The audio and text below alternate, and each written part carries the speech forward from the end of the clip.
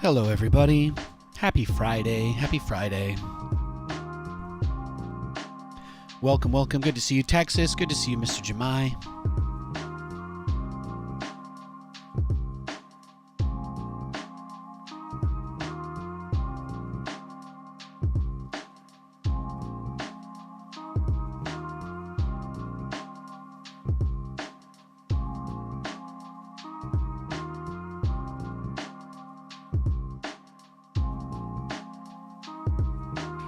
Oh, good to see you back, man. Good to see you back. Welcome back.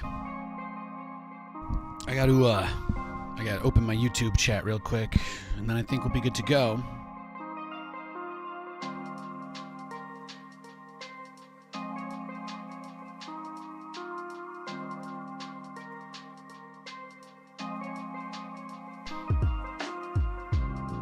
I saw a Vaxian post in the Discord that he got Resident Evil 4 for Christmas.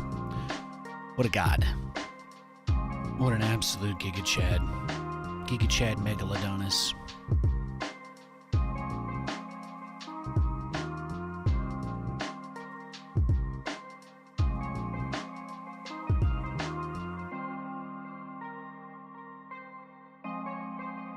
Thanks. Thanks, Texas. Hey, Texas. Hey, Stavk. Mr. Jemai. Hello, everybody. You guys know the rule. The only thing to keep in mind, you know, when more people come in is that we try to avoid having too many mod icons replying consecutively in chat. We added a bunch of new ones. I love you guys. You know what I mean. There's nothing facetious intended there. Just you know, you guys are all really hot, and I think it could be intimidating for people. So just be mindful of that. It's good to see you, though. You'll break up the line of mod chatters. Thank you, Stone Doss. I appreciate that. I appreciate that. My voice is gonna be a little hoarse today. I've been down with something. I don't know. I haven't been feeling super great, but yeah. I think I'll mostly be fine today. Just not gonna be able to get loud. What are mods? Exactly, Stavka. Did you guys see Stavka's icon change from Twitch Prime to his 1-bit cheered icon? Did he try to hide his mod icon? Does he think is he cute like that? That would actually be something great. Actually, being able to hide your mod icon in chat would actually be awesome. Imagine if trolls didn't think there were mods here. Then they'd expose themselves and get banned even faster. You guys can tell what I spend my time thinking about.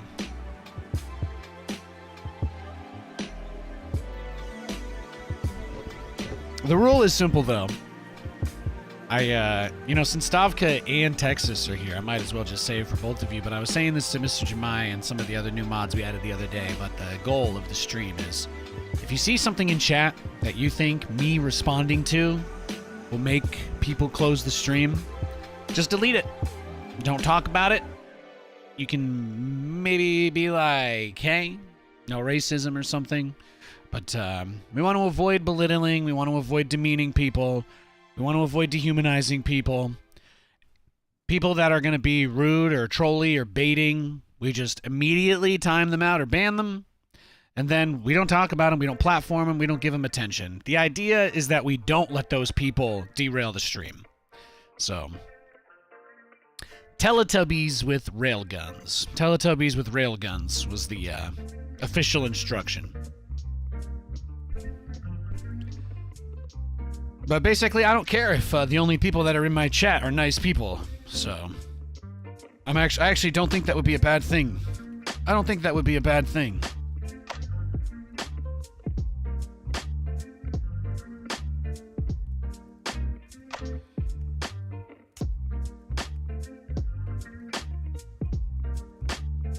Yeah, you know, I probably should have let Merle keep banning those people, man. I wouldn't have let them drive me off the cliff, you know what I'm saying? Yo, Smoke. Good to see you, man. Hope you're doing well.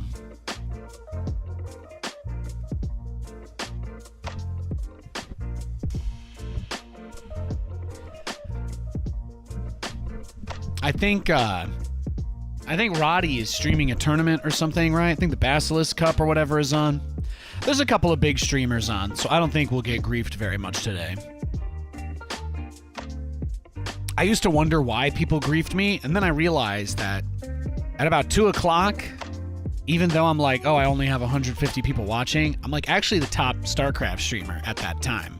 That's what I realized. That's why people troll me. I just thought that being small meant people wouldn't bother you, but there's actually just not that many people left. So I expect things to probably get a lot easier when we're playing Stormgate and Zero Space. And Diablo. Probably do some Diablo streams soon. I'm just trying to think about who I want to play co-op to do my warm-up today. I did Nova last time.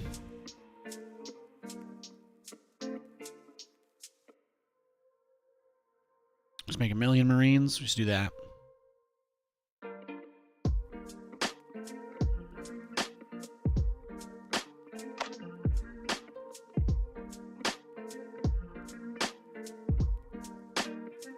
Seems good to me.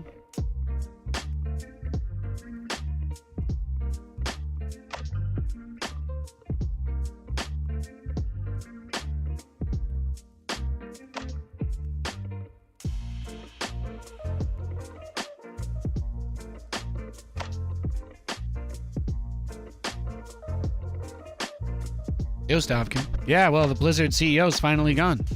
He's gone.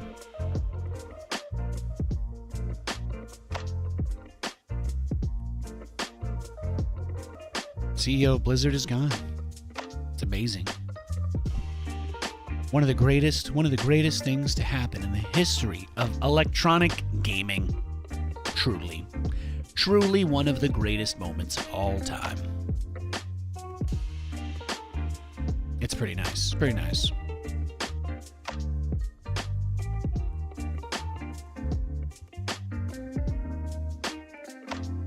Yeah, because of Microsoft. They saved us.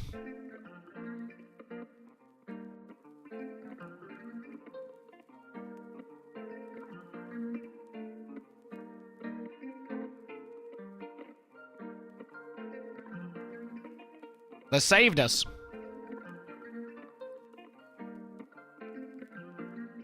They saved us. That was pretty dope. That was pretty dope of them.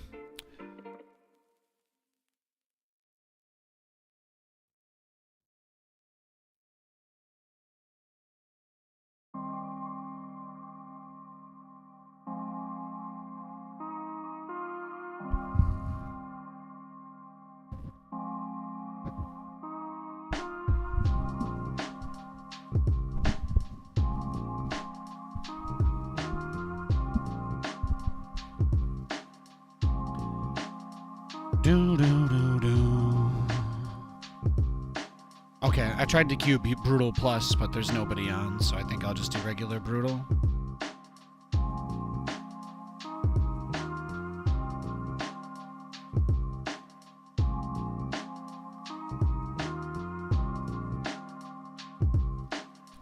Oh yeah, you talking about Diablo 4? Yeah, I'm not really. I probably don't think I'll ever play Diablo 4, but...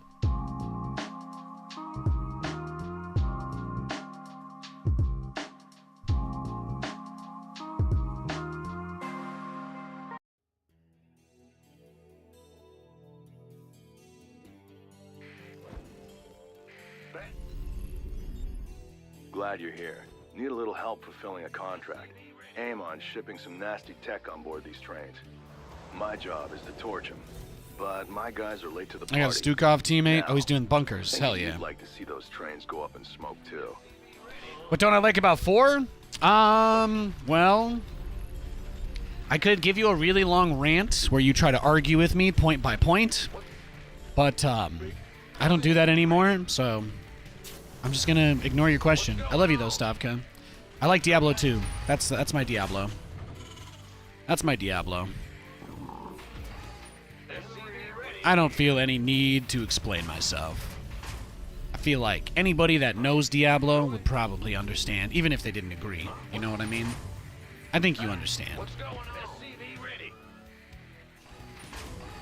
Bad news?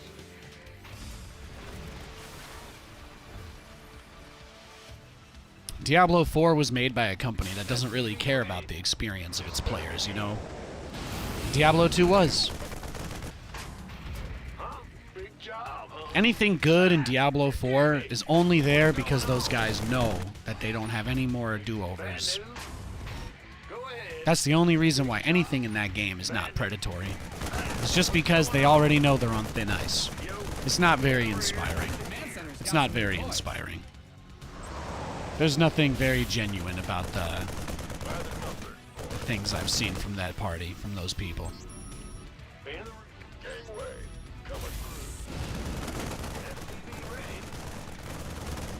The game just kind of stands out to me as being another engagement trap. But I'm just going to play D2 forever now. No microtransactions, no garbage, randomized maps. Can't wait. Can't wait. Can't wait to get some boys together and play some D2 again.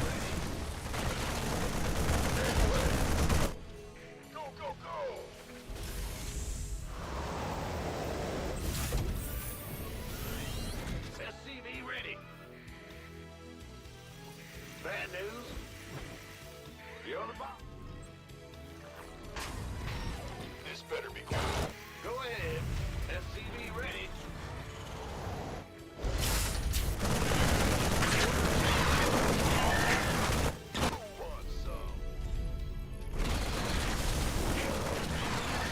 The enemy has taken an interest in our base.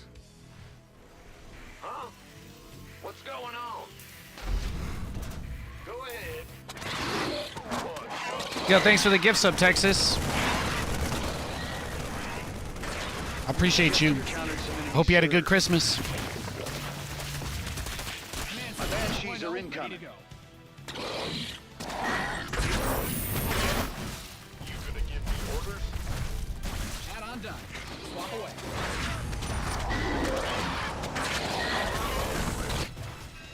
One of the trains is leaving its station now. Destroying it is your main objective. It will not be fast.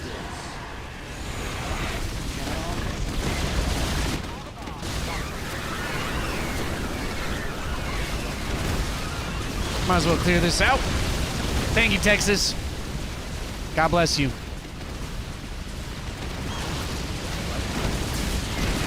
Yeah. You know,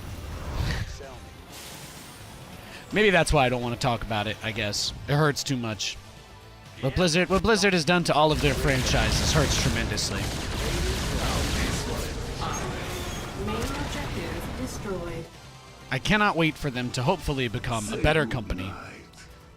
That's You it. best get ready. The enemy's headed for our base. SCV ready. But all their new stuff had that guy's seal of approval. So, on principle, I don't give a shit. My structure requires more infestation.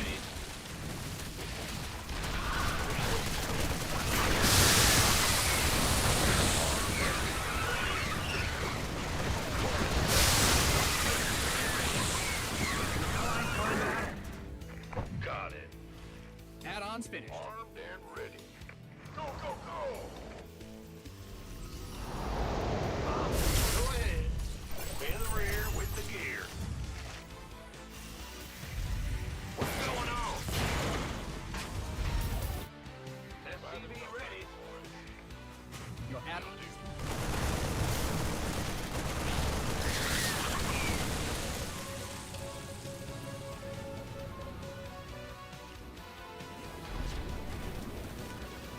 SCV ready. What's going on? He's not spawning Zambi? This better. Here we go. Is he just holding it? I don't know. I just didn't know. I just don't know what's going on. SCV ready. SCV ready. What's up? Upgrade complete.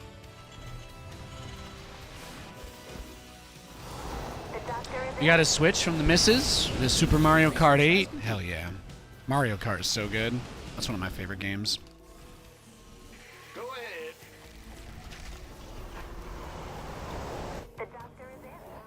I don't know if you guys have the online plan, but that has they put a bunch of maps. They released a bunch of maps for Mario Kart on the Switch this year.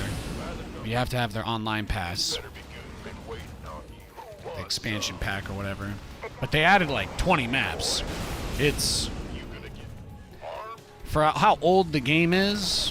I mean, it's still pretty nice that they're releasing like big expansion content, you know.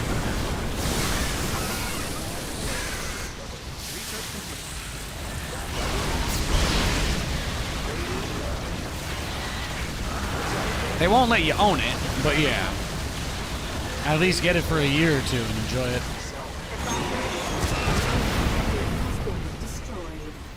Killing a fleeing adversary. How familiar.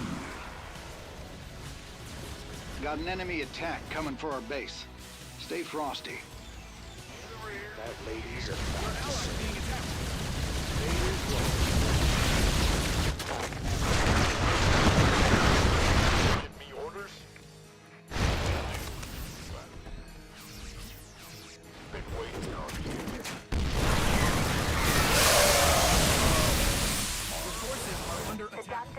Command center upgrade complete.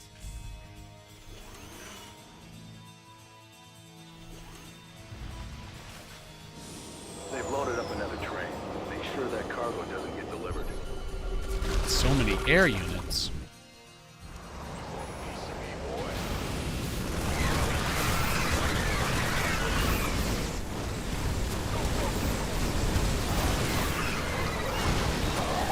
I thought he was gonna fungal me right there. Big job,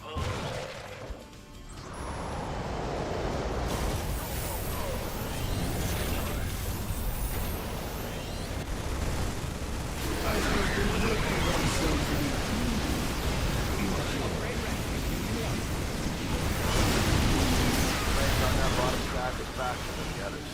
You try and stop them, but you gotta be quick.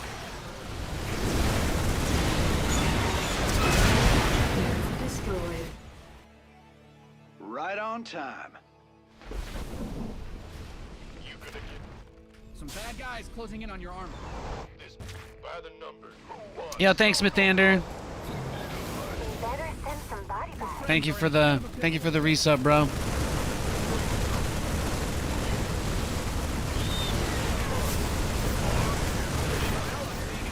It's been nice. I'm hanging in there, you know? I'm detecting an enemy attack. They're heading towards us now. All my medics got stuck healing each other, separated from my army. That happens constantly. It's like the worst thing, man. Your allies are in battle. Calling down the house. What's the plan? You can count on me. I'm getting buried here. You can count on me. I'm getting buried here. Are you? Are you though? Being a little dramatic, maybe? 2 trains moving simultaneously.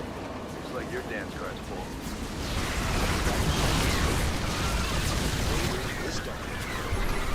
Calling down enemies. Take out both waves of enemy units. Allies are in combat. Let's lend a hand. I think I got it off. I don't know.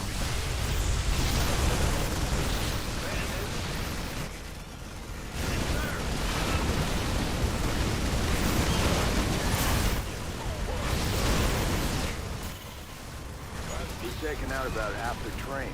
Nice work, commanders.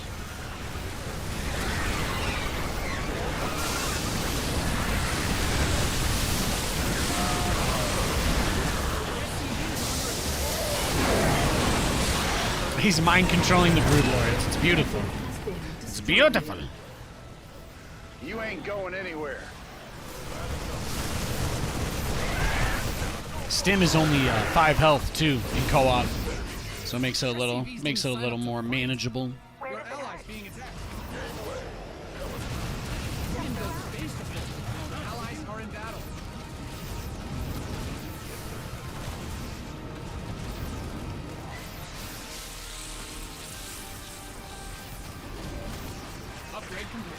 We got some visitors heading for our base. They don't look too friendly.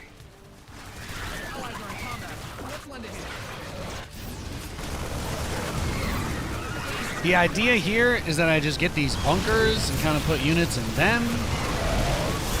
And then the fungal doesn't do anything, and there's no splash, etc. So it's a little tough to set it up since the SCVs are vulnerable. But once I get enough of them, it will progressively get easier. It's kind of the idea. Where does it hurt? You got a train to catch, Commanders. Don't want to miss it, do you? So we just make a ton. There we go. I got the Neo Steel upgrades, so now we can fit more in the bunker. And you just basically let the medic heal all the Marines from inside the bunker nonstop. The doctor is in. Please, where does it hurt? Just because they have so much splash, like, it's really the biggest way to keep yourself Doctor is in. stable. Standing by. Is it critical? It must be. Please state the name.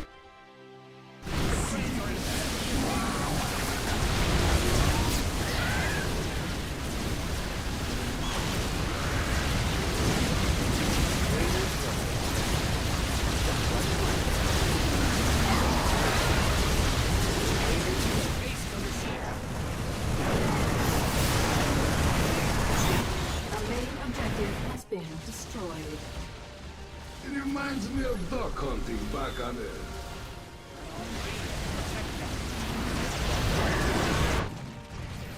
Your allies being attacked.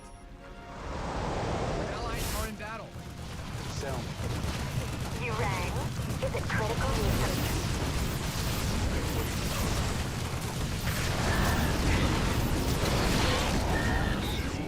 I guess the one on the front could have a fire bat in it. That's more fun, right? That's fun. I like that.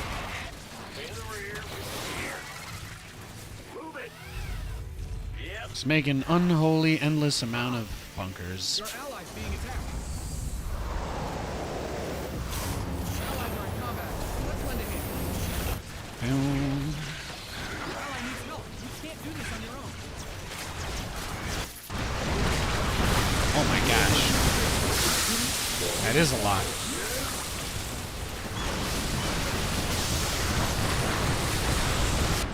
I guess I need to just make like a really big hammer drop setup. I have enough money to just drop like 20 Marines at a time, so I should probably do that, huh?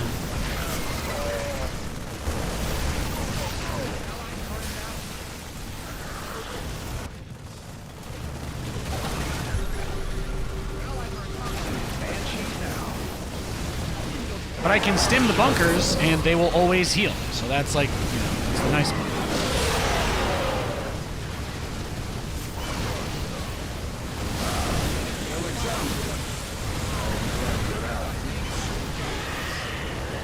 Those trains on the third rail are fast as hell. Gotta take them out quick.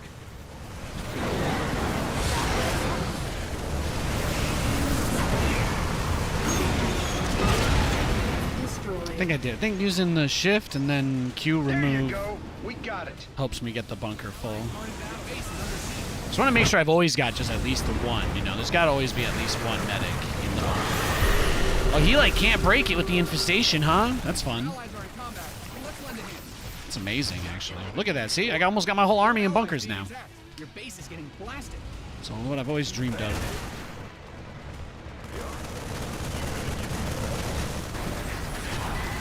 Allies are in battle. We got enemy forces inbound on our base. Bonus objective complete. As you might imagine, today's plan is pretty simple, pretty straightforward. I did put it in the pinned message in the chat, but as you guys maybe have heard, Allies are in combat. we're not really going as super serious or hardcore with the stream stuff until next year when we get new RTS games to play. Let me get my YouTube chat popped open. I didn't have that up there. There we go. Your allies being attacked.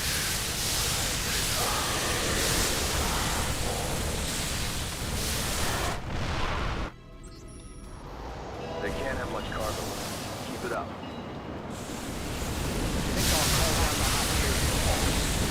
Sounds You like can build a a plan. base your friends are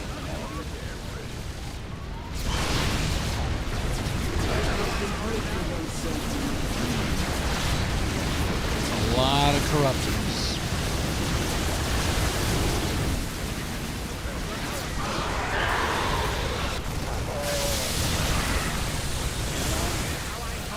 Oh, the medic's healing my battle cruiser. That's what I like to see. Break it down. Your friends are in a bit of a pickle.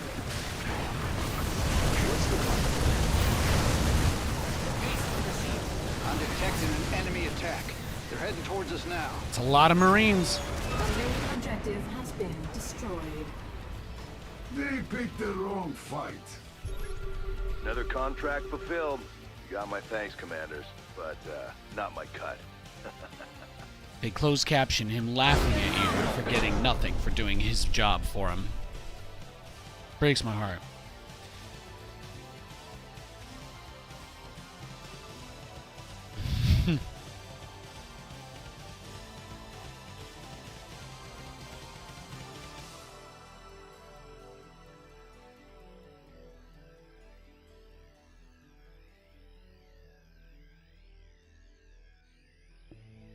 Hang on.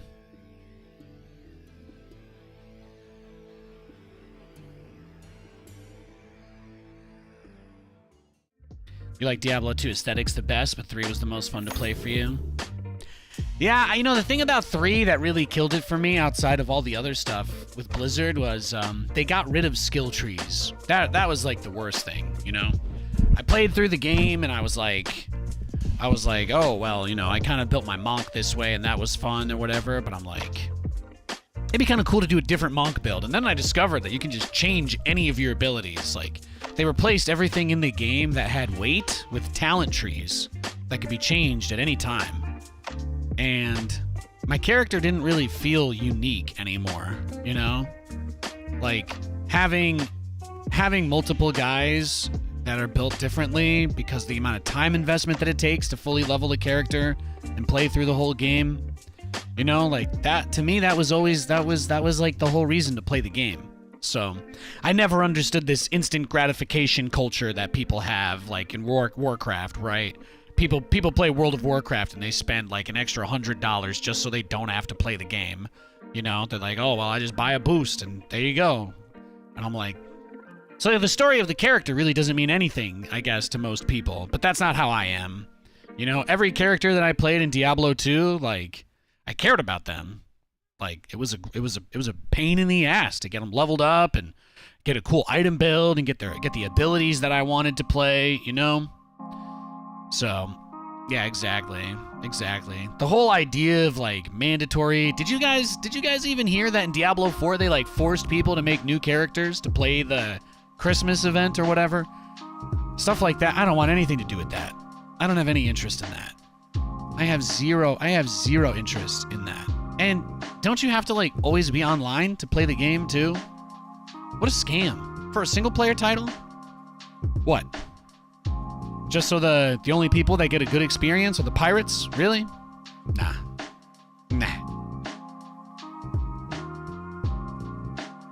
I like to play games, you know? I don't like it when the game is just like a list of check boxes that's like, oh, well, make sure you're doing all of these things or you're wasting your time.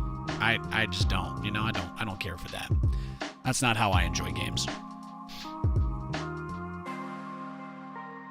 Best thing about StarCraft is that there's nothing you can do to give yourself an advantage going into the game.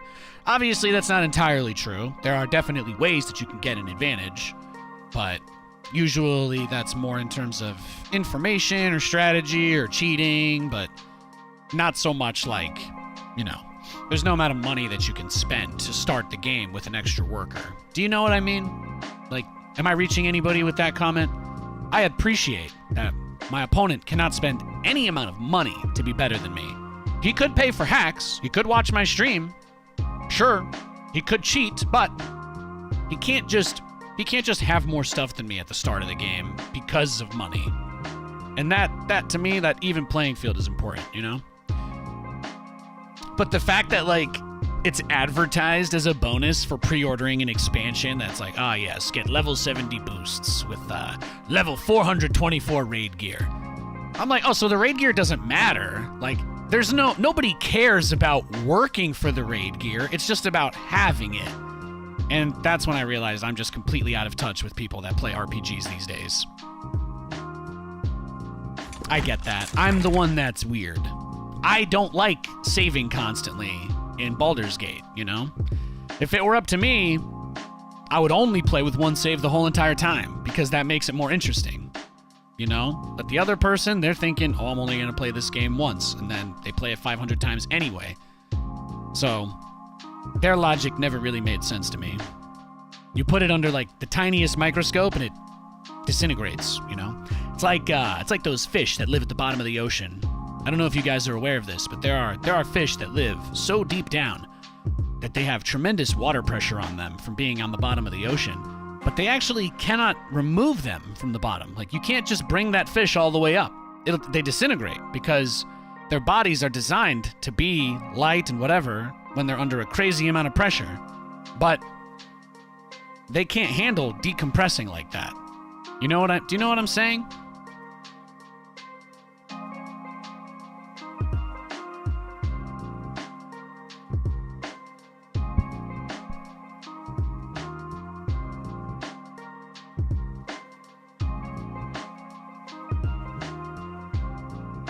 I do, Flamingo Bingo. I do relate to the bottom fish.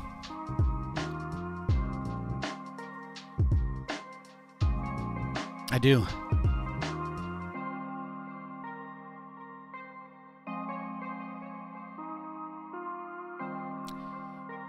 Like, if I played WoW and I was like a guy that had a fully kitted character and I didn't spend any money or bonuses or whatever or boosts, I would feel like I had the biggest dong out of everybody that plays that game. I cannot imagine the level of alpha necessary to actually grind a game that you enjoy to the point of having all the stuff that you want. And the fact that that's not the norm anymore is like, I'm literally incapable of understanding it. I'm at the bottom of the ocean. I don't understand what it's like up top where you guys just grab things that you want.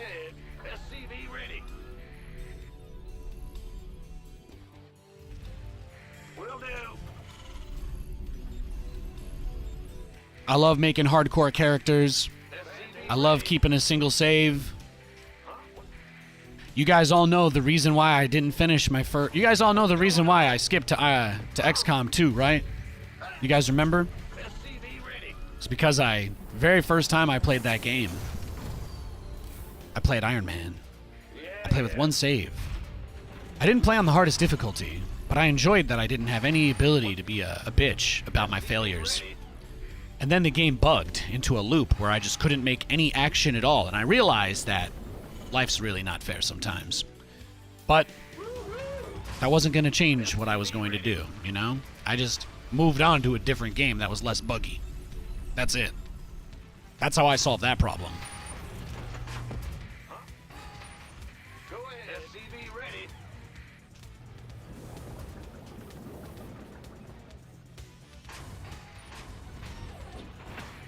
XCOM 2 was great, by the way. Played through the whole entire thing. Didn't save scum once. Great game. Great game. Do you reload every time you miss a shot? Do you reload your save? Couldn't be me. I have no idea what that's like. SCV ready. What's going on? In the good and bad way, life is about consequences. You scared me. Being able to accept the weight of your actions and your decisions is one of the most important things that you can do to grow as a human being. So, I get it if you're like, I don't have a lot of time to play games. I do the boost because I've got kids. All of that makes sense to me. But the fact that there are people that do have thousands of hours in these games and use these same excuses, you know, everybody's free to live their lives the way that they want. I don't presume to judge, but I just don't understand it. I would feel, if I had so little time to play, I would feel that much more accomplished about everything I do.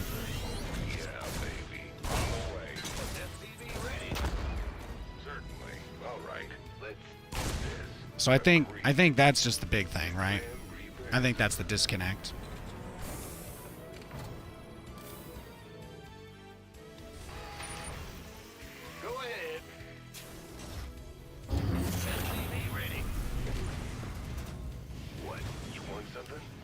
If you only get to play like 10 hours a month, totally understand it. Then it makes sense. You know? I gotta take my kids to practice. I want to go to my kids' basketball game. Nate, I've only got time to play like 2 hours a week at best. Then it starts to make more sense for me. But if you have the time to play the game and enjoy it, for God's sake, you know, play the whole game.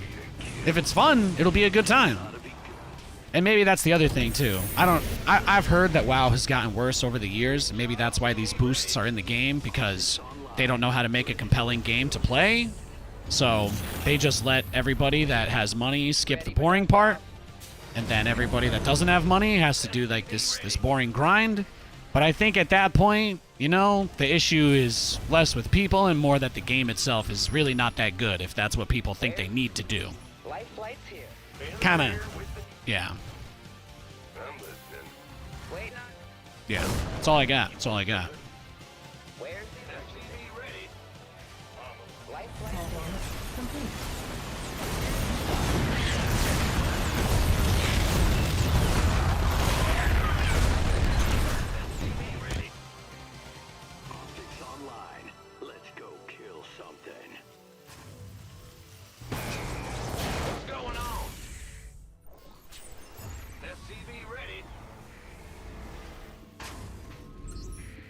I don't know what just happened. I think I killed 2 Cyclones. I think I killed 3 Cyclones, and then I lost 2 Cyclones in the medevac and the Reapers. So I think we're about close-ish. I'm not really sure.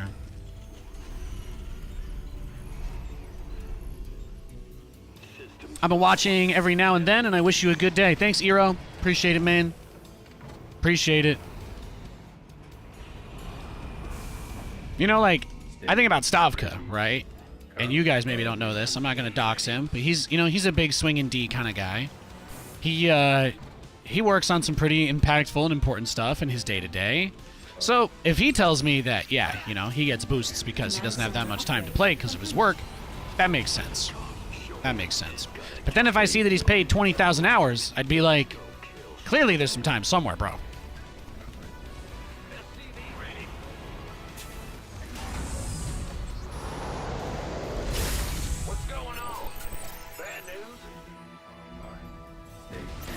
Man, right as I leave my base. Every time. Research. He's a genius.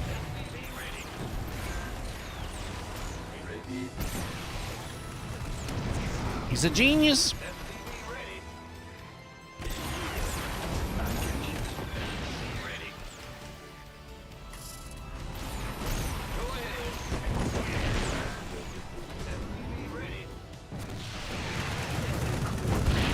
Nice.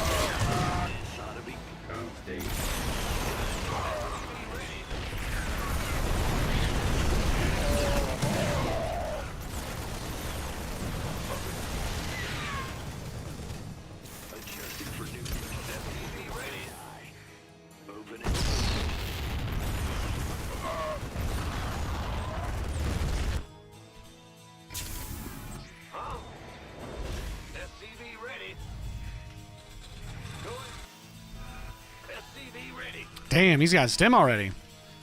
That's not good.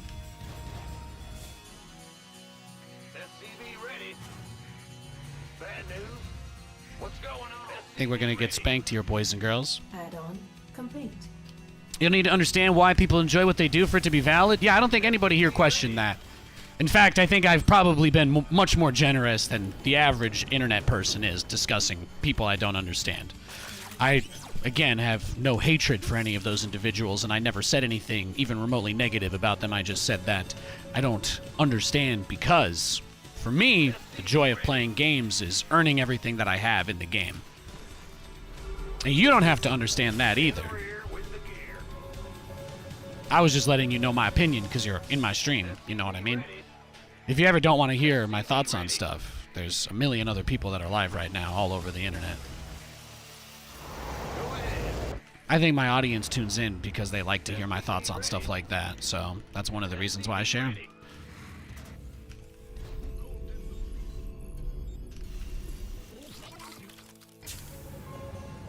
Mineral field depleted. Yes, Commander. SCV ready. Who called in the fleet? What's going on? That big jump. SCV ready. What is it? Wow. He's Mineral crazy. field depleted. In the rear. Command center upgrade complete.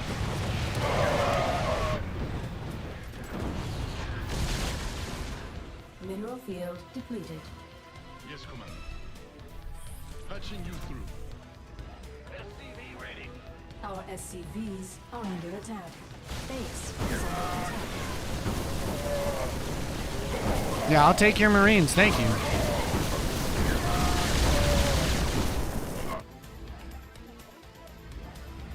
Huh? It's your time. Yes. Bad news? Big job. Yes.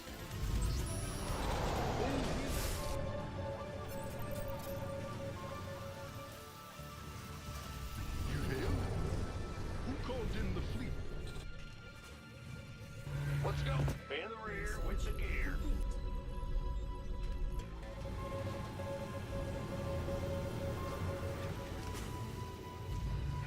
Ah! Go ahead. What is it? Who called in the fleet?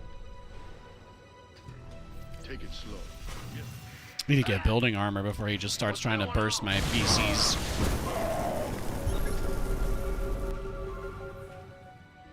Yes, Commander.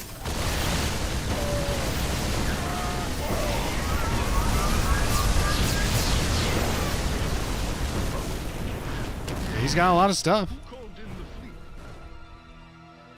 Yes. Huh? He's been ready for most everything I've done this game. It's been nuts. What is it? I think we're boned. If I had to guess, he's probably trying to match me on BC count, right? Probably. Who called in the fleet? Yes. Go. In the rear with Yes.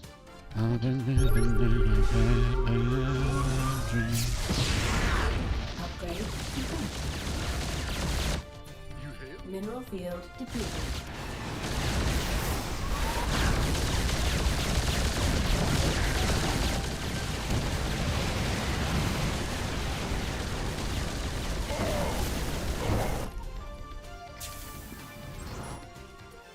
bad news.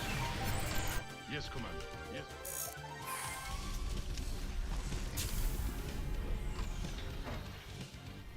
Who called in the fleet? Go ahead. In the rear with. Huh?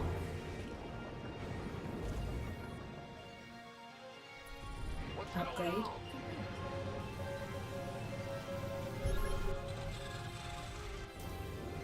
Command center up.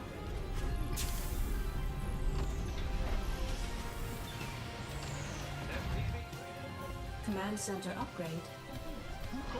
Mineral field depleted.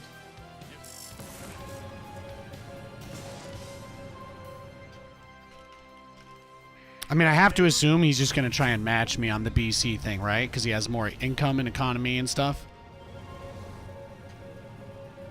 So I need to stop throwing things away into him. The EU lag is starting to kill me.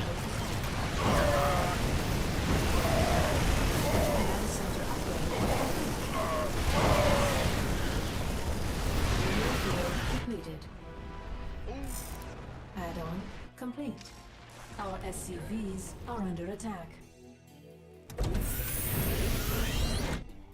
Big job. Who called in the fleet? Is under attack.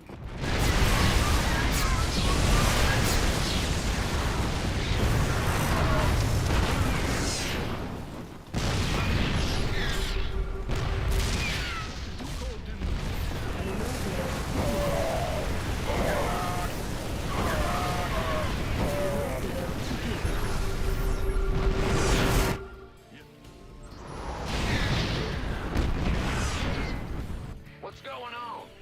Who called in the fleet? SCV ready.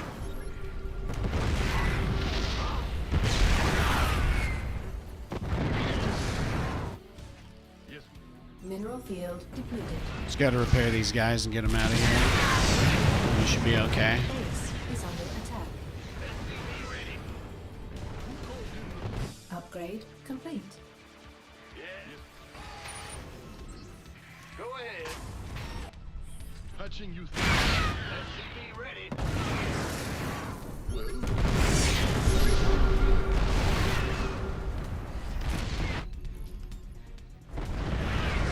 Vespine geyser exhausted.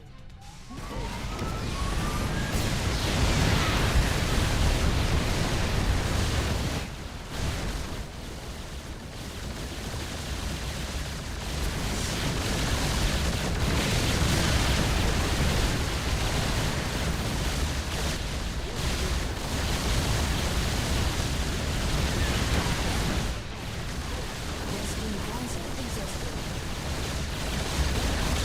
Mineral field depleted.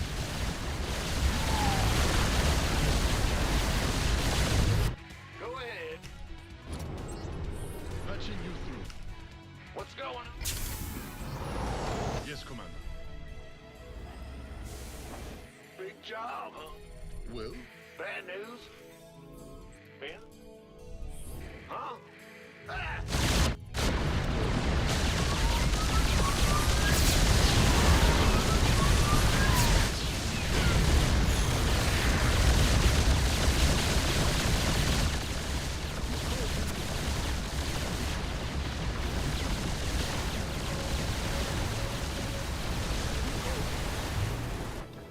Command center upgrade complete.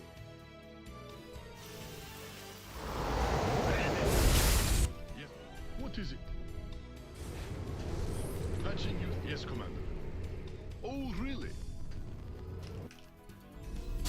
Yes.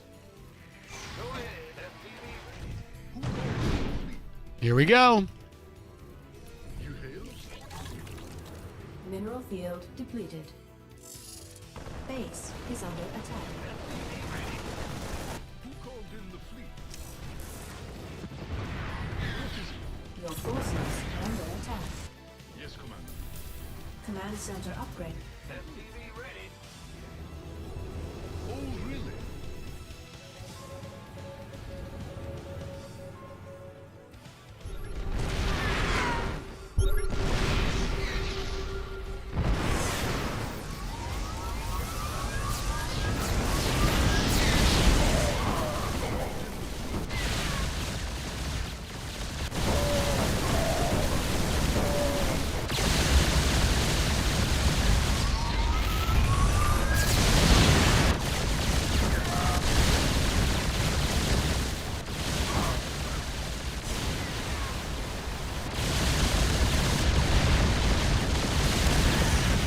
Bad news? It's a trap. Feels good, man.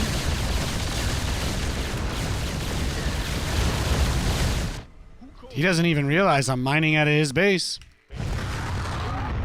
It's incredible. Patching you through. Well, I thought I threw this game, but yeah, I don't know. Things turned around. Yes, Commander. That's nice. SCV ready. Huh? Well, whatever that means. Just wait till he realizes that I have his base. I think that could be the moment that breaks him. Are these guys off cooldown yet? No, they're not. Okay. I feel like I don't really feel like I need to do anything else, right? Maybe kill some of my SCVs?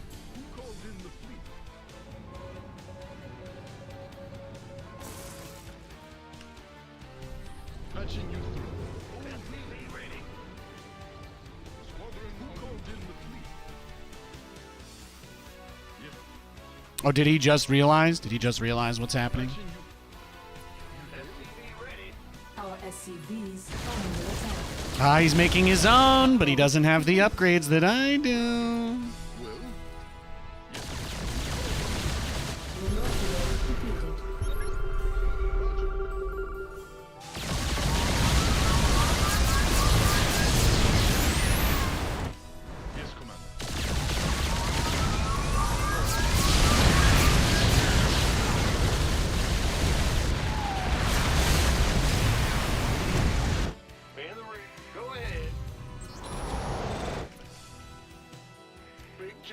Mineral field depleted.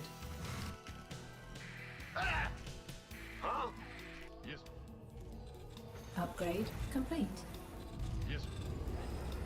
I think we max out and we can kill him now that we got rid of the SCVs too. Are under attack. I'm going. Our SCVs are under attack. Let's just repair, and then we should be good. I won't lose a full battle against this army because he just doesn't have the upgrades, so it doesn't really matter anymore. I think I win the game as soon as my cooldown's ready, which is what? 20 seconds? 20 seconds we win the game. In 20 seconds, we win. Base is under attack. Be in the rear with the... Go ahead. What is it? Who called in the fleet? Yes, yes. Are we there yet? Yeah, we're just about there. Research complete. Oh, really? Take it slow. Goodbye. Base is under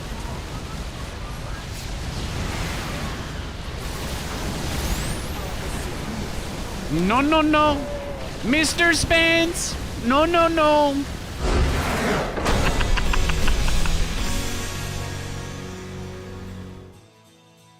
Beautiful game. Beautiful game right there. Ah.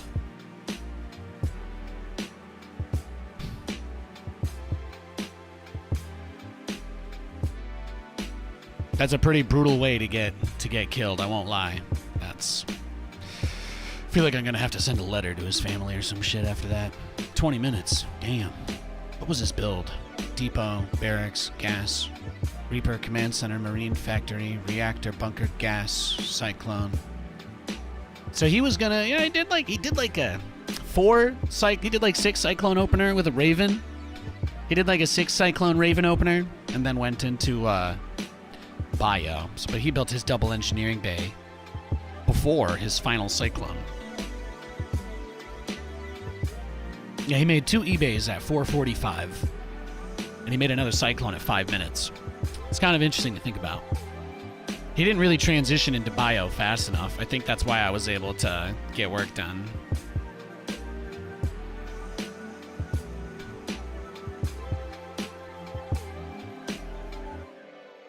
Great game. Great game, huh? How are you guys doing today? Nate, do you think you should be able to buy the older portraits? Like in StarCraft?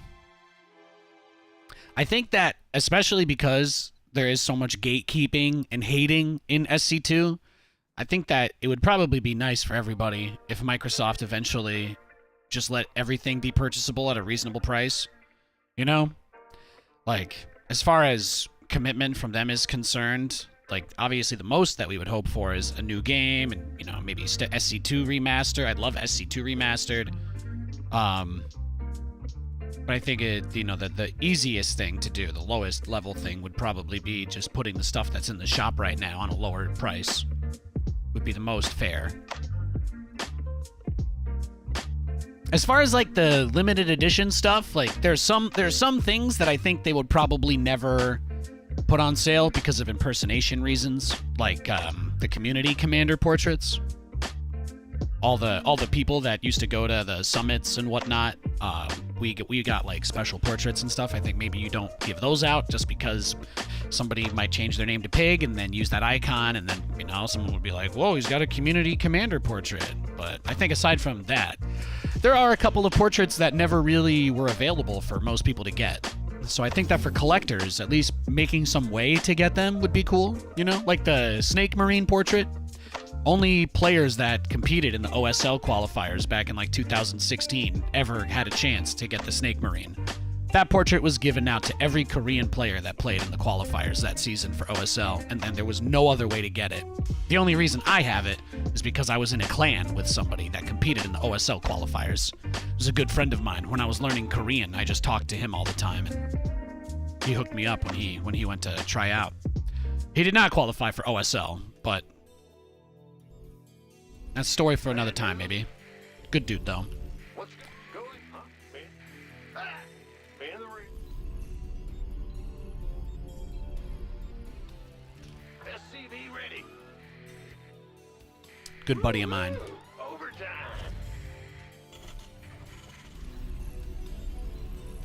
And that's how Nathanias got into the biggest Korean ladder clan in StarCraft.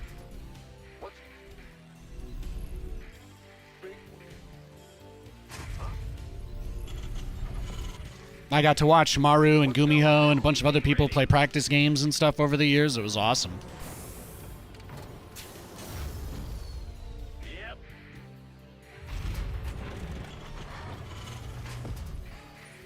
Ah! SCV ready. We'd all just take turns playing each other, and I would always lose, but sometimes I would get a little bit better. And everybody would just they would just set all the players to referee mode, and everybody would just talk in chat while people were playing games.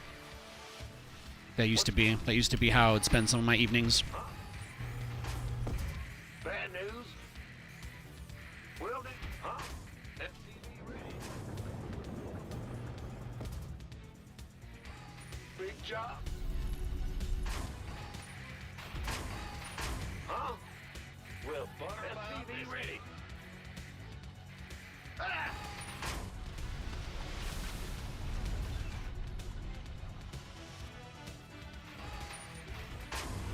In the rear with the gear.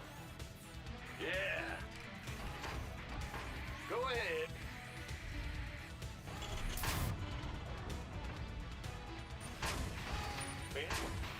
Ah! You scared me. Huh? Command center upgrade complete.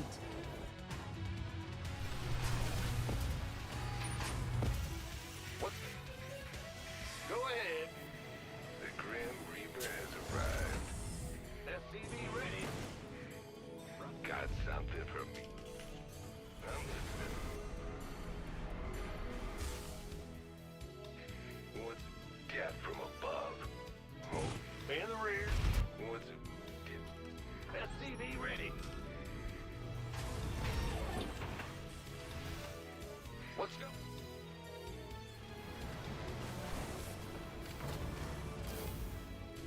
The Grim SCV ready.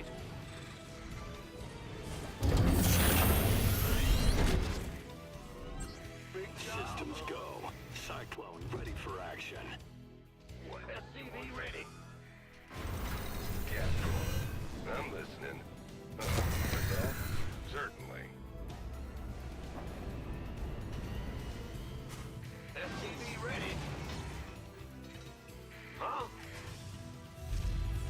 Yeah, Stormgate's, you know, the biggest thing to keep in mind is that these games are not launching as complete products. So the mature approach is to look at it the way that they have advertised it, which is that it's a game that is going to be collaboratively built by all of the people that are playing it. That's been their strategy from the beginning. They never hid that. They never lied about that. They really never ever actually attempted to do anything to mislead people to believe that they were going to do anything else. So, yeah. The game is going to come out in early access, which is basically like a beta.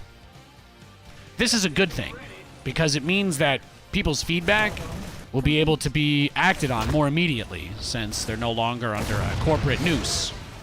You know? These guys don't have to pass something, you know, across 10 different departments to get approval to fix a bug, for example.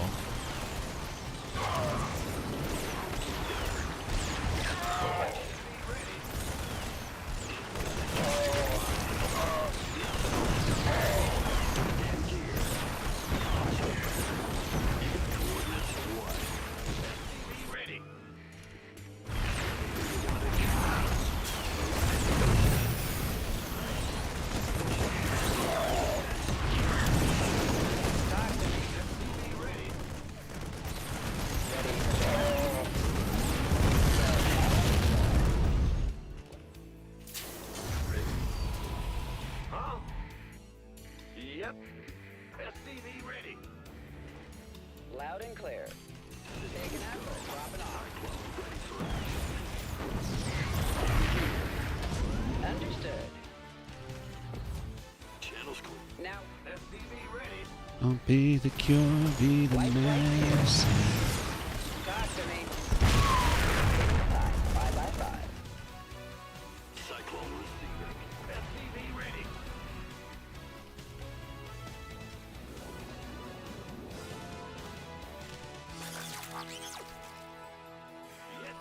Somebody, get me out of there, man. Ready. Moving into But yeah, exactly. The approach to the game from the mouths of the developers themselves is that they want to work with the community to help build the best long-term RTS that they can. They are not planning on shipping a finished product. They are not planning on having everything be perfect. They are going in this with the understanding that in a couple of years from now, the game will probably be done to some degree and be awesome. But it's also the first ever big live service RTS being done the way that they're doing it too. So there's no reason why they would ever need to stop updating it if people are playing and enjoying the game, you know? They're not thinking like inside the box short term like most of the StarCraft fans are. You know, StarCraft fans want to see a StarCraft 3. They want something with that level of polish, but it takes a long time to get there. It takes a very long time to get to that level of polish. And that's the reason why they're not trying to pretend like that's what they're going to do. One of the biggest strengths of their team is that they are not attempting to mislead or falsely advertise to people any aspect of their plans. They have been very transparent from the opening days that their goal is to work together with everybody to build something that works for all of us. Most of the outrage is just from people being upset that they don't have it done yet. That's about it. Or it's like, you know how there are people that you talk about problems and they always have someone to yell at, but they never have any ideas, you know, they don't take action. The kind of person that complains about how dirty cities are and stuff, but they litter or they never pick things up after themselves, you know. There's the whiners, and then there's the doers. And the doers usually don't get very much credit, because the whiners also whine when things get better and pretend it was their fault as well. So that's just like one of those things you have to deal with. This is like a people thing, more than anything. But Stormgate and Zero Space, to the best of my knowledge, are both games that are being built with the community entirely in mind. So it doesn't need to be done, because the people that eventually are playing it, as they continue to open it up to more and more individuals, those people are going to be the ones whose opinion matters. The people playing the game. One of the biggest problems with StarCraft is that, A, there's no discussion of the game allowed by its own players, which is a very strange thing.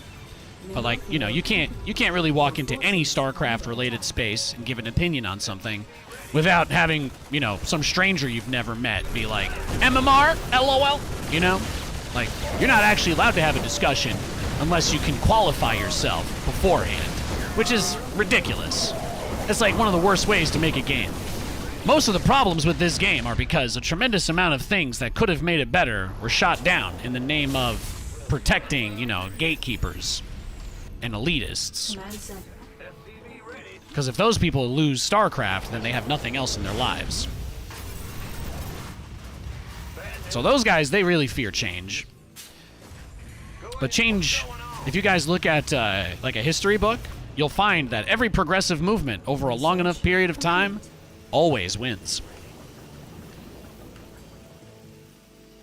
So eventually, the people that want to have a community that's, you know, built from the ground up to not be gatekeepy or elitist, that community is eventually going to exist, and it will be much bigger and better than the elitist one that gets their rocks off on telling people they don't want to be involved. That's how I see it anyway.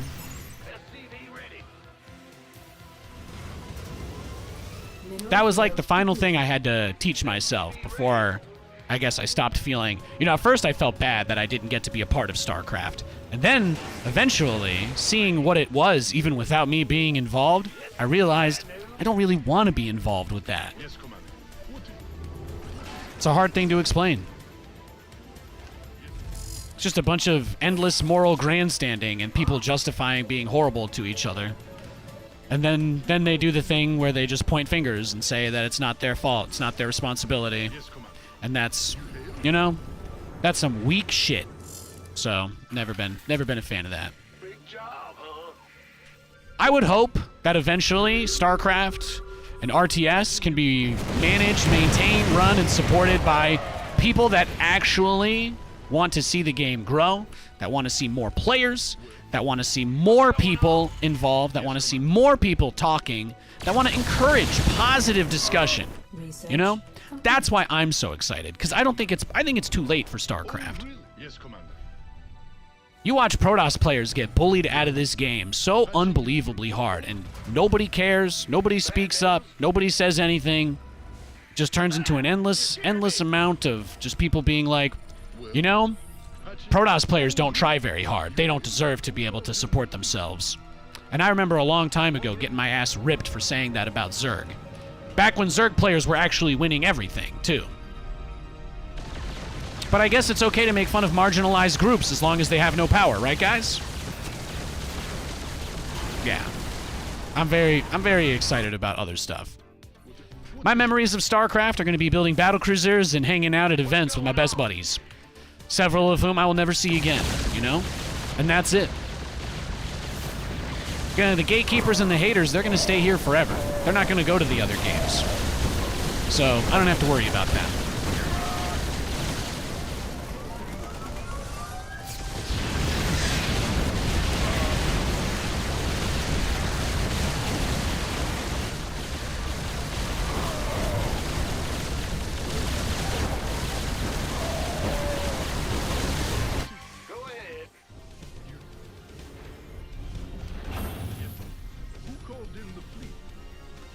You know, if the most popular guy in Stormgate is a guy who just streams screaming at the top of his lungs at how dumb everybody he plays against is, I think that'd be pretty fucking sad. So hopefully we don't go that far. Hopefully it's somebody cool like Loco or Roddy, somebody who treats people with respect. Would be nice to have as like a big face of the scene. Instead of this thing where people are just horrible to each other and make endless excuses to justify it.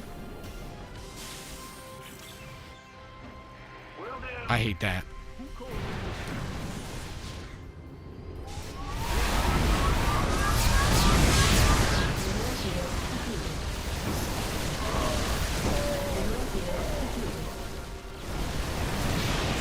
Yeah, fly into the Widow Mines, bruh.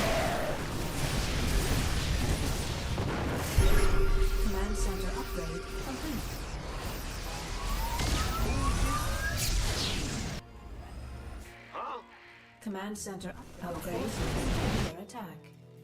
SCV ready. But if you guys think that Stormgate or any other game is going to get big when the only thing that people ever say about it is how unfun it is to play, you're dead wrong. Our SCVs are under attack. Go ahead. Yes, Commander. Course. What's going on? SCV ready. Huh? Big job, huh? Who called in the fleet? In the rear. Bad news. Oh, you hail? Deafy in chat doesn't get it. I love you, buddy. I don't think you get what I'm saying. Engage.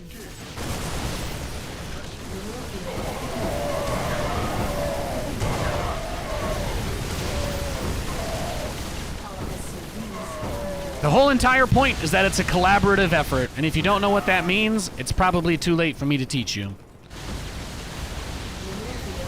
No offense intended there. Just, you know, just spitting straight facts.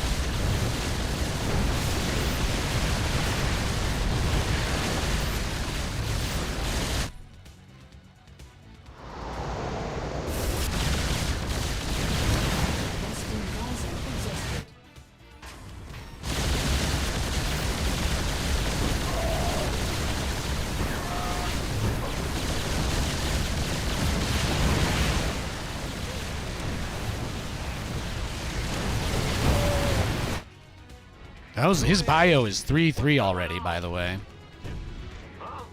Wild. I need that. I'm gonna need that building armor. We're probably dead, though. You hailed?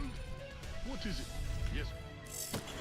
If all we can do from the outset is bash the game, yeah, exactly. Well, that's why, you know, the most important thing to do is to platform people that are trying to do good work. That's the single most important thing. When you see somebody doing dumb shit, don't just say, oh, that's how it is, you know? Speak up. Open your mouth. Because all the people that are like, oh, I'm not like that, and I like StarCraft, yeah, your game got fucking ruined. Because those people won. They took over everything. The developers, they spent all their time reading Reddit posts of fucking insane people posting the most putrid garbage 24/7. Those people won. That's what people don't really understand. There's absolutely no excuse to pretend for even a second that any of that shit is appropriate.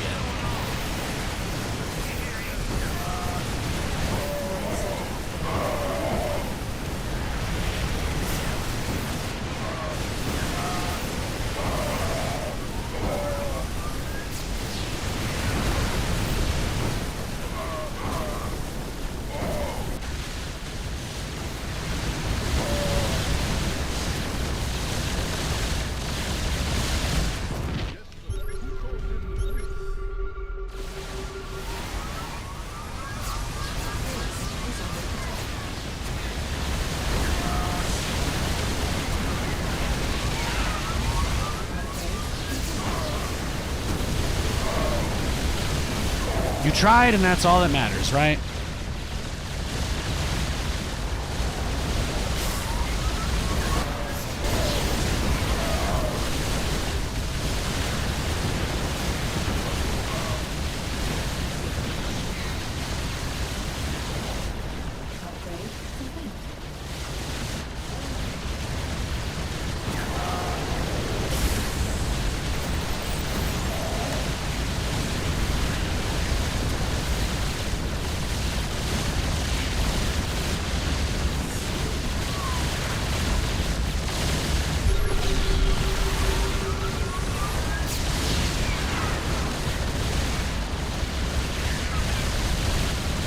Yeah, why don't you go kite the really high health one?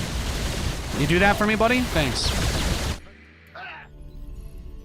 Who called in? Our SC2 is under attack.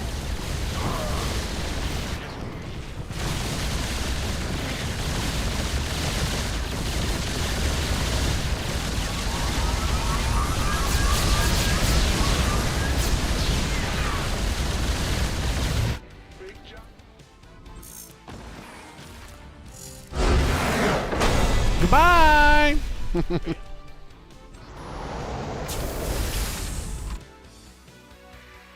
StarCraft is a pretty fun game, though. Huh? What's going on? Patching you through.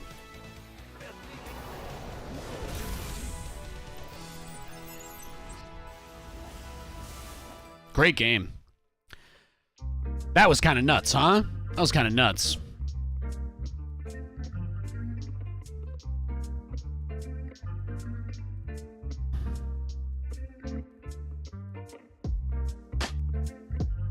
That was pretty impressive gameplay. Thank you. Thank you. I have like a pretty unique style that I've like basically built entirely on my own. So it's really fun to play. It's really fun to play. There's really nobody out there that plays quite like I do in StarCraft. That's one of the things that I love about it, you know what I mean? Just being able to really craft a strategy and have a unique kind of play style, you know? To me, that's like the fun of it, is figuring it out and learning and doing all of that. That's probably the biggest thing I'm excited about in 2024, is just getting to do that process again of figuring out what I like and working on it, building that mastery, you know? That's so much fun. You a good player? Where are you from? Hi, Nico. I live in the United States. I've been all over. I've lived East Coast, West Coast, Southwest, Northeast, Northwest. These days, I call Washington State my home. So if you know where like Vancouver or Seattle are, I'm kind of in between. Kind of in between Seattle and Vancouver. Just out in the woods. Out in the woods with my my state-sponsored healthcare and lots of trees. Lots of trees everywhere. It's pretty nice.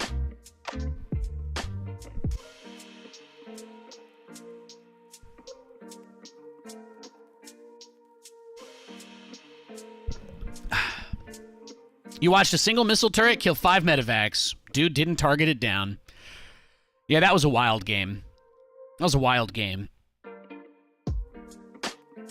I think that the best thing he did, there are 2 things I want to compliment my opponent on.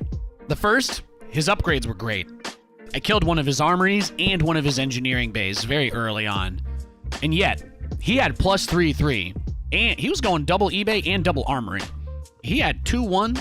When I hit 2-2 on my BCs, he had 2-1 on his Vikings, which is pretty good, and 3-3 on his bio. That's a lot of gas. And he was making all those Vikings. So I want to compliment my opponent and say that his macro was fantastic. His macro was really good. But I think the position of some of the fights, you know, just didn't really work out for him.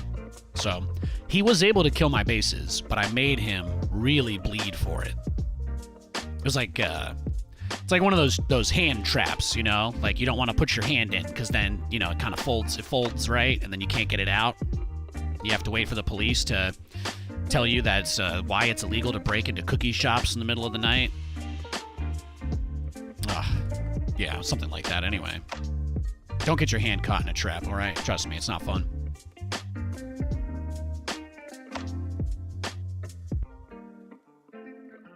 Yeah. It's expensive AF. It's probably the most impossible place to make ends meet that I've ever lived. Because at least in LA, there was more stuff going on. But it's very nice. It's very nice out here. It's very nice out here.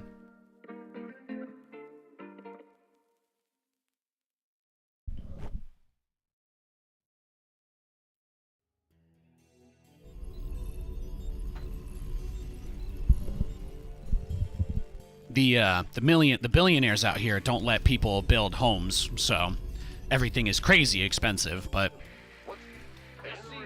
it is nice. Yo. Yeah.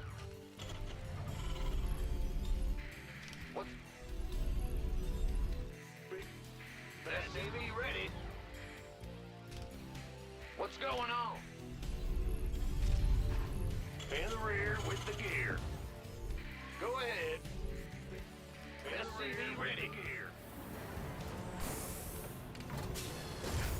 I was gonna say, we pretty much pay the same as we did living in LA, actually.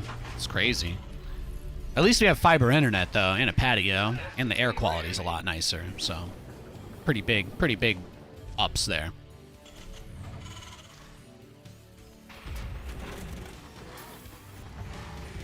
SCV ready.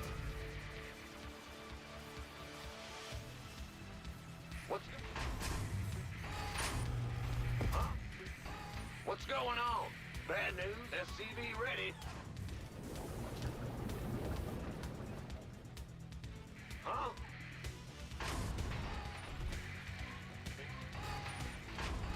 SCV ready.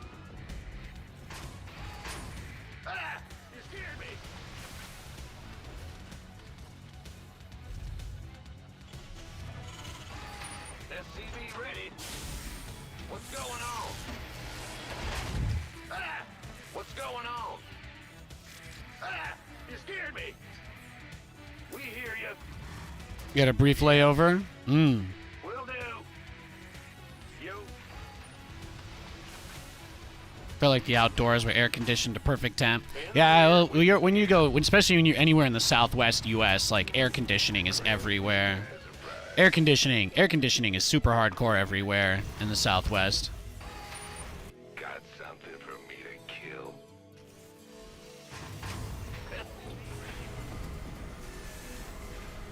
Vegas was crazy like that.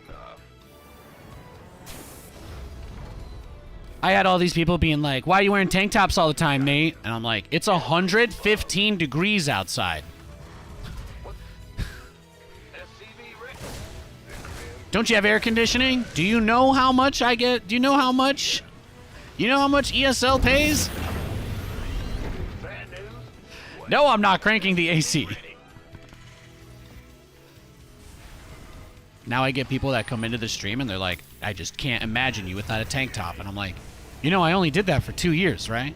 You know, the tank top phase was 2 years, guys. I love you, but it wasn't like that big a part of the brand.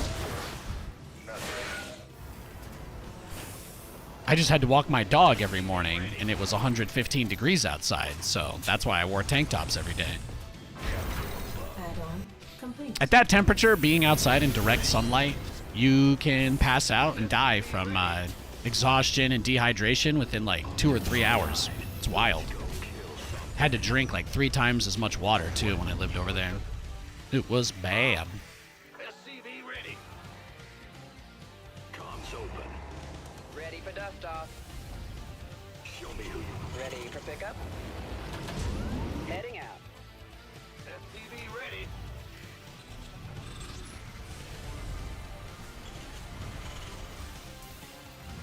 What's it worth? Done. Let's do this. Nothing I can't handle. What? Light SCV ready. Add-on complete. Got something for me to kill. Waiting on you. SCV ready. It's another reason why I love Katie so much, you know? She was one of the first people that was like, this is how you get treated by these people? And I was like, yeah. And you know, I never really like tried to look for stuff to throw back in people's faces. And that's probably one of the reasons why I was such an easy target, is because I've never been somebody that fights back. But the stuff that other people get away with saying, it's amazing. As I've said, I don't really like playing the blame game or pointing fingers, but there's a whole lot of people that were very happy to cross all the lines that they accused me of crossing. I'll say that much. A lot of double standards. And she was the first person that was ever like, do you think that there's any reason why you deserve to be treated like this? And I'm like, no, actually. No. Command center update. What are you gonna do? Genius? Comms open. SCV ready. Show me who you. Talk to me. You got coordinates or what's going on, huh? Who called in the fleet? Ready.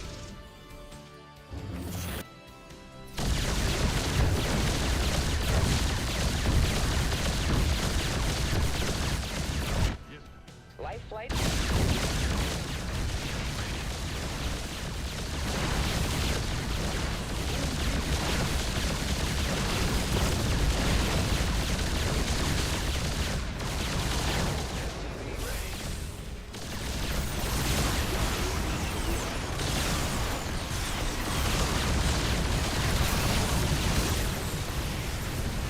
I just wanted to help kill the stalkers, really. Waiting on you.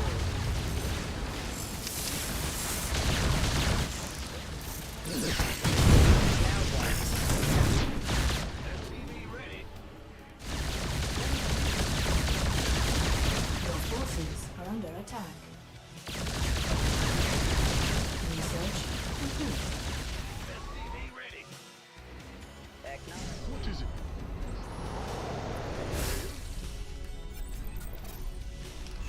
Your forces are under attack.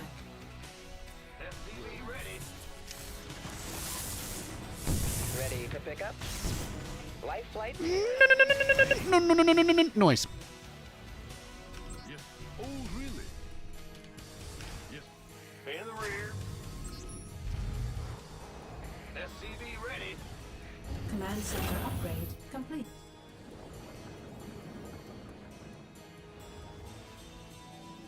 I heard that. Pull those probes for me, big boy. Dropping off. Bad news. SCV ready. Gotcha. Go ahead. SCV ready. Who called in the fleet? Yes, Commander. Huh? Let's go. Big job. In the rear with the gear. Mineral field. SCV ready. Yes. Patching you through. This opener's crazy. Thanks, bro. God bless you, man. Good to see you, Epic Pandora. Merry Christmas, Happy New Year, dog. What is it? SCV ready. Add-on complete. Thanks, guys. Thanks for a great year, everybody. We had a lot of tough times. It was crazy, but you know what? I mean, it may be some real stuff, but you know, at least it's somewhat entertaining still. I'm very, very, very excited. Very excited to move on from a lot of things next year. January 1st has been on my mind quite a bit this year. This last 2 months.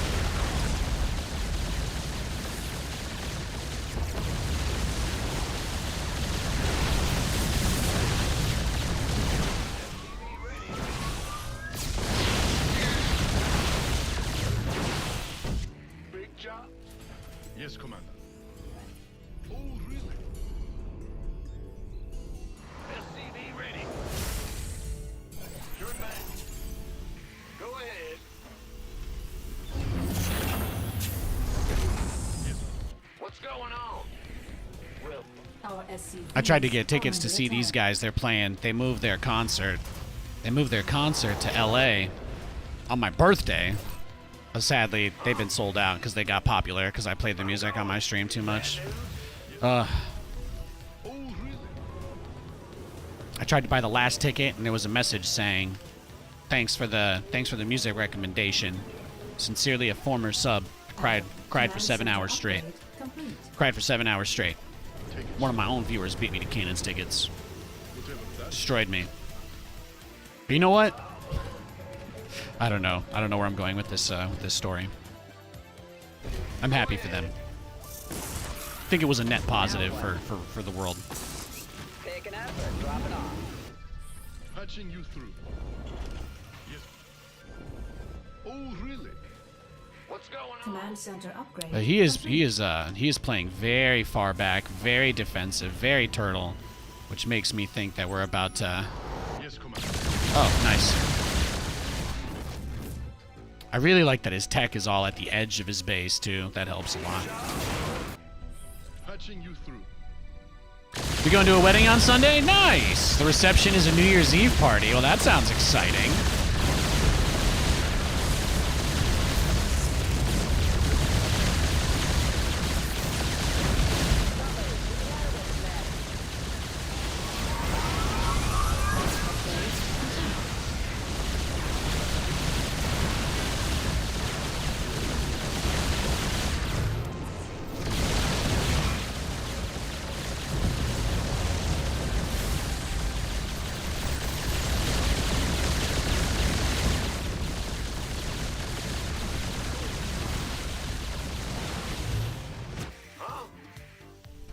Patching you through.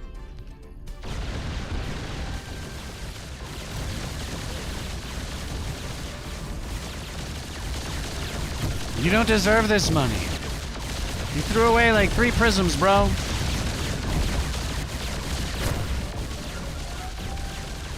I'm denying him a lot of income by clearing this base out, though.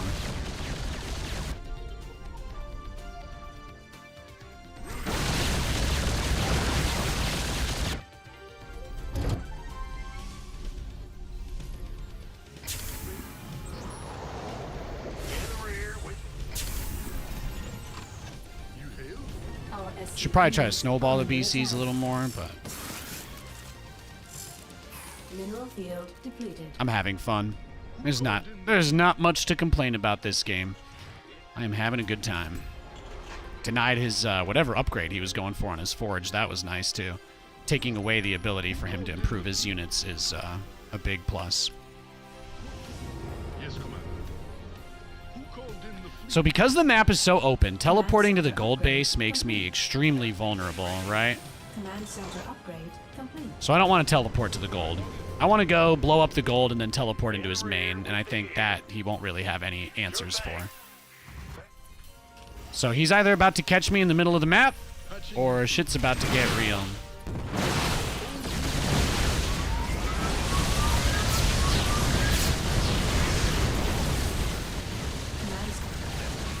Yeah, huge mistake, bud. Now that's amazing, right? Because he just got nothing. Stay in the rear. SCV ready. Who called in the fleet? I'm on it. You, yes. Huh? It's a trap.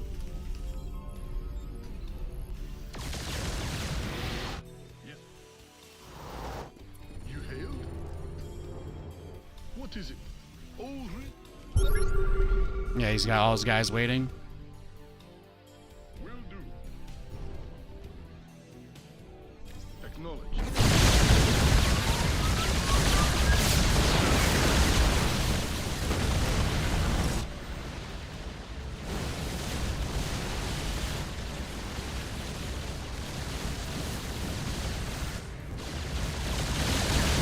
Oh, no fast warp? Oh, no fast warp?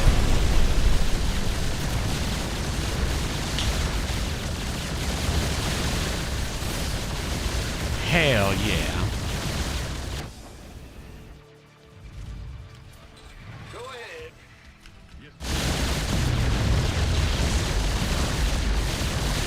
Mineral field. Western geyser exhausted.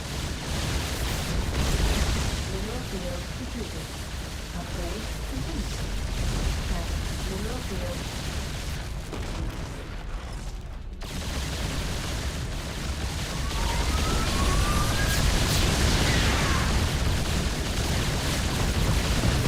Western geyser exhausted.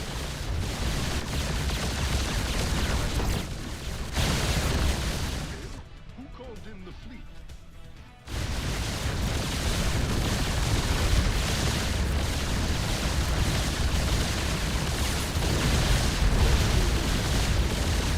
I think it really helped to take the upgrades away from him. I kind of want to know what the upgrades were during that last fight.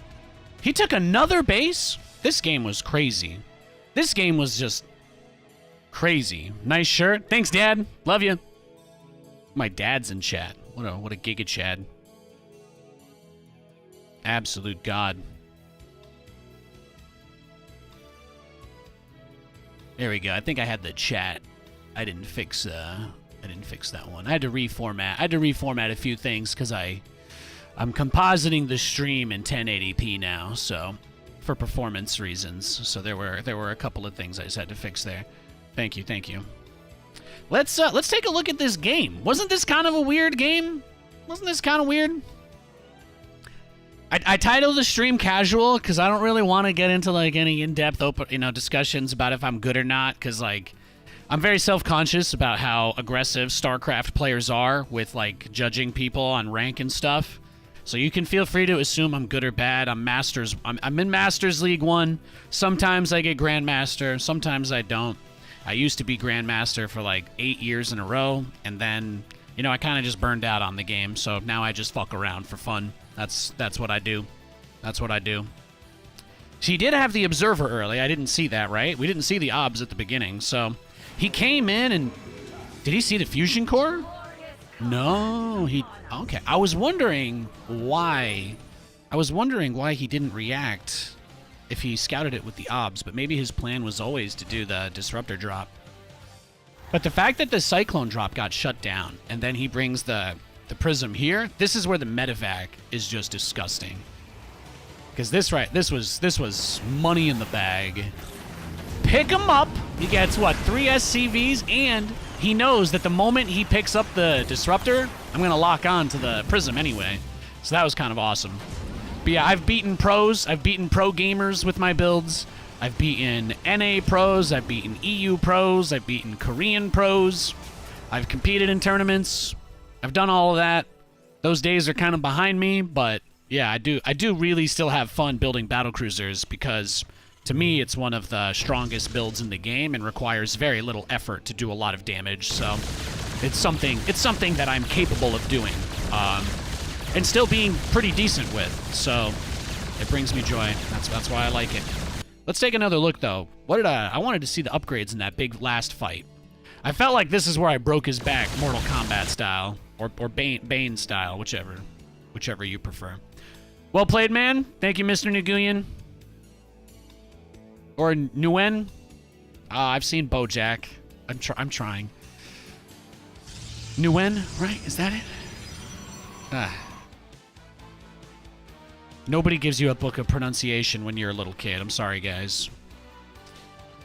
I do the best I can, but I can't guarantee I'll get it right.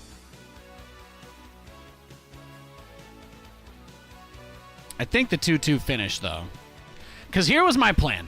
He came over to this base and we defended it, and then I was going to swing around the bottom side and scoop him out, like I said on stream. You know, I was going to scoop him out here and then teleport into the main. But he did have the observer here, as we see, so he saw me coming. Actually had quite a few observers, so I'm not used to that. Most Protoss players don't build obs against me. So this guy is clearly a very legit player. You know what I mean? So he saw it coming. He had the obs there, and I saw that he was getting ready for me, so I jumped to his main. I expected him to recall. That said, I was hoping that I might be able to blow up the Nexus before he can recall, and then I just deny it. But we take this fight, and he has 0-0. He has no upgrades, and I have 1-1. So I'm ahead 2 upgrades, and that does help. That does help a lot. And then you just see that 2 seconds of me shooting at him while he's trying to target the weak one in the back. And then, if you guys don't know, the warp-in is only fast when the pylon is next to a warp gate or a nexus. But because I killed his nexus, anything he warps in his main is going to be slow. So if he had a nexus, it would only take like 2 seconds to build a stalker.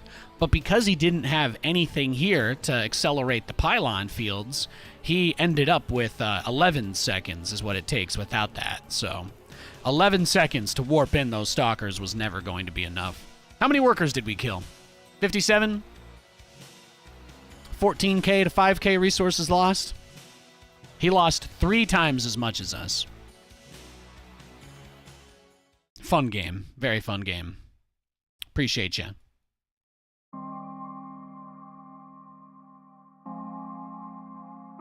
Great game.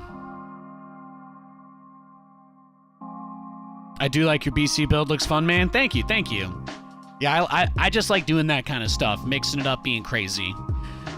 Even though this game is like 13 years old, a lot of the people that play 1v1 are still like giga tryhard, and they only do like meta builds. They try to copy pros, so it's a lot of like in some way it gives me like a good barometer to test my stuff against, because most people just play the same. They all copy each other, and then I just get to exist in my little island space.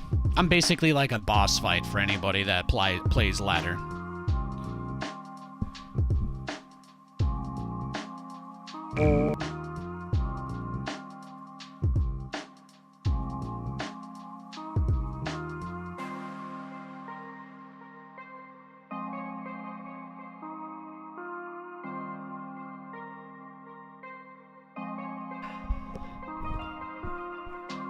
All right, we got a game. Whew. Let's go. Alert, Nathanias approaching. Yeah, exactly. There is nobody else who plays StarCraft the way that I do. And I am very proud of that. It's usually, that's pretty much been the story of how I've loved playing and streaming it too.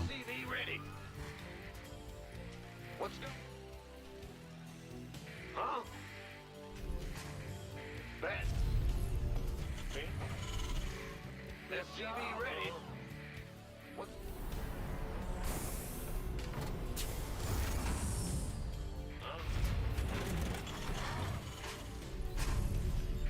What? Bad news?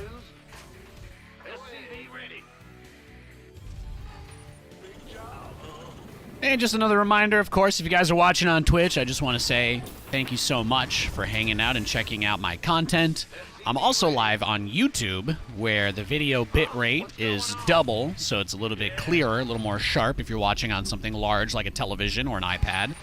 But I'd also like to say that there are no ads on the YouTube. YouTube engagement is very valuable, and even if you just watch there and you can't support or do anything beyond that, it still helps a lot.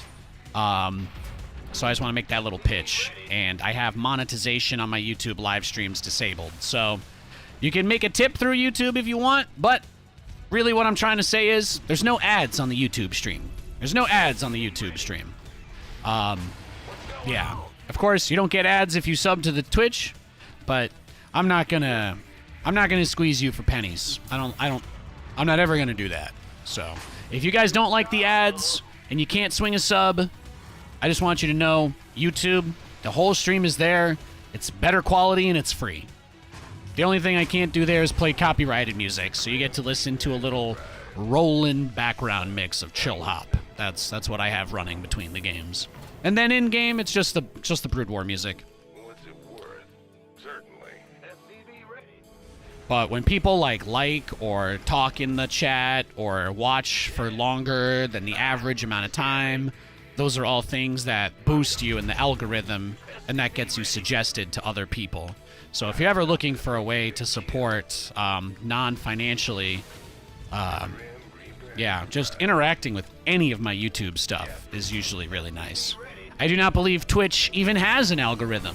I think they just suggest whoever has the largest breasts on at the time to the front page, so interacting here doesn't really help much, but on YouTube it does. Systems go. Cyclones ready for enemy contact. Cyclone route in gear. Bad news. SCV ready. Oh! Wow, I actually pulled it off, but I didn't get away. Rip. Add-on complete. Yes, indeed. Fair enough. SCV ready. Go ahead. What's going on? Optics online. Let's go. I think if Twitch doesn't do anything to curb their not safe for work stuff, I think there's a pretty serious possibility. They end up under the action of some regulatory stuff, or they lose all their ads and whatnot. I feel like those are all very real things that could happen to Twitch in the next year or two. There's absolutely no standard for quality of content here, and that's probably the most scary thing about being here. So building on other platforms is very important for me, in case you're wondering why. You may not care today, but the day that you try to tune in on Twitch and the website doesn't exist anymore, hopefully some of you will remember that I'm live over there as well.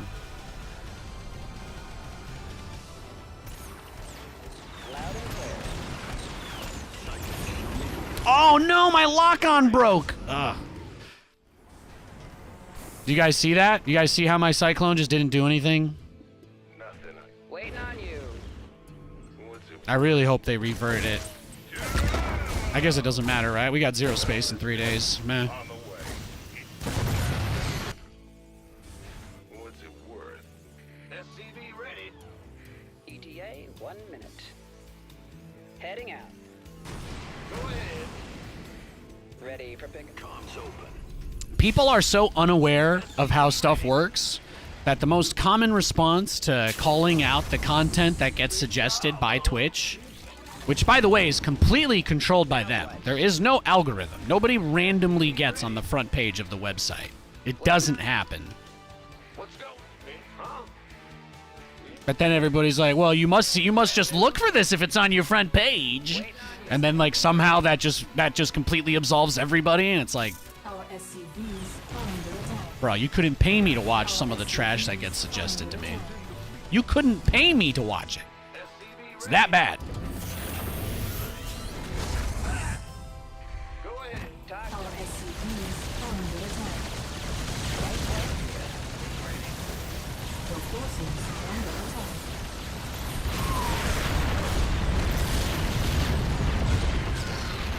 All right, GG. Let's go next. How much MMR you have? Yeah, this is a casual stream. If you want to know what my MMR is, or if you care about anything serious, I just want you to know I'm not going to answer those questions. The title says casual. I'm just here to play the game and chill. That's it. That's the only thing I care about. If my rank is something that matters to you as a viewer, please watch somebody else. I have no interest in lying to you or deceiving you. Thank you.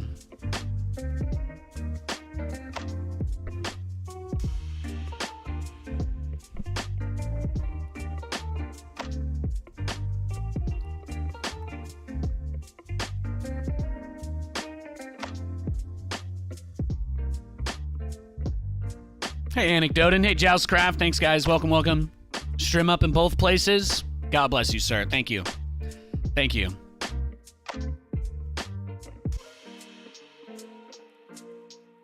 I think the bot is on today.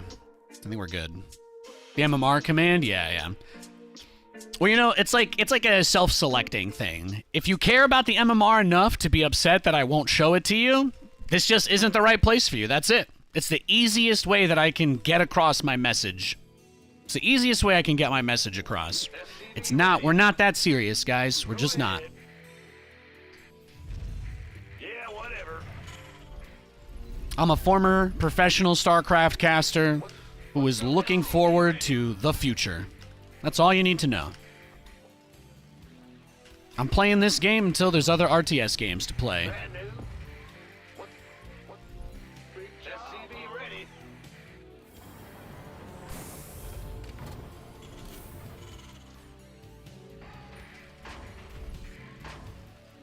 All right, we got a barcode Protoss player this game. Bad news. SCV ready.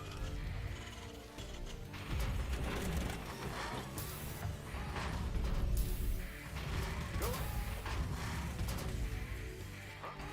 SCV ready. You don't think they'll ever make another game like SC2? Bro, I'm just hoping for SC2 remastered on Steam. That's all I want. Just upscale everything in the game. Our SCV Get rid of the 32-bit version, change the system requirements, and tell everybody that's still playing with a Pentium 4 to get bent and release it on Steam. That's what I want. That's what I want. That would be awesome. Just do exactly what they did to Age of Empires. Just do exactly what they did to Age of Empires, and I will be so happy. When Microsoft bought Age of Empires, they re-released Age of Empires 2. They fixed all the bugs. They released new DLC. They updated the maps. They fixed everything about it. The game went from dead to alive like that. It was amazing. That's what I want from Microsoft. And I think we'll get that. I'm not worried. You have to remember, the guy that left the company today, the most notable quote he ever made as the CEO of Blizzard was that he was going to take the fun out of making games. That's the only thing you need to know about him, to be very happy that he's gone. What? I'm listening. On the way. Nothing I can't. SCV ready.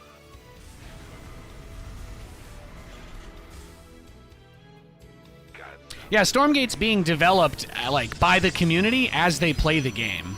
I think a lot of people just don't understand that. You guys are giving yourselves some impossible to reach expectations, but they're not making the game for you. SCV ready. And that's okay. You just might not be their target customer. They're looking to build the game with the support of the community over time. If that doesn't sound fun to you, then no, you probably won't like Stormgate or Zero Space. These are not things that are being cooked in an oven and then released completely finished, you know? That's not happening. Go ahead. SCV ready. I get you. Cyclone on route. Add-on complete. Yeah, amen, Manueli, amen. I'm going. Done. SCV ready. How did he convey that message? It's a direct quote, bro. Why don't you just Google Bobby Kotick drama? He's not relevant to StarCraft anymore, so I don't really feel like wasting anybody's time ranting about that. Why don't you just Google him? If you don't care, that's fine. Then we avoid the conversation, because I don't care either. I appreciate that. Talk to me. Ready for pickup? Where's your mercy? Waiting on you. Let's go. Add-on complete. Heading out. Now what? Will? I don't even know what's happening here. He's like trying to cheese me, I Talk guess? to me. Is that it? He's got a lot of units outside my base early. Now what? You got coordinates? SCV ready. Show me who you... What's going on? Talk to me.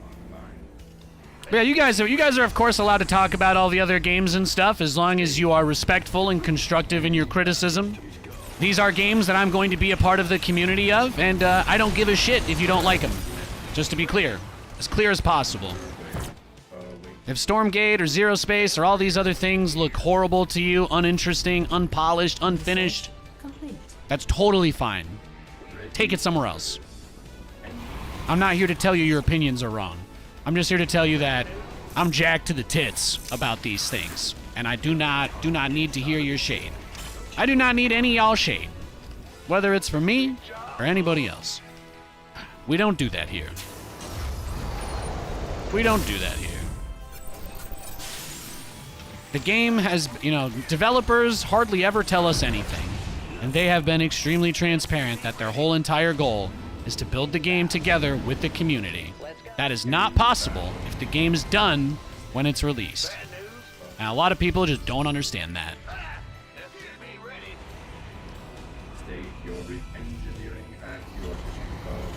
Command Yeah, center exactly. complete. It's hard work. That's what it is.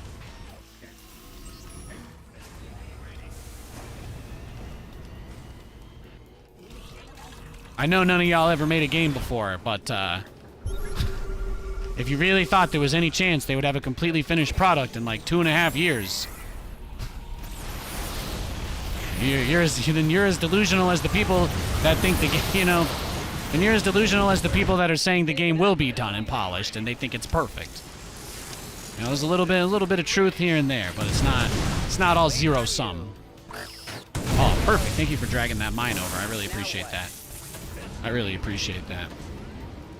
Heading out. SCV ready. What's going on? Got it targeting. SCV ready. On my way. Bad news? In the rear. Here. Your forces are under attack. Add-on complete. Do I know when I'll be able to start streaming Zero Space? Next week. Last I checked. I mean, I guess it could change. I guess it could change last minute. I hope not. SCV ready. I've been playing it a bunch. I love it. I showed it to Kate. She think it looks cool. This mess. In the pipe. 5x5.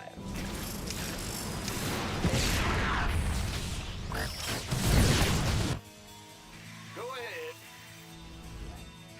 Ah! You scared me. You just Googled it? Yeah, it's crazy. It's crazy. Your forces No, I haven't are wanted under to put my attack. hands on Your anything field Bobby completed. Kotick touched. Been playing StarCraft, then they ruined Overwatch. They ruined Diablo. Going on? They killed Heroes. I was like, nah, I'm good. I've been waiting years, man. I have been waiting years to play Diablo 2 Remaster. Did you guys know they remade Diablo 2? Oh my god. I can't wait to play that game. I avoided buying it this whole entire time. Very proud of myself for that. It's kind of an empty, weak statement, of course, but at least I did something. Command center upgrade complete. it makes me happy to know that even if it was completely meaningless, at least in some way I stuck up for the shit that I say about hating these bureaucrats that ruin everything. Out-of-touch billionaire losers. You can have the whole world in your hand and it's not enough. Add-on Imagine being complete. that much of a bitch. SCV ready. Research complete. What's going on? Henry, go ahead.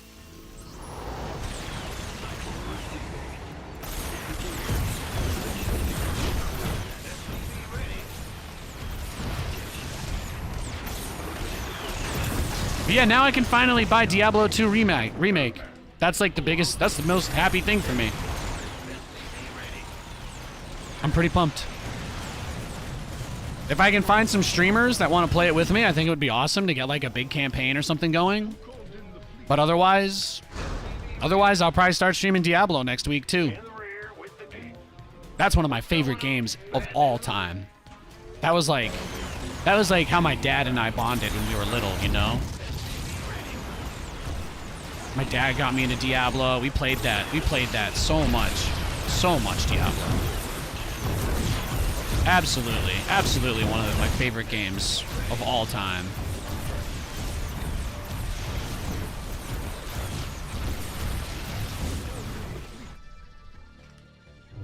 The nice thing about waiting this long to buy it too is that it might actually be finished now, so that's fun.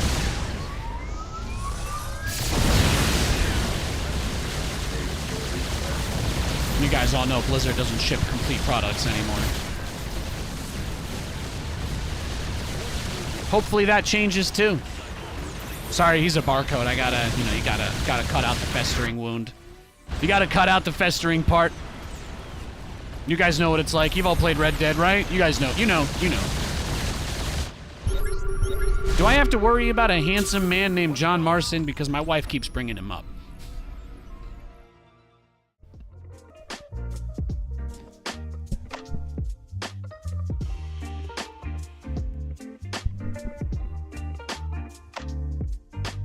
But yeah, I'm stoked for that. Can you say how Zero Space compares to SC2? I'm not interested in having any kind of conversation that stokes negativity because I think there's too much.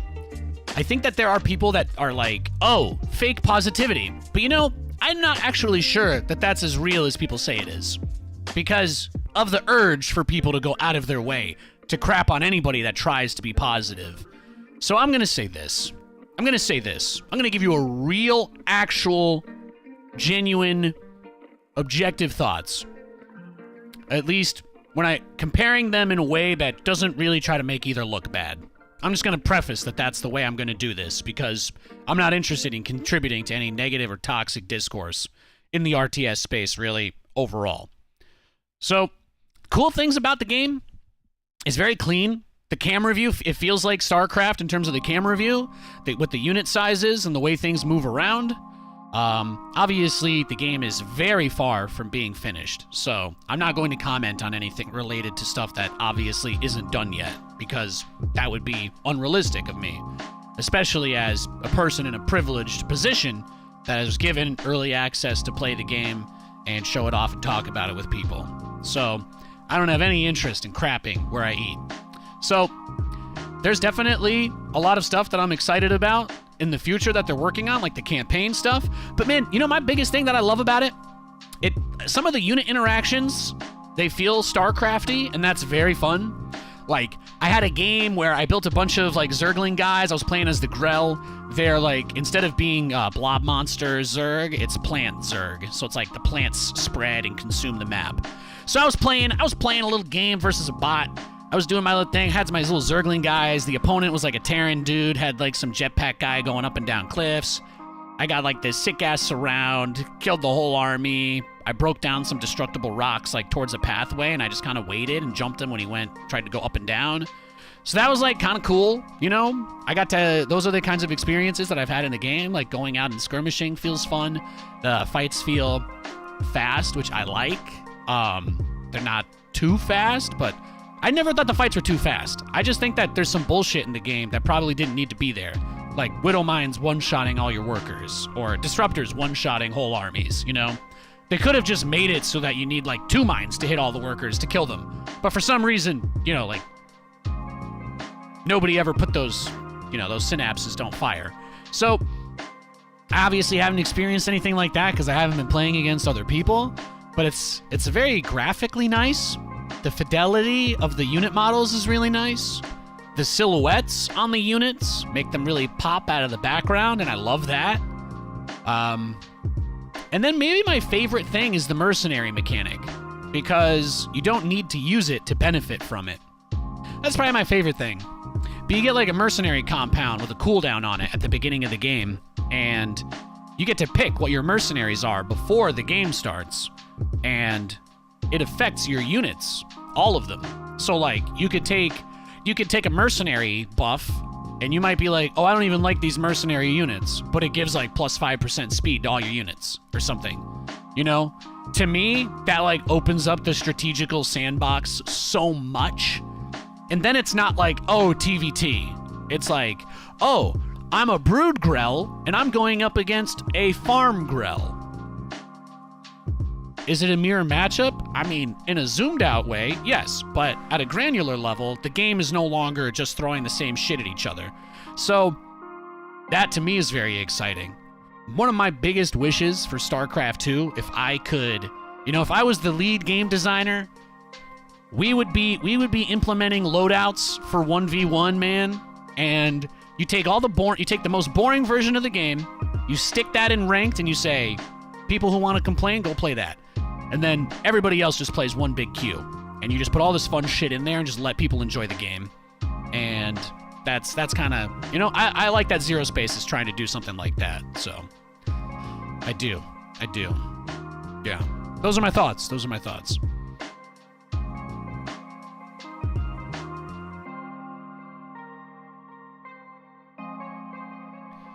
One of my biggest wishes is that I could randomly switch, you know, like, instead of having Hellions, I'd have Vultures. Or instead of having Thors, I'd have Goliaths.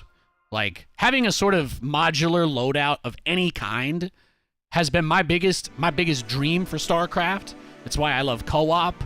It's why I really wish, you know, Blizzard. You guys want to hear one of the craziest things ever? When we had a conversation about 1v1 mode for co-op at Blizzard. I used to go there for meetings and stuff when I was living in LA. We talked about this stuff constantly. Their biggest fear with adding a 1v1 mode to co-op was that all the toxic people who play ladder 24/7 would just go there to grief people and just be rude and horrible.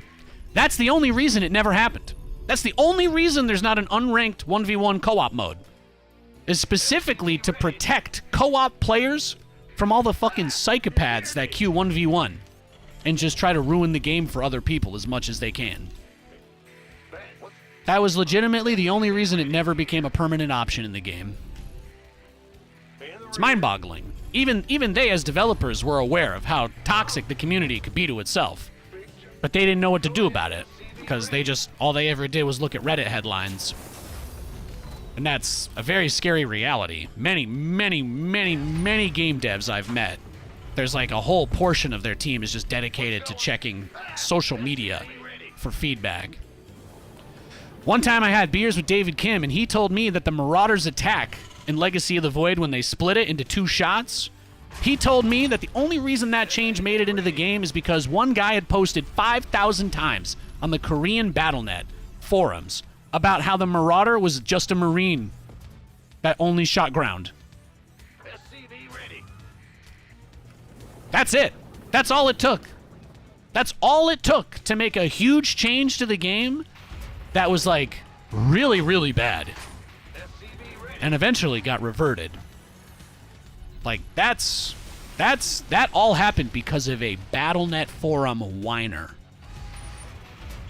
So when people are like, oh, you know, I don't ever talk in these threads. I don't want to be a part of that. But then they act like, you know, it's a horrible thing when a bad change takes place. And I'm like, you guys may think that avoiding being a part of the community is like a good thing because you don't have to be around those people. But when you let their voice be the only one, they win. Like, I just don't think that people get it. The whole reason why they're so horrible is so that nobody wants to be around them. And then the only people whose opinions get to be heard are theirs. It's crazy. It's crazy. The damage done just by convincing other people that it is literally not worth having a discussion is mind-boggling. Oh.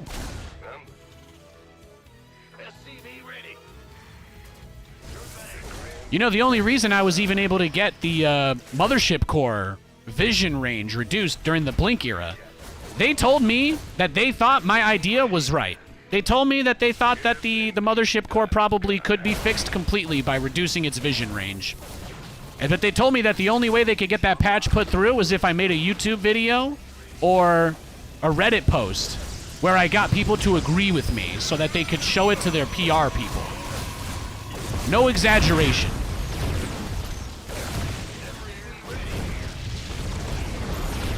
Some of the saddest shit ever.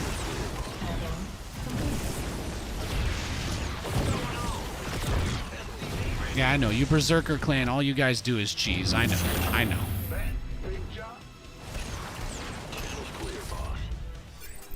Everybody knows.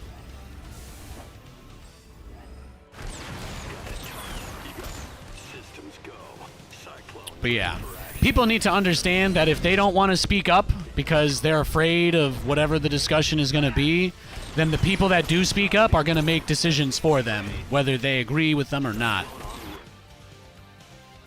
It's a very important thing to keep in mind. It's a very important thing to keep in mind. Hey, Raiders. Hey, Roddy. Thanks for the love. Happy Friday. Good to see you, man.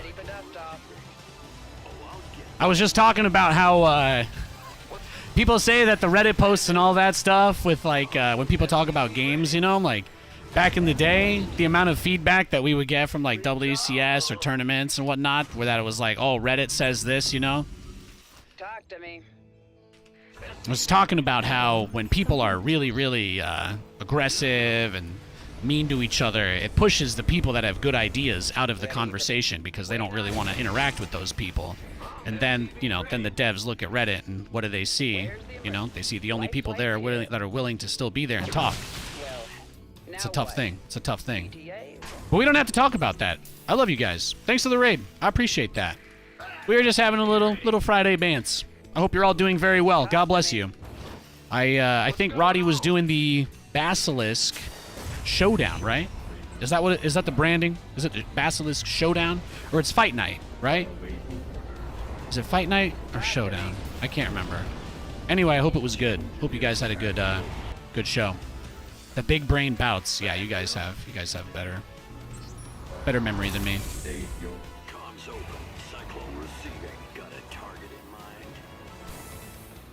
The heckler's veto? Yeah. You know, I've never heard that phrase before, Gauntlet Wizard. Thank you for that. Yeah, but making the choice to not participate because of bad actors is the same thing as surrendering all of your power to those bad actors. Because once you give up your voice, you know, that's it, right? It's an important thing. We're talking about trying to counteract negative sentiment that flows around heavily. Of course, making it your life's mission to fight that stuff is also not a good idea. But collectively, if enough people were to say F off to the right kind of stuff, that stuff would not be around as much anymore.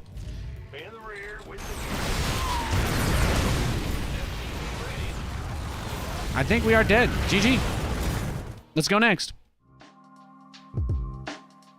Yeah, exactly, Gauntlet.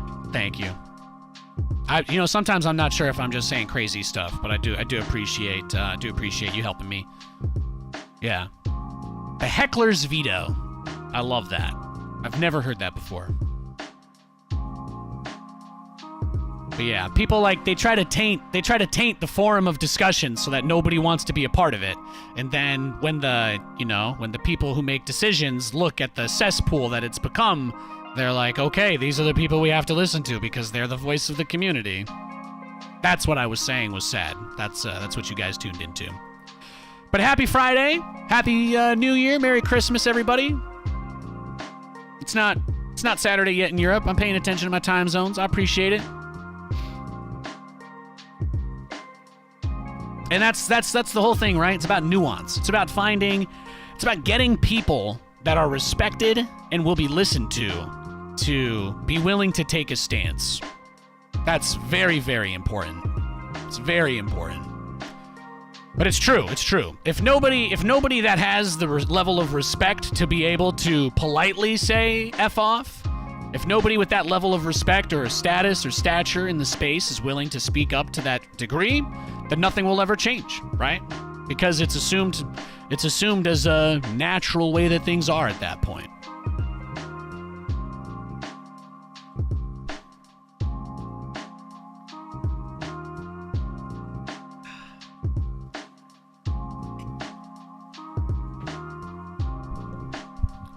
But in lighter news, I don't know if you guys heard, Bobby Kotick is gone from Blizzard forever, which is just amazing.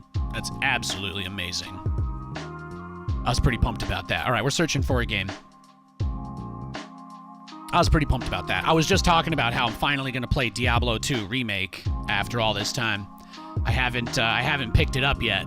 I was waiting for them to get rid of him, so it was pretty awesome. I was very excited about that. Yeah. Worst gaming CEO of all time is gone. It's amazing. It's amazing. Even EA collected more dubs than Bobby Kotick did. Fascinating to think about.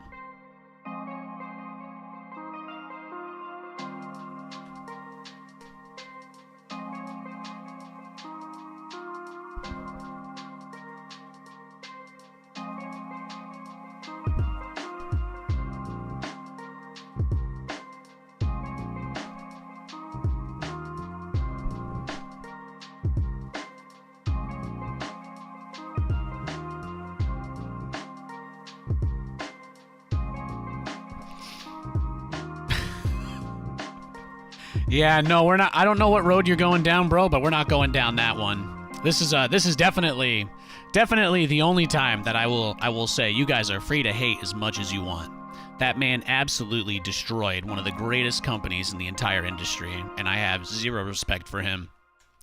He had no problem with sexual harassment in his workplace. He had no problem with a litany of very horrific things that happened under his watch. I do not care. I do not care if you like him.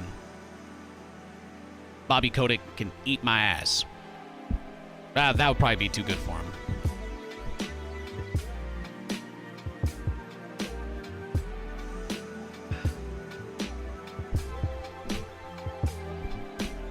I'd have to get like a coffee on him after that to clean it out. No thanks. Hey, Limbo. I like IT stuff. Yeah, I follow it. I follow IT pretty heavily. I'm a big fan of it. We are searching for a game, guys. I guess maybe Friday night in Europe, people are going out to eat a lot or something, but I haven't found an opponent yet, so I'm just letting you know we have been searching for a game for 2 minutes and then 30 seconds. I will restart and queue again if it hits 3 minutes, so that we don't let it get too long, because it'll put us against like a Bronze League player if we queue for too long. So just letting you guys all know what's going on. But otherwise, we're just chilling. Welcome to my stream. My name is Nate. Former StarCraft commentator, former big guy in the space, blah, blah, blah. I'm just a casual dude now, and I'm kind of just in like a lame duck period, waiting for a lot of big stuff coming out next year that I'm excited for. So it's going to be awesome. It's going to be awesome. We're talking about some Zero Space stuff. I'm going to be streaming that next week, and Stormgate, which I think will be a little bit further down the line for us.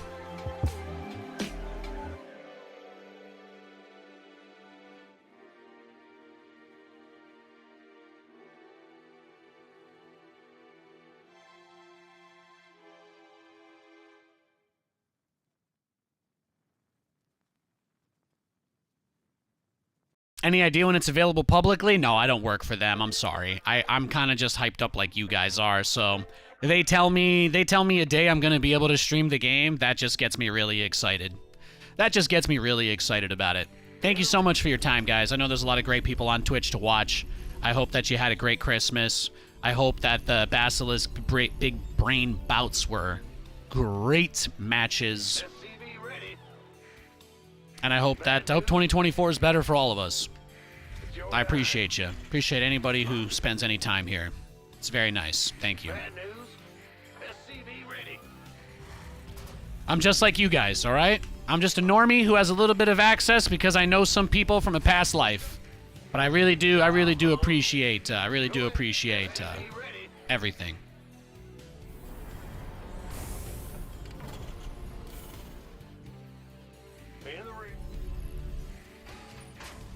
I think I'll be able to stream it. I think I'll be able to stream it next week, was what I was informed of. And I'm only saying that because I'm impossibly excited about it. I could find out that gets moved by that time, but that's a risk I'm willing to take. I'm just excited about it. That's all I got. In the rear with the gear. What's going on? Thank you for all the content all these years. I tend to lurk a lot. Happy New Year. Thank you, Limbo. SCV ready. That's very kind of you, sir. Thank you. I appreciate that. I think we've got a Zerg this game. Big map. Could get interesting. Could get interesting. I like to do Raven Cyclone memes. Cyclones are like kind of busted, so I figure might as well mess around with them for a little bit. You scared me. What's going on? What? Huh? Hopefully they revert them at some point. Let us pray. And thank you, Sumo Nation, for giving me your Prime this month. I appreciate that. Thank you, man. This better be good. Huh? What? Bad news? What's going on? I'm going. Huh? Command center upgrade complete. Let's go. Go ahead. Who wants some?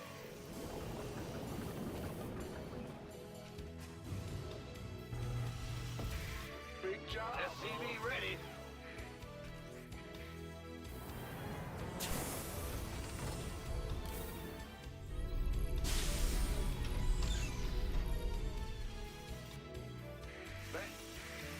What's going on? SCV ready. Go, go, go! Yeah. I think of the Cyclone as a Marine that costs 50 gas. That's about it. Command center upgrade complete. Glass cannon. If you let it shoot for 5 seconds, everything's dead.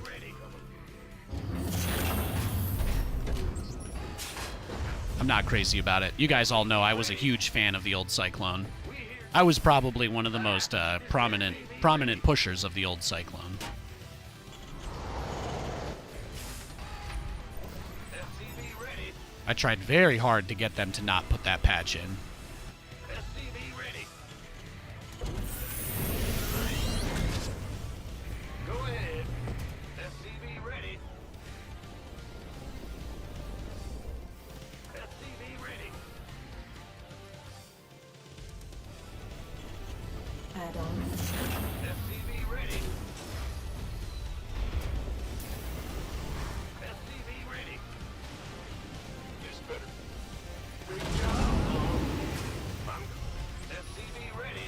Well, there's not really anything for him to scout here, so. SCV ready. SCV ready. Add-on complete. SCV ready.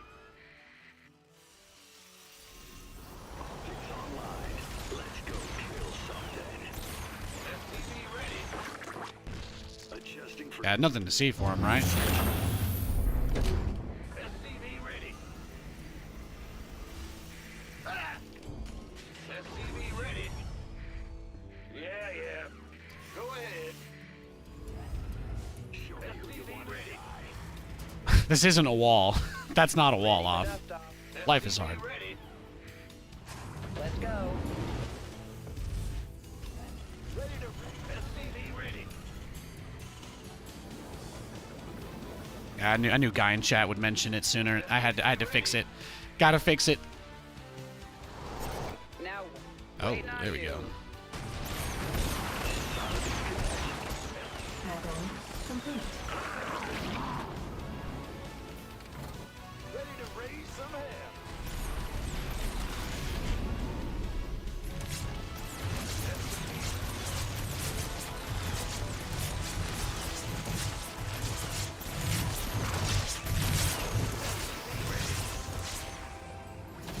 Light flight's here. SCV ready.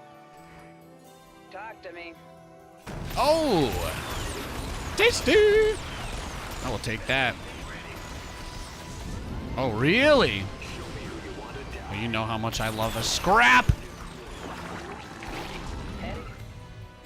Bad news. SCV ready. What's going on? I don't have an engineering bay. Let's clear the tower on the way out. Yeah, he doesn't really have much. Talk to me. Mineral field depleted. Now what? Mineral field. SCV ready. The optics online.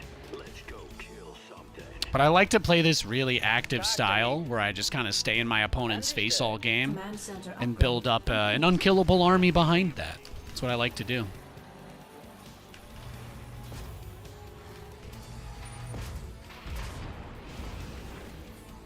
Picking up or dropping off?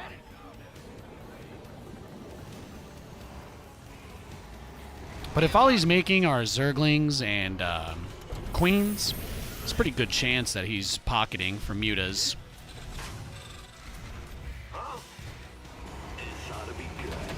I guess I'll know because he'll definitely send them after the drop, right? So we can do the drop and go do some Hellion harass at the same time. I want to send the Hellions with the Raven so that I can just clear the creep and just generally make his life difficult. He doesn't have the watchtower on my side either. That's kind of interesting to consider. He had his watchtower though. Just didn't have mine.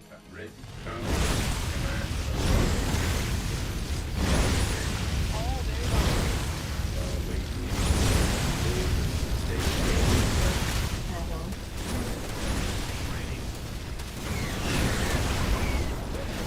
Some hell. SCV ready. Mineral field depleted. Fueled up, ready to go. Add-on. Research complete. Ready for pickup? He's going straight for Hive. Okay. What's going on? Somebody, get me out of this mess. But you see, he's the one that has to be on the defensive. That's how I like it. Inside. Upgrade complete. Understood. Systems go. Cyclone ready for action.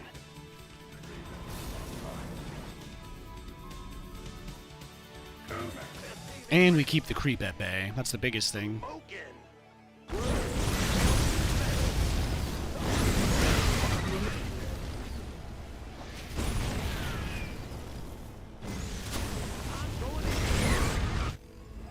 Upgrade. Ready to raise some hell. Ready for service. Big job, huh? Speak up. Ready to This vessel requires raise some assistance. hell.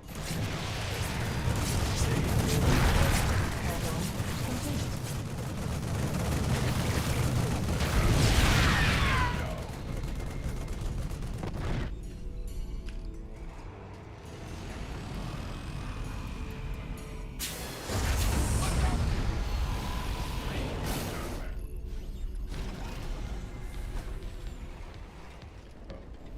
In the rear. Got no. Ready to raise some hell.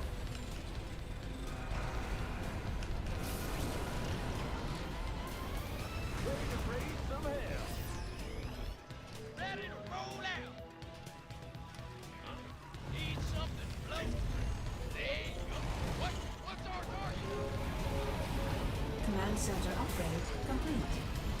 Mineral field depleted. Now let's not forget, he already has an infestation pit.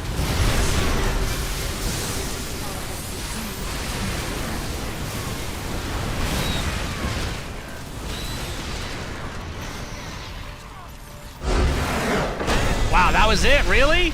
He rushed a hive and he didn't even... He rushed a hive and he didn't even get Vipers? Am I on NA? Central Europe. Okay, I guess not, but... Fired up here, boss. Did he even have +3? Why did he get the hive? Ultra Cavern? Oh, he built more static defense than I did. That's funny. Huh. I got nothing. I guess I frustrated him with the Cyclone drop. Mineral field depleted. That person yesterday built all the Vipers. There's none left for anyone else. I mean, I suppose that's a very realistic possibility. What did he have? I was thinking maybe Adrenal, but he didn't even have that. He was getting +1 air. Oh, okay. Here's what I'm going to say. I think that he started his hive at the same time that he started +1 on his spire, right? So it's very likely that the it's very likely that he was going to start a greater spire when this +1 was done. That might be what he needed the hive for. I think that his goal maybe was to do that big attack, soften me up, and then go into Broodlords and kill me. But since he did nothing, like, we kind of just crushed him. He just tried to A move me with like 200 supply of roaches. Yeah, that is what it was. I had a lot of tanks, and he actually caught me sieging too. And I still just Dorito cannon is also just look at that. Oh, so many roach guts. You love to see it, or you don't. Either way, it happens. Resources lost, 2K to 5K. It was a short game. Fair. How many workers did we kill? Just 5? Yeah. Nothing crazy. Nothing crazy there. How you like Terran Mecha versus Bio? Bio is like fun to watch because it's always out on the map, right? That's how it's designed. But I don't really like playing it because it's very like cutting, like it's been fine-tuned and balanced around the top players in the game. You know what I mean? So like, unless you're a Korean god with like perfectly healthy wrists, it's just generally a pain in the ass to play it. And there's a lot of builds in the meta that exist to like punish you for doing that. So I think as I've gotten older and slowed down a little bit, it's been nicer to play a more, more methodical paced style where instead of trying to outmuscle my opponent, I try to develop a strategy that allows me to harass him, defend myself, and still eventually transition to a strong late game. That's just how I like to play. And Bio doesn't really give you a lot of opportunity for transition because upgrades are very expensive. And I think that while it can feel good when you get into a rhythm and you're doing all of that, I still get that same fix. I still get that same feeling from doing my Cyclone drop or my Battlecruiser harass or my Hellion harass, sending my Raven out, picking off those creep tumors. To me, those are all materially the same thing as like dropping 8 Marines and trying to clean up some stuff, right? So it's not too different. I just like the way that I play because it allows me to, just play a more methodical style. I like strategy. I like the cerebral part of the game much more than I enjoy the speed of the game. The speed of the game is amazing. Don't get me wrong. I would never want it to be slower. But I do like that you can still have a strategy-focused play style and not have to play a slow game. That's what makes StarCraft so great. It's one of the things that I really love about it. It's one of the things I love the most about it.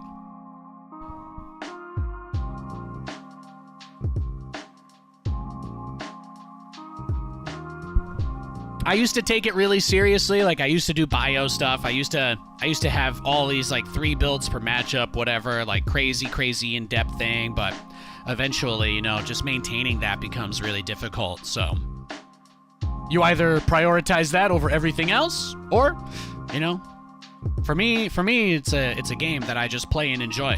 You know what I mean? It's just a game that I play and enjoy. So there's not really much else. There's not really much else to it. There's not really much else to it at all.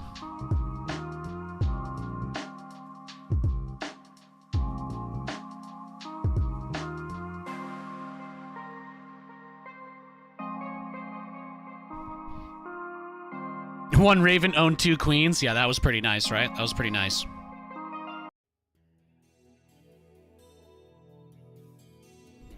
What's going on?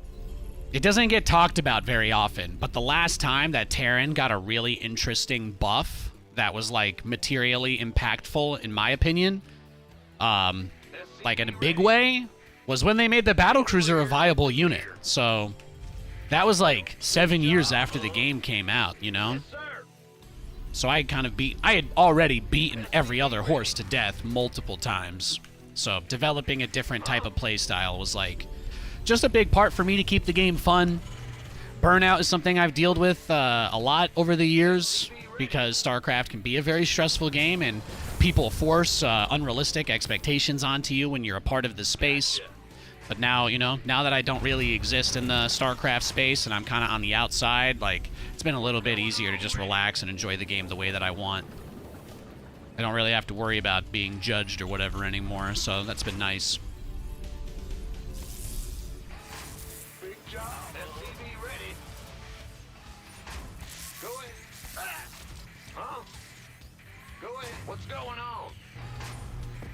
Yeah, giving the BC move and shoot was huge. I was trying to make them viable even before they got that, too. That was like the cherry on top buff. I never thought they were going to give us that. I never thought we'd get Battlecruisers shooting and moving. That was the #1 thing I think I asked for like 7 years straight. In the rear. I don't know why they gave it teleport, though. That was kind of dumb. Same thing with, like, Liberator range, you know? It doesn't really... It hurts the game more than it helps, you know what I mean? It's like how all the maps have to have every base around the edge, because otherwise Liberators break the game, you know?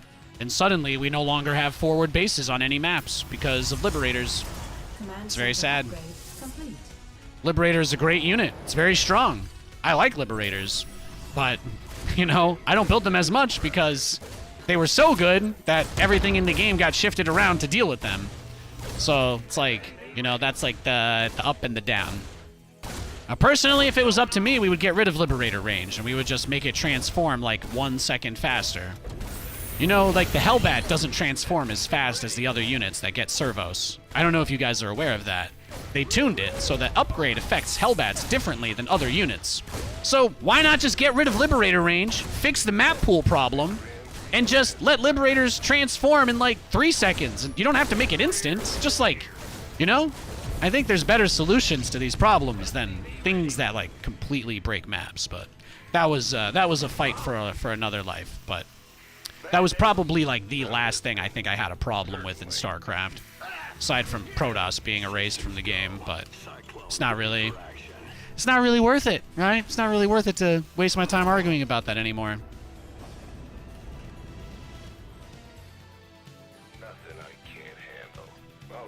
Oh, is he cheesing me? We getting proxied? I guess we're getting proxied. He's got cannons in his own base. You know what? I'm just going to leave this game. I'm not interested, bro. Go sell it somewhere else. Go sell it somewhere else. Yeah, he's unranked, too. I'm not surprised. I'm not surprised. Yeah. We're going to dodge him. Thanks for the follows, guys. I appreciate it.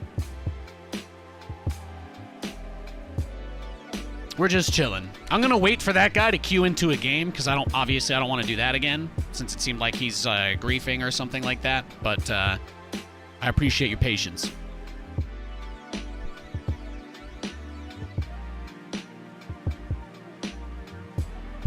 All right, he's in game. We're good to go.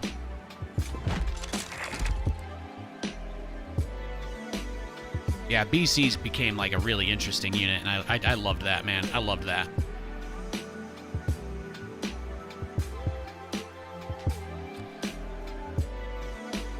Some guy with a name I can't read in chat. Online tournaments? No. There's no reason to do that. Every time I ever tried to compete in StarCraft, it was just used as another way for people to shit on me. I think I've had very, very, very, very few positive interactions related to playing in this space. I did, like, they needed a third player for Nation Wars 1 year, and I decided to just do it because nobody else applied, and then the amount of shit people dropped on me for that was just awful. So I gave up. I gave up doing any of that. I was not interested. That was around the time I stopped doing competing stuff. People are really, really mean in this space sometimes. SCV ready.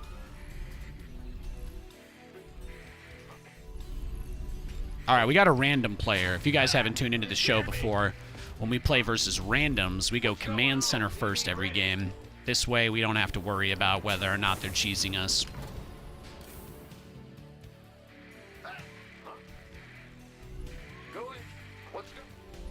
Dune. I never played the Dune RTS. I've heard a lot of people mention it. The only thing I know about the Dune RTS is that the guy made the music for it is in Stormgate, right? I think that was like the announcement last month. You want the playlist? Exclamation point playlist. There's 3.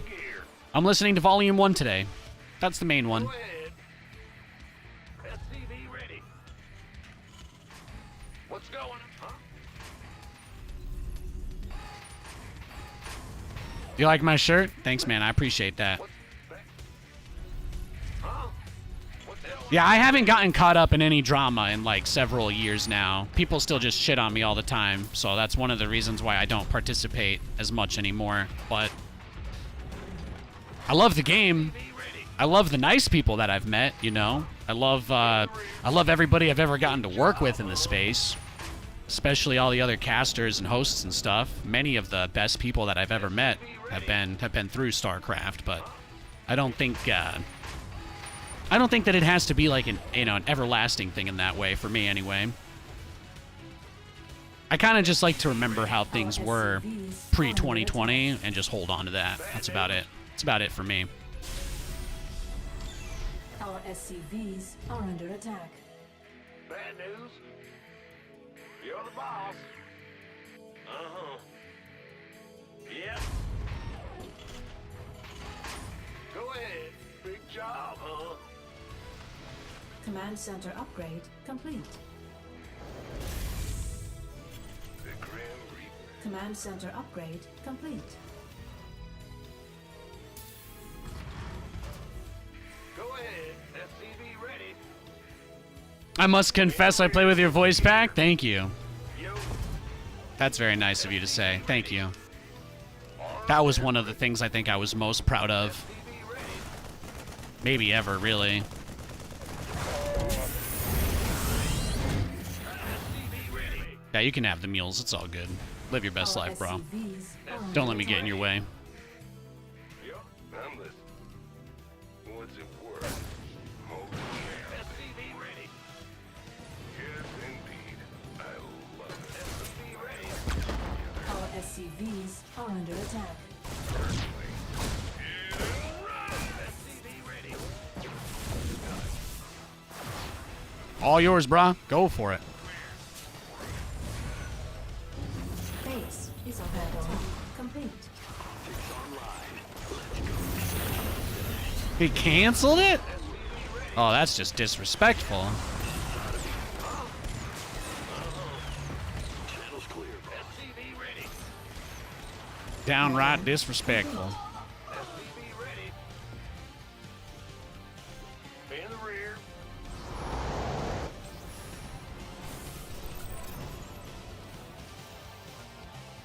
SCV ready. Ah! Cyclones. SCV ready. Comms open. Got it targeted. What's going on? Oh yeah, we had some great casts, man. I got so many amazing memories, you know? Been so many good times. Optics online. For a 10-year run, it was pretty fucking epic. This ought to be good. I got no regrets, man. SCV ready. A hard thing about lessons in life is that without learning them, you know, you don't get to know them, right? Systems go. Cyclone ready for action. Moving into comms open. Got a target in mind. SCV ready. Optics on. SCV ready. Add-on complete.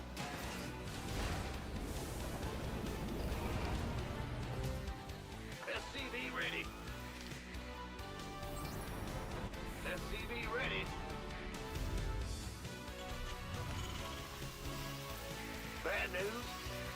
SCV ready. Systems go. So when Protoss players do like heavy gateway stuff, sometimes it can be a really dope setup if you get enough Cyclones and they overextend. Like you can just kill everything instantly. It's basically like flipping a coin. But you know, people a lot smarter than me are the reason why this is in the game. So you know, I don't try to question that.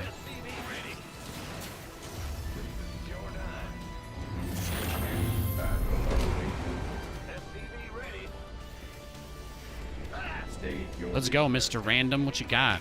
What does the random Protoss player do here? I am curious. Let's giggity find out.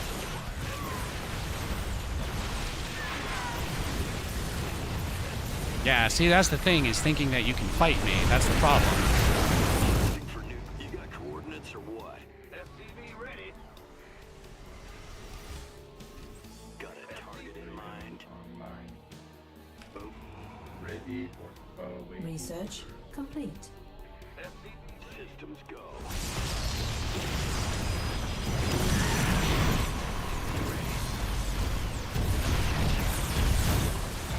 Dumbest fucking unit ever. Give me my interesting game back. Thank you. Thank you. If you guys want to say that I don't know anything about StarCraft and then you put this shit in the game, I'm gonna think I'm a lot smarter than all of you. That's all I'm gonna say.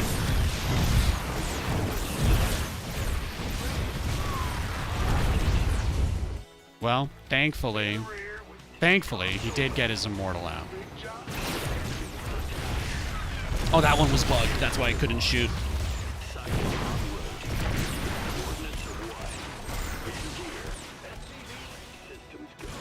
Cyclone ready for action. Mineral field depleted. Taking some fire here. SCV ready. Ready for service. Yeah, how about that, though, right? State your Just crushed him. SCV ready. Mineral field depleted. SCV ready.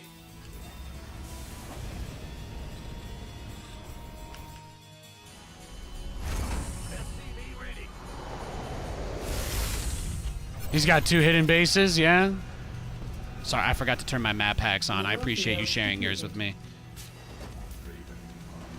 Add-on complete. You got coordinates or what? Ah! You scared me!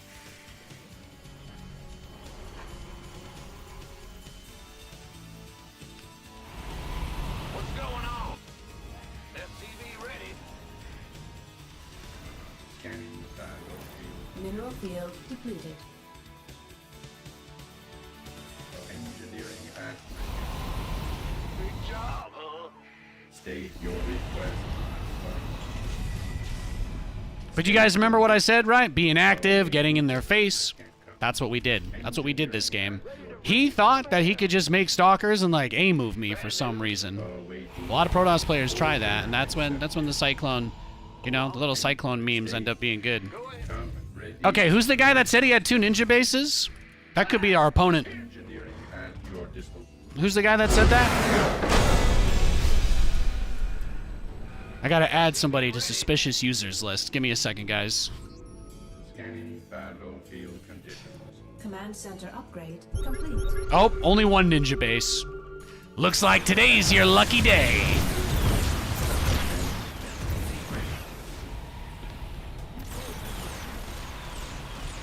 Good call, though. I wouldn't have scouted for it if you didn't say that, so.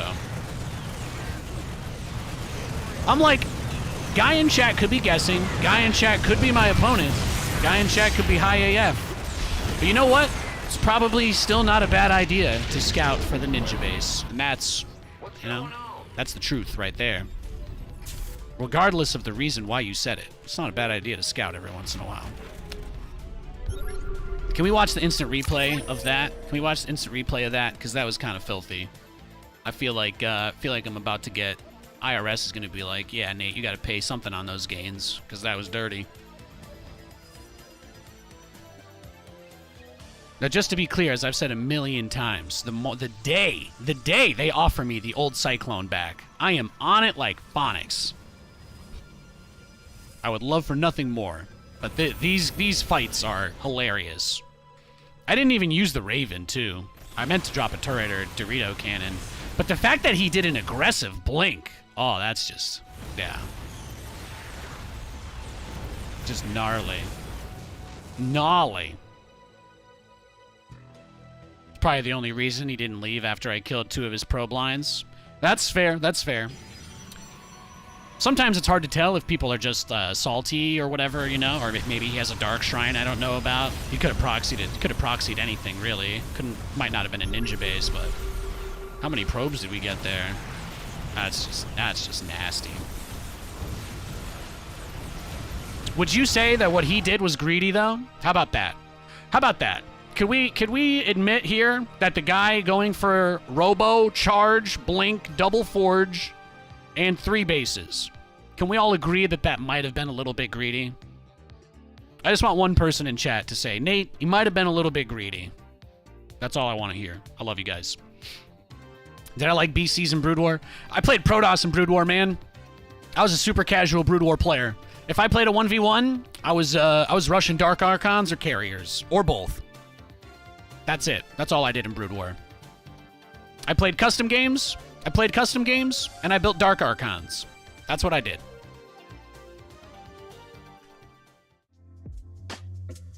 My favorite unit in all of StarCraft is the Dark Archon. And sadly, it's not in this game. But the Dark Archon is like, I mean, come on, it's just badass. Mind control? You ever have a guy fly? You know, I do love Brood War Battlecruisers because I always had 10 of them when my opponent tried to attack me.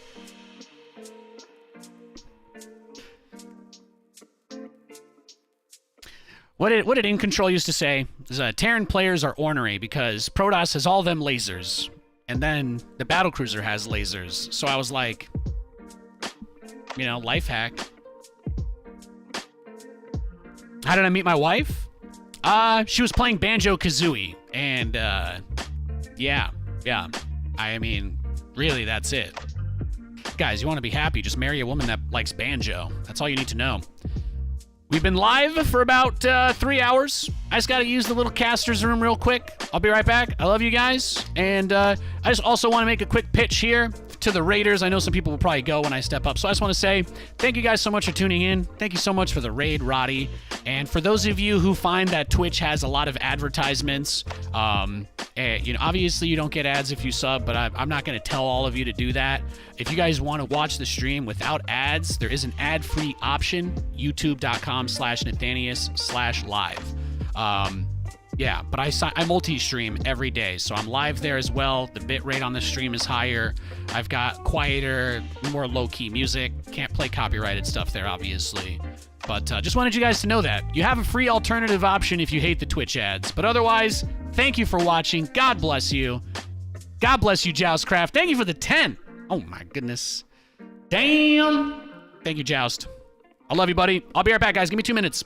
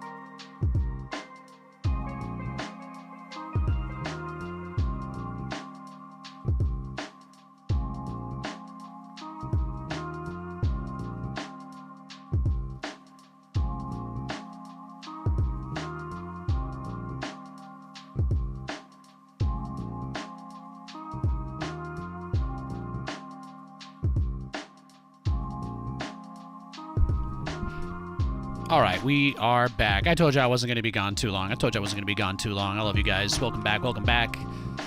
Merry Christmas. Happy New Year. And, actually, there's a lot of people here. I appreciate you. I was thinking about doing something silly. I'm going to do it. Give me a sec.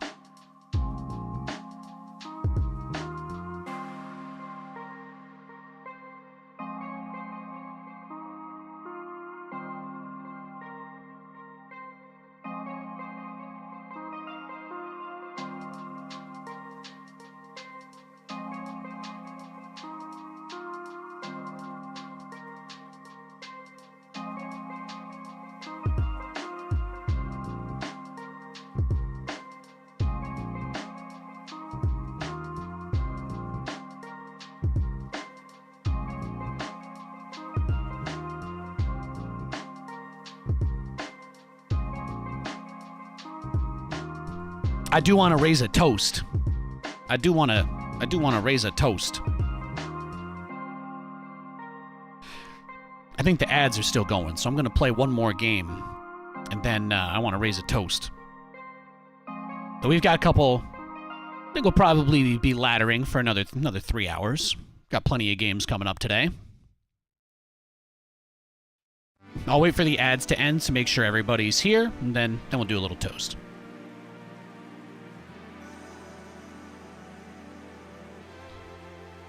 I can finally frickin' play Diablo again. God damn. What a day. What a day. Best Christmas present ever was that man deciding to leave the company 3 days early. God bless. There we go.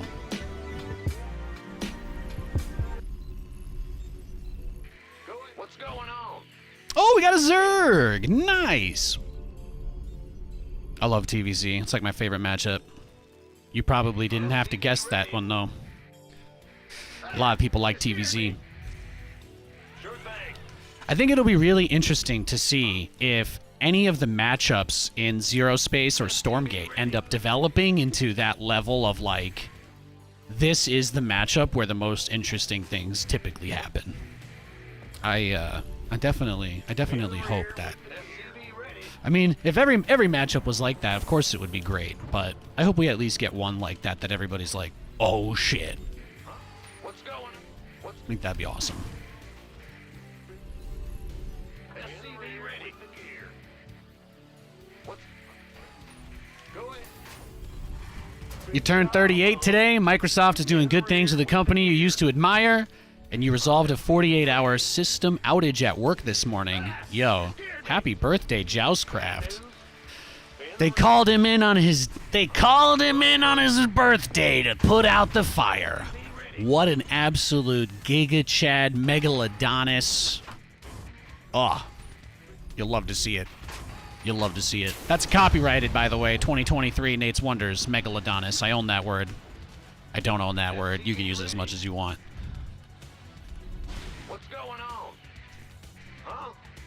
Yo. Big job, huh? That in the rear with the gear. Big job, huh? Huh? In the rear with the gear. Armed and ready. You're the incident commander this week? Ah! You scared me! Based. What's going on? In the rear. Command center upgrade complete. Now I'm imagining that you had to, like, go into the server room and cut off some, like, plants that were growing around the room, you know? Some Jumanji shit. He is the incident commander.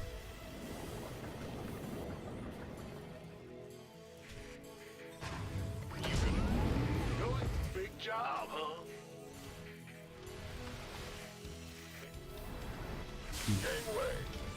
That's the part where you say, you know, Nathan, your example probably seems extreme, but that's actually what it feels like. And I'm like, Gotcha.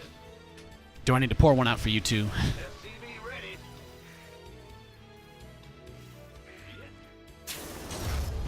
Go, go, go! What's going? SCV ready. Command center upgrade complete. We'll butter my biscuit.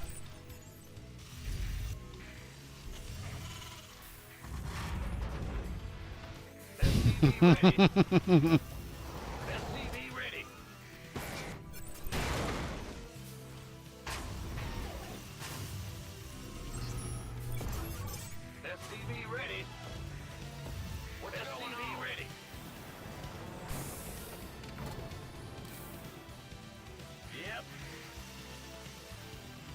Can't really wall it like this, right? Is there a point in putting it here if I can't wall? I don't know. His Overlord's probably on the pillar, so I guess the value is that he will see it, and I don't know. I don't know if that changes anything. Everybody goes 3 CC in this matchup. It's not really like a... Yeah, nobody cares. There's nothing interesting or original about that. If he's gonna one-base me, then he made that decision a long time ago, so I doubt that's a factor. Go ahead. What's going on? Bad news. SCV ready.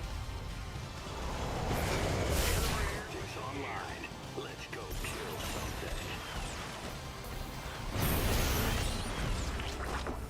SCV ready. Show me. This ought to be good. In gear.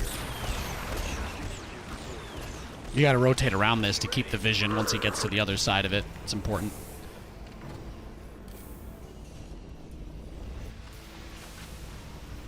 Thought I was gonna need the spotter, but I guess not. SCV ready. Ready for dust off. You got coordinates or what? SCV ready. Now, In the rear with the gear. Ready to raise some hell. Command center upgrade complete.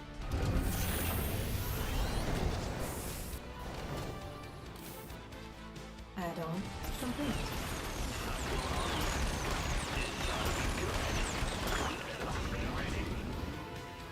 waiting on you. Now what?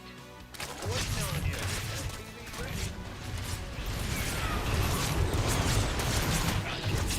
SCV ready. Where's the emergency? SCV ready. Oh, SCV ready. Sure. Now, ready for pickup? SCV lots of lings, decent amount of queens, fast lair. Confirm. SCV ready. Where's the emergency? What's going on? SCV ready. Hear me. Big job, huh? Taking SCV out ready. or dropping off? What's going on? All right, looks like he's gonna what? Go mass muta. It's kind of the energy he's giving me. SCV ready. Optics online. It's mass muta energy.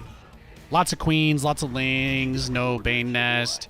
He made a Roach Warren, but no Roaches. He's either gonna do a big all-in to try and kill me as I take my third base with mass Roach, or he's gonna go mutas. But there's not really any in between. There's not really any in between there. Complete. Picking up or dropping? SCV ready. Ready to raise some hell.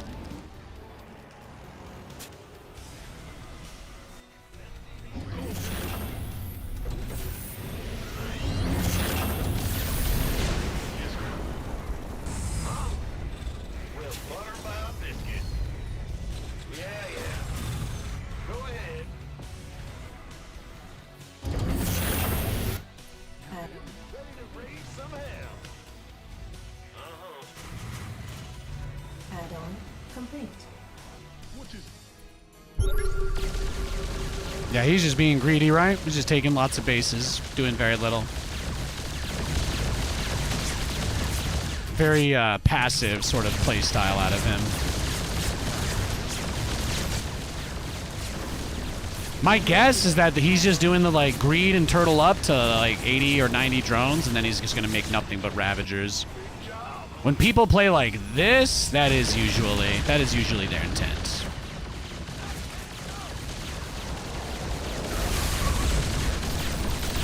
I think he still has his lings waiting for me though, which is why I want to do this.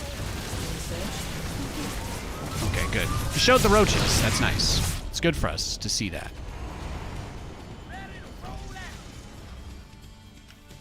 What's going on? SCV ready. Cyclones receiving. In the rear with the gear. Yes. Ready to raise some hell. SCV ready. Yo.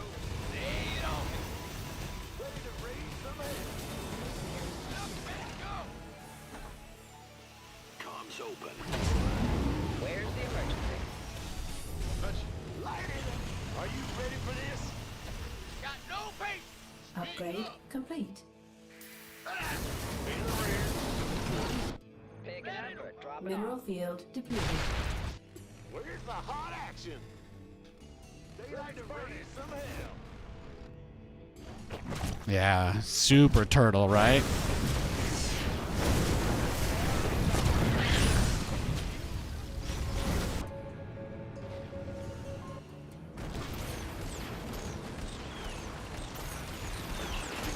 Yep.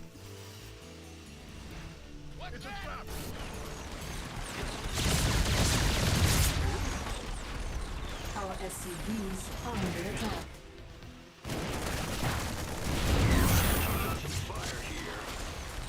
Ready to pick up? In the rear. Ben, big job. Ready to raise some hell.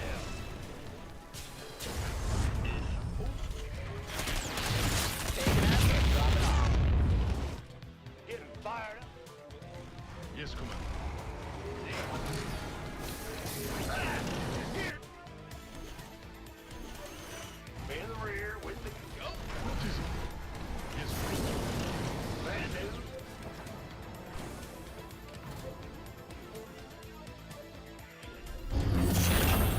Big job.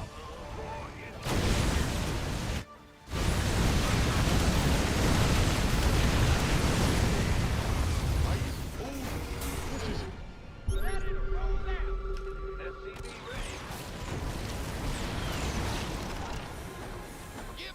Got no. What's our target?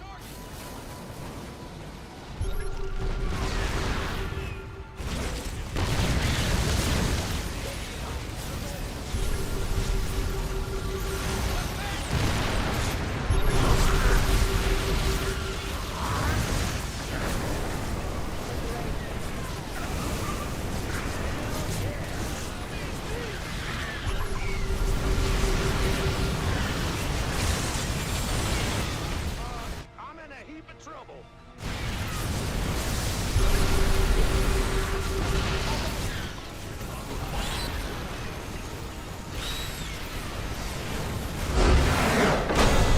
He just tried to turtle, right? Tried to play Turtle Zerg. That doesn't work. This guy thinks he's a Terran player? You scared me. I don't know. Yes, sir. Turtle Zerg is a very weird thing, though. Go. Cyclones. Guy builds nothing but queens and spine crawlers and thinks that I'm interested in playing a 50-minute game for no reason.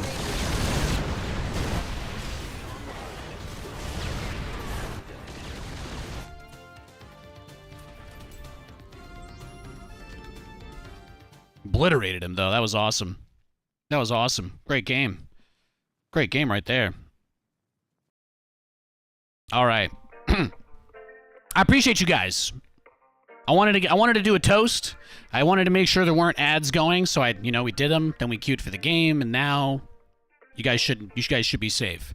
If you missed what I said earlier, by the way, there's no ads on the YouTube stream. Just so you know. I try to run them between games so that the Twitch automatic ones don't happen during the game. So I know that they can be really annoying. Subs don't get ads, and there's no ads on YouTube. There are a couple of ways to not have to deal with them. So just know I feel your pain. At least I'm doing more than nothing. But I did want to. I had a little bottle of this. We got something to mess with over Christmas. They made a White Claw vodka. I am not sponsored by them. This bottle is empty. It's pretty bad, but I might as well finish it. So I just want to raise a toast. Shout out to Blizzard. Blizzard Entertainment is officially a free elf, no longer under the boot of a completely worthless executive, and now under the boot of many other worthless executives, but hopefully better ones, right? The bar is pretty low. The bar is pretty low. So to some better days. I've got, actually, the other side has the text on it. If you guys see from my new digs, it says Seattle on it. There's no way you'll be able to read that. Anyway, cheers, guys. Let's hope StarCraft gets some love next year, right? I may not get to be a part of it, but I still watch everything. I still love the game, and I would really love to see Microsoft take the game in a better direction. That would make me very happy. I don't have anything to really gain from that. I would just like to see the game done justice. God bless. Cheers, guys. Na zdrowie, prost.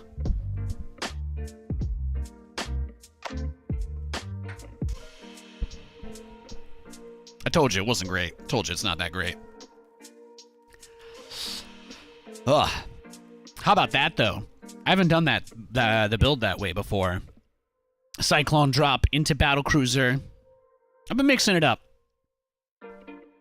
I loved you asking about his units, though. You know, it's a very popular way for Zergs to play, and the reason why he had no units is probably because of those Hellions diving for his drones. I'm gonna guess as soon as I killed those drones, he was like SD20, and then that was when I unsieged all my stuff and moved across the map because I'm like, you know, he was not really playing a respectful style with like throwing stuff away, being very greedy, massing static defense. It felt like he was expecting me to play a passive game, so I had to gritty on him, you know. Had to do it to him. Ben, what's SCV ready? Scare me. Yeah. Big job, huh? Big job, huh? Bad news. SCV ready. But yeah, since I have your attention, I might as well say we've done a couple of things. We've revamped quite a few things on the stream.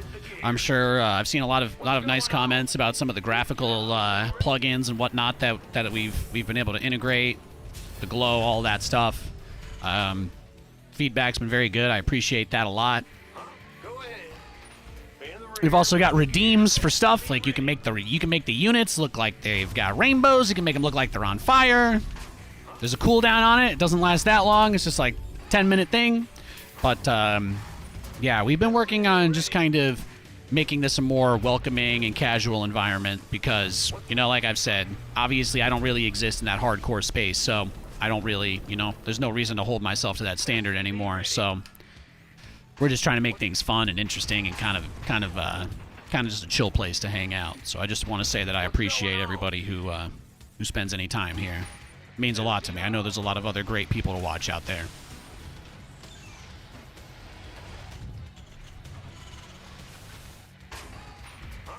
There you go. There you go. Build that big BC in chat. It's beautiful. Nothing I love more than a big, beautiful battlecruiser. You know what I'm talking about? Hell yeah.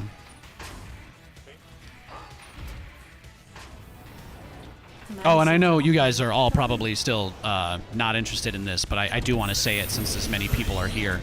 I finally unlocked Peter Griffin in Fortnite, and I just needed... I apologize for forcing that on you to hear me say those words, but somebody needed to hear it.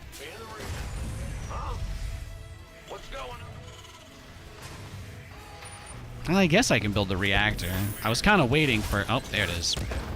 Oh my god, he's a Terran. What have I done? I might be dead. I should have built 2 Reapers. I have no idea what's happening in this game. I thought he was a Protoss player. I was going to do that double factory build I do in TVP. I guess it could work versus Terran. If he makes 2 siege tanks, we're dead, but maybe we double... Do I dare say we double medevac drop him with Cyclones? Oh man, that's like... I don't know. That sounds cursed. That might be illegal. Add-on complete. Yeah, those are my best ranks. Those are my best ranks over the course of my career. Thanks, man. Thanks for showing interest. I appreciate it.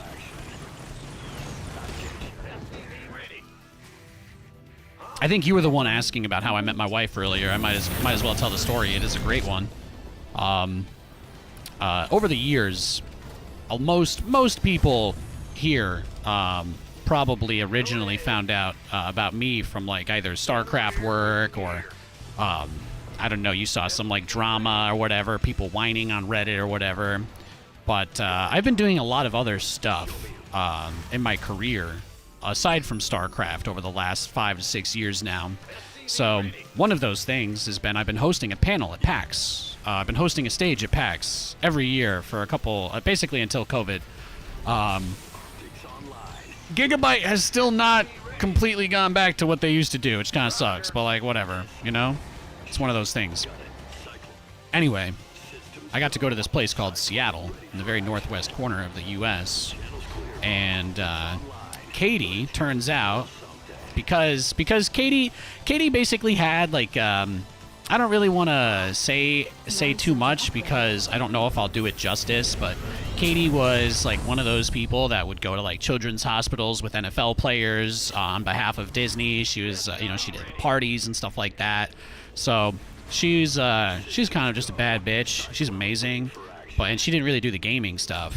But she was friends with one of my friends who did the streaming stuff, who interacted with her because she's in the modeling world as well. So I met, if you guys remember, probably don't know who I'm talking about here. But if anybody here remembers Kara, she's awesome. But Kara and Katie were friends and hung out a bunch. And basically, first time I met Katie, I was going to a Twitch after party after a PAX, one of those PAX is anyway. And we did, and it was fun because we were gonna go do all of this stuff, whatever, blah blah blah. But I met her there. I met Katie at the dinner. Rifkin and I were both working booths. Or I think Rifkin actually just hung out with me because nobody was hanging out with me. I had to work late at the booth. And then Rifkin said, well, you know, everybody's got dinner plans, but I'll just come hang out with you. So, you know, I always hated how much hate that guy got because he's always been very good to me. But maybe that's because we're both a little misunderstood. I don't know. He never really hurt anybody. People just hated him, right? So it's one of those things. Yeah, let's just do this. I don't care. Let's just see what happens, right? I should just die. Like a horrible, painful death, right? Nice. Awesome. GG. So yeah, we went to Johnny Rockets. We got like a cheeseburger, some fries, whatever. And then we were going to meet up. We were going to meet up with Kara to go to the party. So basically Kara was hanging out with Katie all day. And then they were having dinner, and then Kara was going to come hang out with us. So we went to basically just rendezvous with them, and I think Katie and a few of Kara's other friends were heading out, and she offered me her cheeseburger that she only took one bite of, and I was like, I don't know you. I just ate. I'm good, thank you. But that was like how we met, and then we didn't really start talking until about a year later. You know, I've always been on my workaholic grind, right? Very, very, very busy. I keep myself very, very, very busy. So you need to do something kind of out there to get my attention. I don't just like chase people or thirst after people. That's not really something I've ever done. So one day, a couple of my friends were tweeting about how their friend was streaming and playing Banjo-Kazooie for the first time. And that did get my attention because Banjo-Kazooie is one of the foundational building blocks upon which my, my life is, right?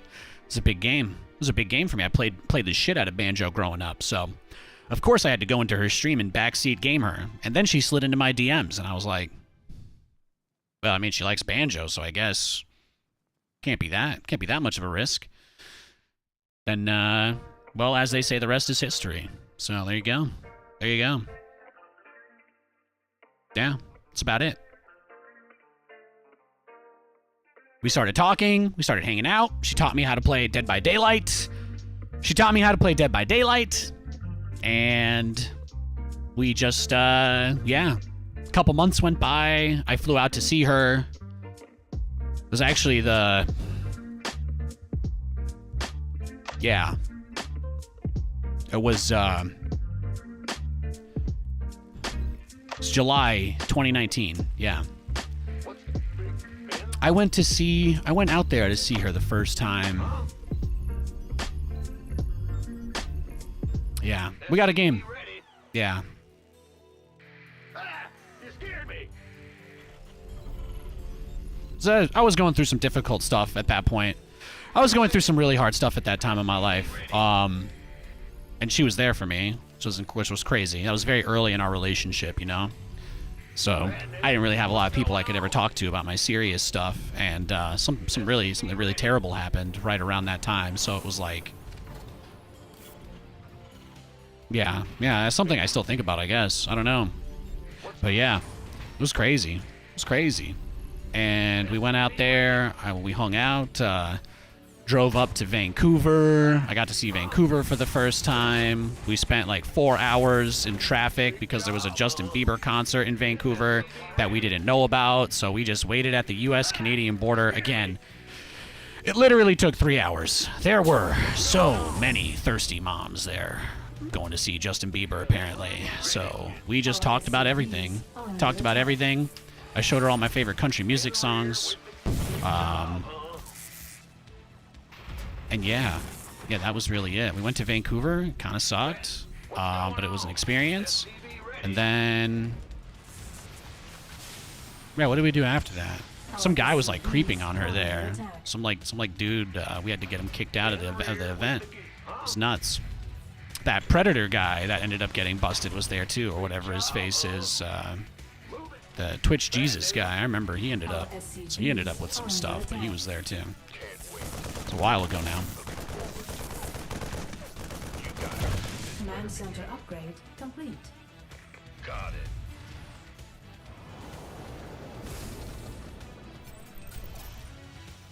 Armed and ready. Wholesome Nate lore. I know. I wish I could give you more. You know, I was always afraid that if people like knew too much about me, you know, right? That was like always a thing. There's not a tremendous amount of upbeat stuff to upbeat stories to tell from my life aside from, you know, overcoming hardship basically. So most of the best things in my life have happened to me in the last couple years, really. And simultaneously, that's also been one of the hardest times in my life. So it's like, you know, it's that balance. Go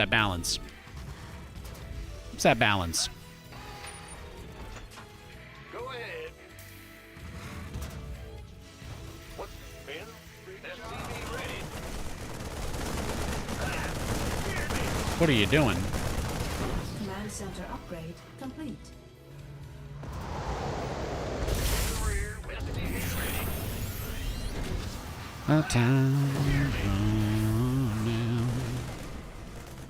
His clan tag is software as a service. Man, even Ladders gotta put up with this shit, huh? Oh, that's his name, sorry. He is software as a service. Fascinating.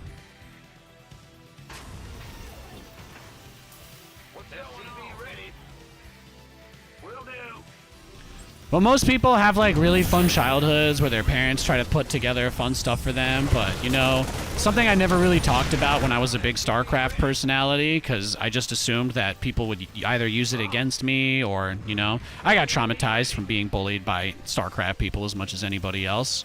So, you know, I got pushed away as much as anybody else did over the years, but you know, I didn't have a mom my whole life. You know, I had to raise myself in an empty home with no utilities for the majority of my childhood, and it was a fucking nightmare, man.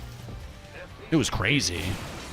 And I guess that's probably what's helped me get through the last few years, is because it's not even remotely as close to as bad as it used to be. So, you know, I just try to keep that perspective. When some people say it could be worse, you know, they just kind of saying that. But some of us, we know it can be worse, you know? I'm very happy. I'm 30 years old. I've got my legs. I've got my mental acuity to some degree.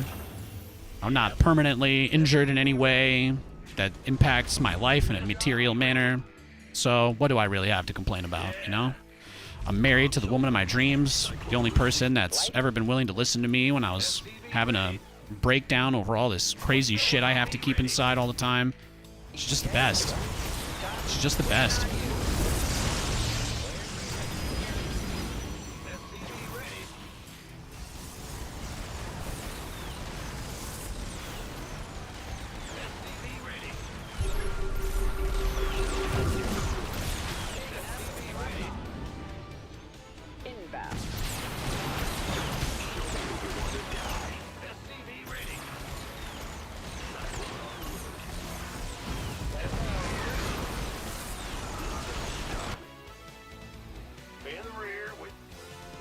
All right, this guy's been super aggro, so let's just be greedy.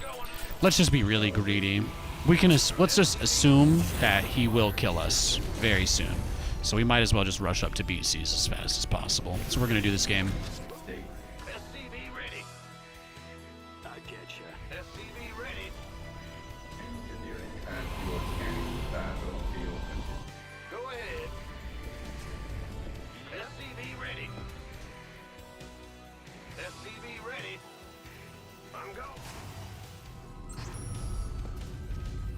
Yeah, exactly, right? I didn't have friends or roommates to go out with. I was the poor, smelly kid that was, you know, they were like, yeah, I got bullied a lot in school and stuff. There's a bunch of stuff I just never talk about.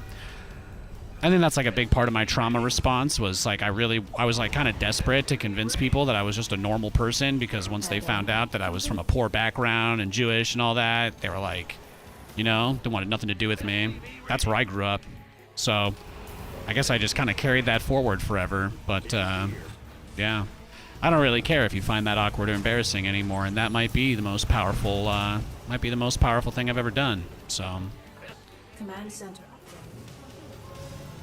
Everybody in this space has pretty harshly judged me already, so there's really not much to lose there, just being open about it. At least I can own it that way, you know? Okay, well, he's staying in his base. That's nice. That's nice. SCV ready. State your request. SCV ready. Scanning battlefield conditions. SCV ready. SCV ready. Command. Console. Good job, huh? Channel. It's no surprise that I've been very good at things that I can focus on, like, really intensely. I think StarCraft, especially, one of the reasons why I was able to be so good at this game is because, like, being able to disassociate by playing the game, you know, is, like, one of those things that kind of takes my mind off stuff. Go ahead. When I play StarCraft, you know, I don't really think. It's mostly muscle memory. Kind of keeps things at, like, maybe not necessarily a baseline, but helps. So that's why I've always liked StarCraft, and music. Music helps a lot. At your state your request.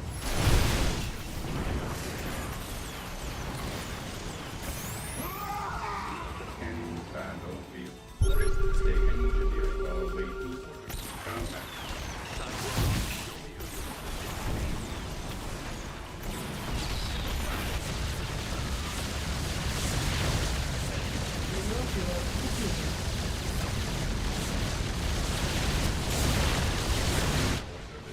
Oh, he's already got, like, multiple cannons.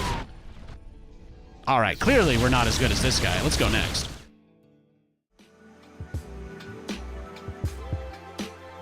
Yeah, exactly. You get it. Oh, that guy was unranked, too. Ay.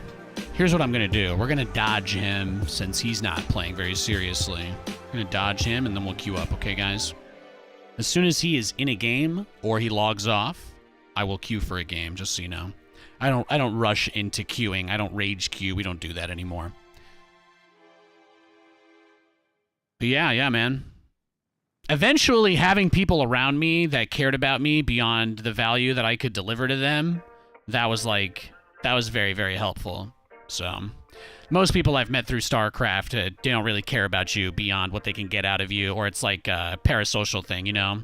Like, you know, Jeff used to get shit on all the time, and then when he passed, everybody was suddenly his biggest fan ever. It's a hard thing to watch, being on the other side of it. It's tough. You're not really like a real person to most of the people that you interact with on a daily basis. And that's like, it's not a normal thing, but takes a long time to figure out how to handle that.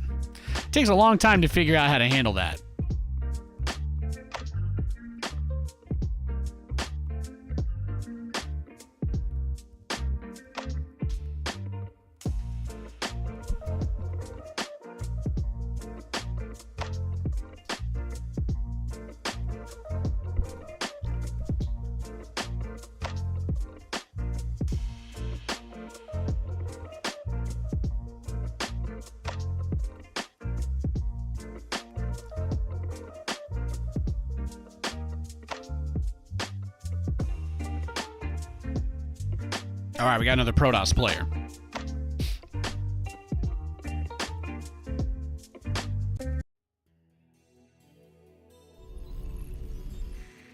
You still have the clips? Oh, there's a lot of great clips out there. Oh, yeah.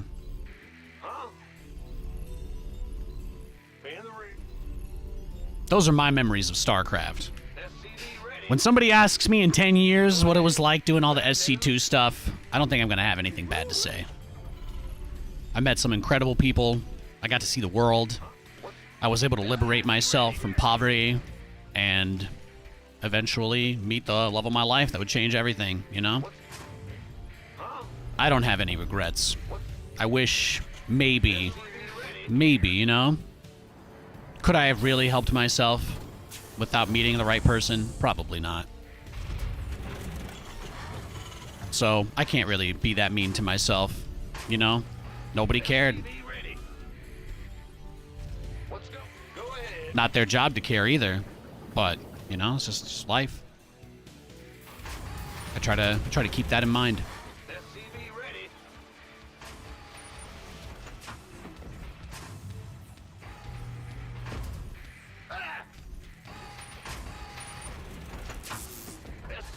Our SCVs are under attack.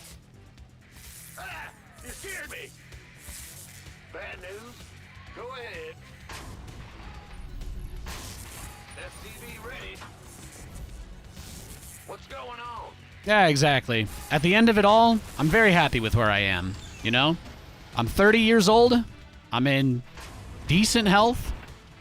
My doctor tells me I'm in great health, but, you know, I think I could probably still lose a little weight. And, you know, there's a whole world of opportunity out there. My 20s were great, and it's just full of crazy, wicked memories, but I'm also very excited about whatever is coming next. Complete. The Grim Reaper has arrived. Done. On the way. Whatever that is. SCV ready. Yes, indeed. Gods, fear the Reaper man. SCV ready. I've been going back and forth between the Cyclone drop and the double factory Cyclone build. I think the Cyclone drop is more fun, but the double factory build is probably stronger, right? What? You want something? Oh, yeah, baby. Huh? What's it worth? All right. SCV ready. Let's do this. Systems go. There's a dangerous combination, though, when you're a person that is very hard on yourself and then you become a part of a community that really encourages people to really degrade themselves as much as possible. You know, it was a bad combo. I wish I could have seen that train wreck coming. First time I ever hit 500 viewers on my own, I should have just turned on sub mode and never looked back like day 9. Go ahead. SCV ready. Could have spared myself a whole lot of hassle trying to appease people that didn't like me. Ready for dust off. SCV ready.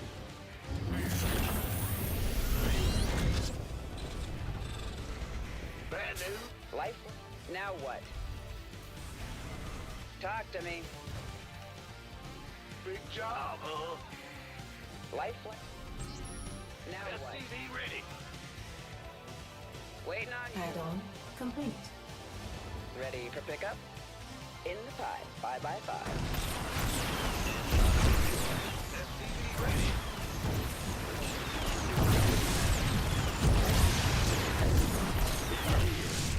Cyclones. Where's the emergency? Systems go.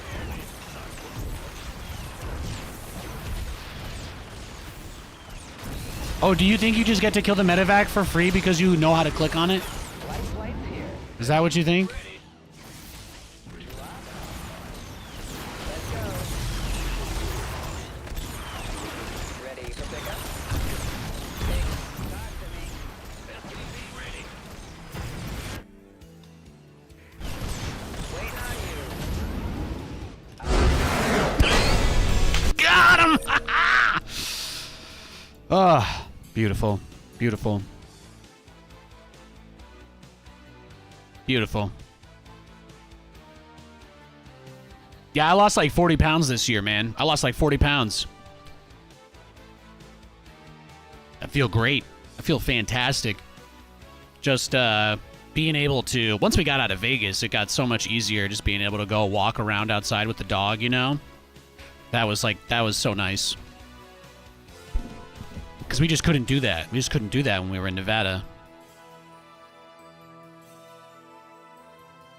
I can't believe he had a third Nexus on the way during that, too. That's insane.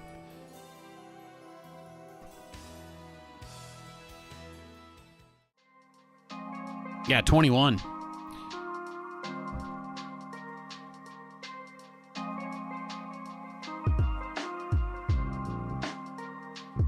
Yeah, Nevada was interesting.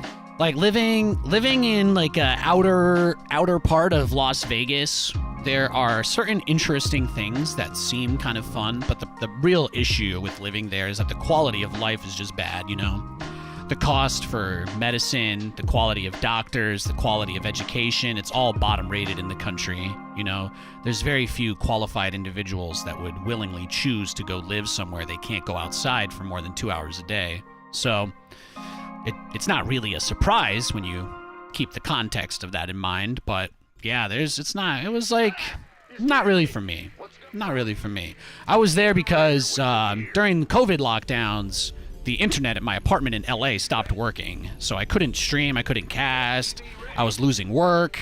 So my agent had I had a gig with the NFL planned for the 2020 season where I was going to be a host at the Twitch booth there. And obviously that season did not end up happening. It got canceled, and that didn't end up working out for me. So that kind of sucked, but whatever. I still moved there because I needed to get out of where we were, and obviously we didn't know that the season was going to be canceled at that point in time. So we moved to Vegas, and then about 3 months later found out that whole, you know, we got the news about the season being canceled, which sucked. And then I got a little bit of a break. I got hired to cast a first-person shooter game made by Logitech, and I did that for about a year and a half, and then when that contract ended, we just moved away. So I was pretty ready to get out of there. They offered me another season, but they ended up canceling the season halfway through. So I was really glad I didn't completely derail my life any further for the work stuff, you know. And then we drove 19 hours up to Washington. And now the air quality is 15 all the time, and it's amazing. Huh? You're the boss.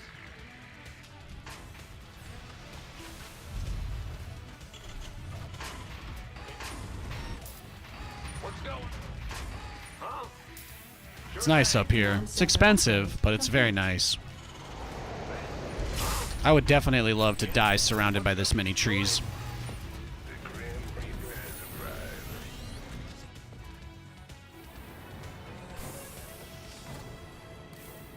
SCV ready.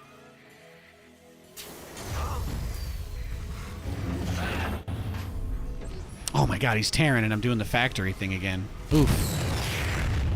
SCV ready. I thought he was Protoss. I keep thinking the Protoss is the Terran, and the Terran is the Protoss. That's the mistake.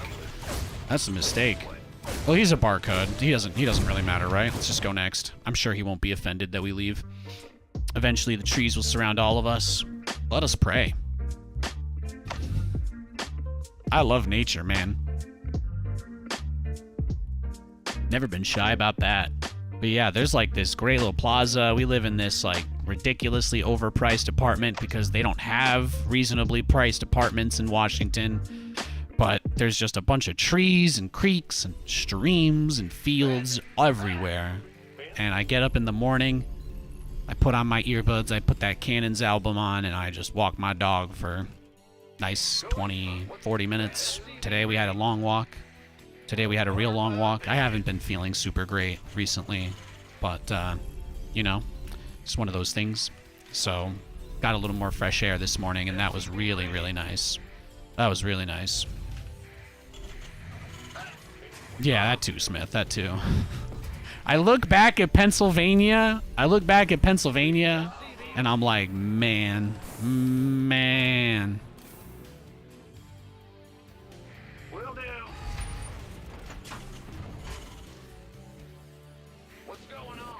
SCV ready. My brother's like, yeah, I just moved into a new place. I got one room. I'm paying $400 a month. And I'm like, oh, I'm going to cry. I'm going to cry. SCV ready.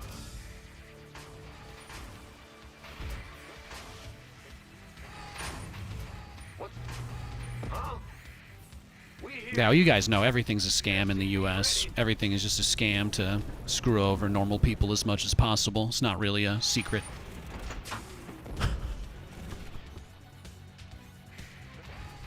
Yeah, well, that's Pennsylvania for you.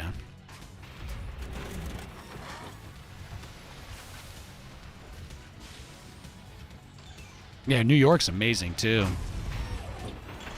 I think I told you guys, I've been everywhere. I've lived all over.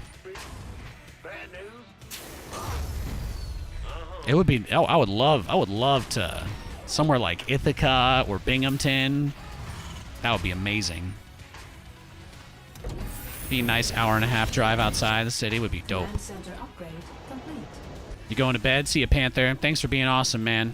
I appreciate it. Reaper has arrived. Done. Oh yeah, baby. Agreed. Arizona? No, I've never been to Arizona. I'm going to imagine it's pretty similar climate-wise to Nevada, though, so I think I'm good. I think I'm good on that. SCV ready. What's it worth? Certain.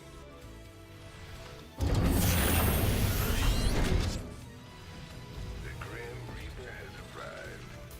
But, like, this is definitely the nicest place I've lived. I could probably be happy somewhere in, like, rural PA or New York. We talk about that all the time. Go ahead. What's it? I'm listening. You know, if we won the lottery, I'd love to just be here, but long term, I don't really know that it's possible. So we talk pretty regularly about if an opportunity comes up to go east. My dad's in Philly. My little brother's in Scranton. Add-on complete. We don't talk to my big brother, but one day he will talk to us again. Eventually, I'm sure. SCV ready.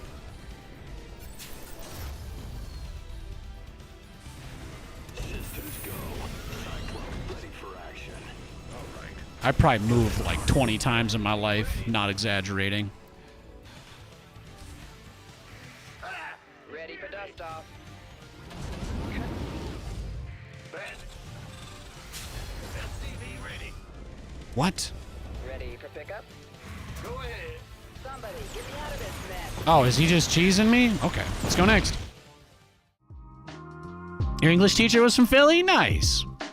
All right, you guys know the drill. I'm just going to avoid a rematch. Okay, it says he's still in game, so I think we're good. I think we're good. Yeah, he went one base, double factory, Cyclone all in with SCVs. Strong build, but I'm not going to stay in a game like that. He's out of game now, so as soon as he queues up or he logs off, we'll search for a game. Just letting you guys know.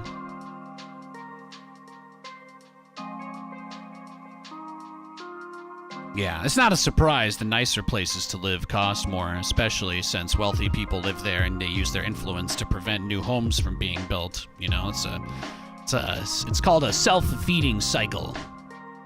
Ibiza? No. The only place in Spain I've ever been to, I've flown into and out of Madrid airport and Valencia. We've been to Valencia a bunch. Been to Valencia a bunch for StarCraft stuff. Valencia's a great town. Valencia is not a tourist city, so people there don't really speak English as much, but it was probably one of the most, like, beautiful places that I'd went to, you know what I mean?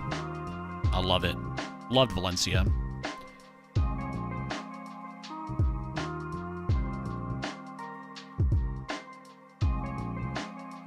My favorite SC2 event? I couldn't possibly answer that question. Hosting BlizzCon for the first time was pretty awesome, as far as, like, level of achievement is concerned. But, yeah. Alright, this guy's still searching for a game, so I'm just letting you guys know. We will queue up as soon as this man is in the game or offline. Just so you know, it is not possible for him to go AFK and for it to look like this. It'll eventually say away, offline or in-game. So all we have to do is just wait a minute or two. He's not sniping or anything, so I'm sure it won't take much longer. Thank you for understanding. I'm enjoying talking to chat, so I'm not really in a rush to queue up.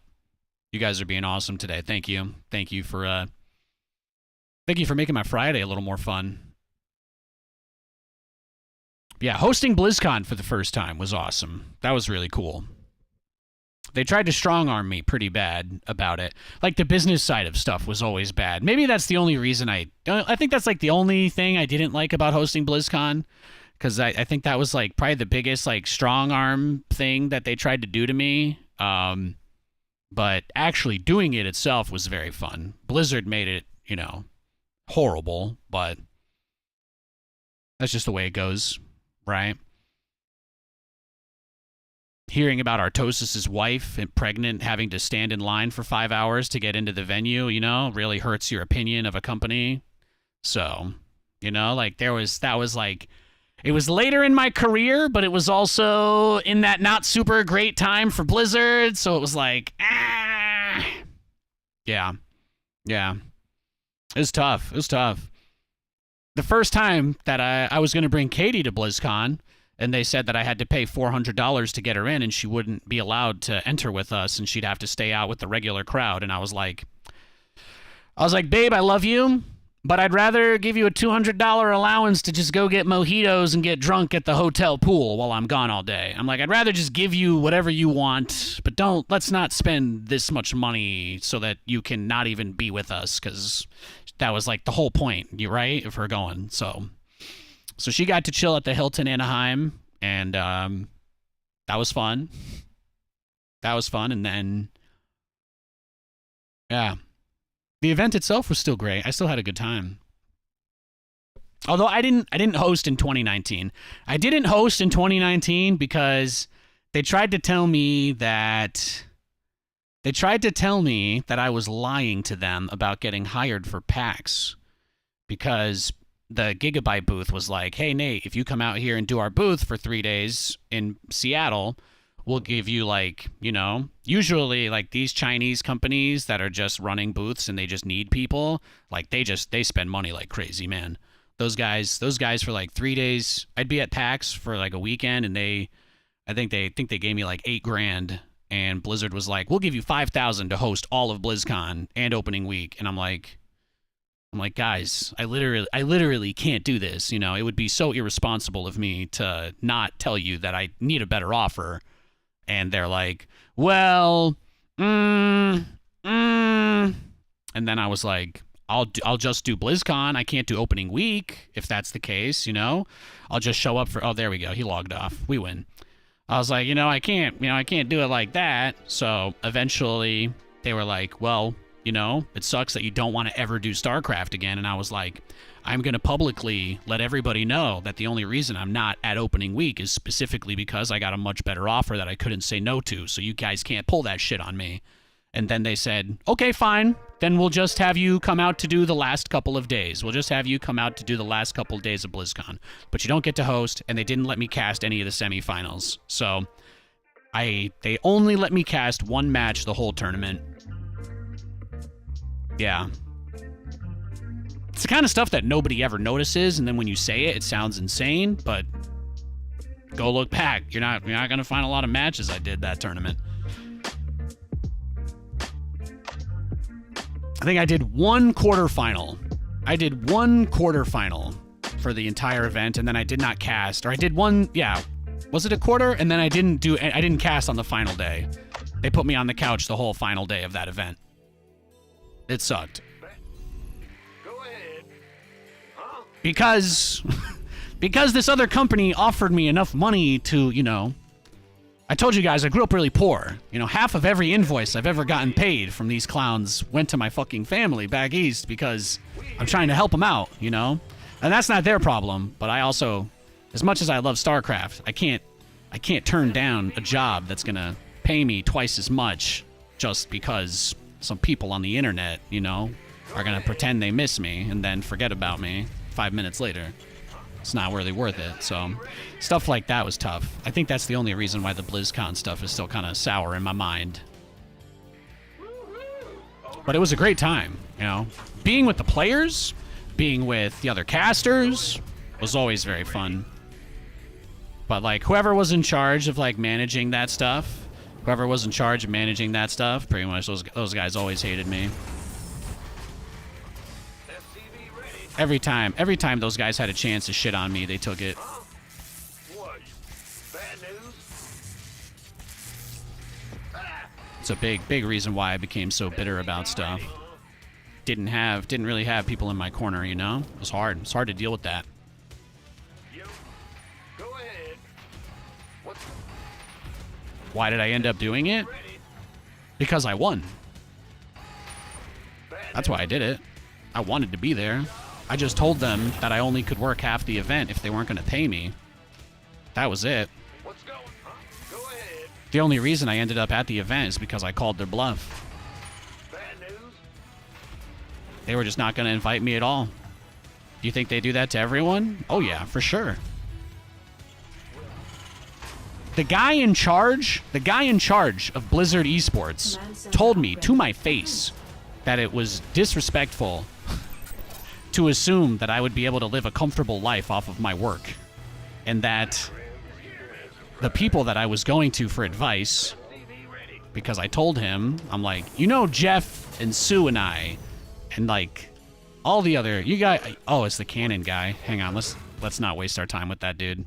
That was the cannon man. As soon as I saw the cannon in my natural, yeah, he's playing unranked too. We'll just dodge this creep, no worries.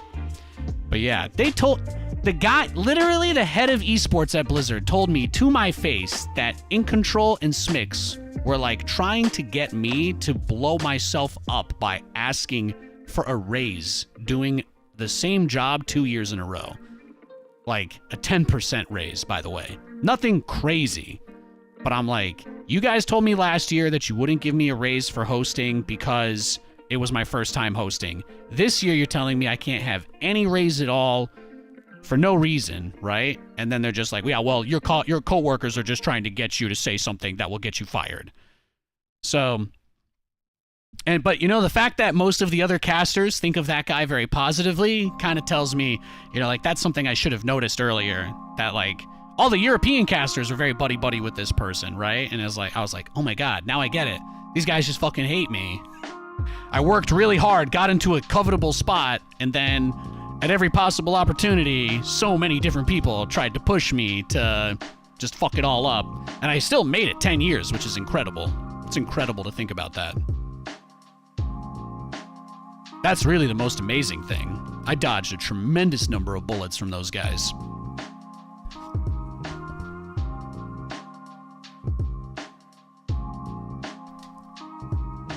I remember one of our conversations, they were like, well, you know, you're not really as good without Roddy.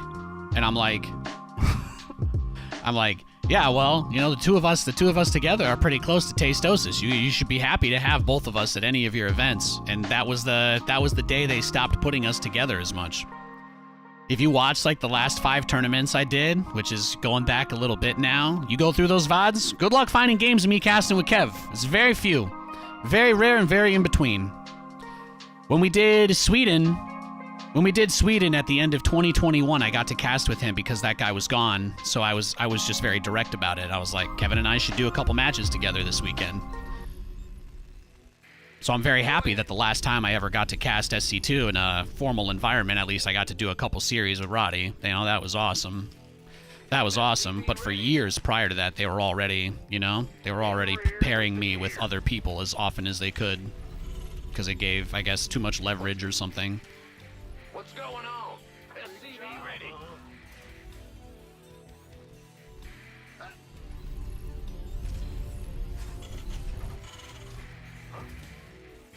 What's going on? SCV ready.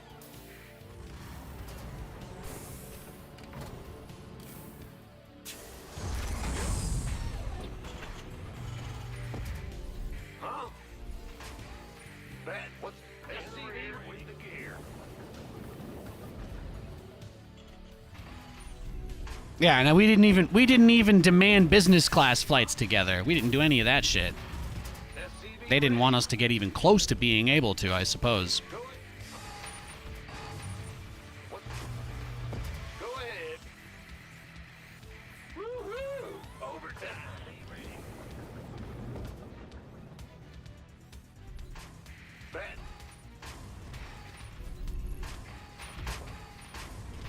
Yeah, I've been independent for years now, Limbo. You know, I literally didn't do a single gig all year. It's the first year since 2011 that I have not had a single thing pop up.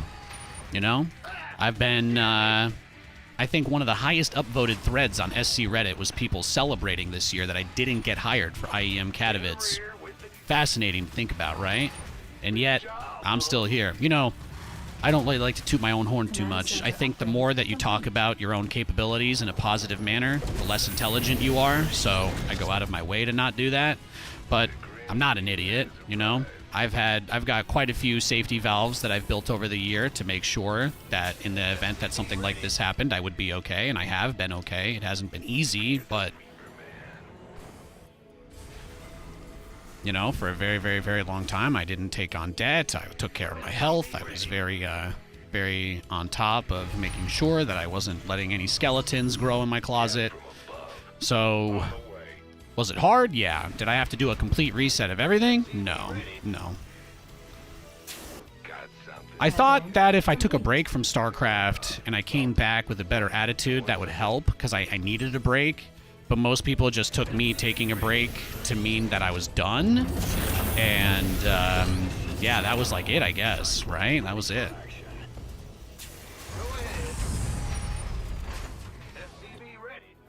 I've been on that grind, you know, and I still don't even exist, right? It's tough. But yeah, I'm very excited about what's coming next. I don't expect or plan to ever be a part of anything StarCraft ever again, and I don't really need to be. Getting over that was the most important thing, really. If you guys are here, you know, if you're regulars, the regulars here know what the plan is. But I'm just, I've come to the point now where I'm okay with it.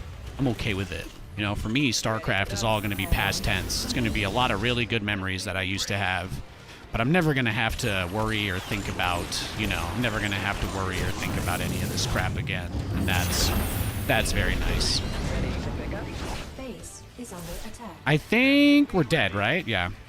Let's just go next. Stormfront? No, that's a Nazi website.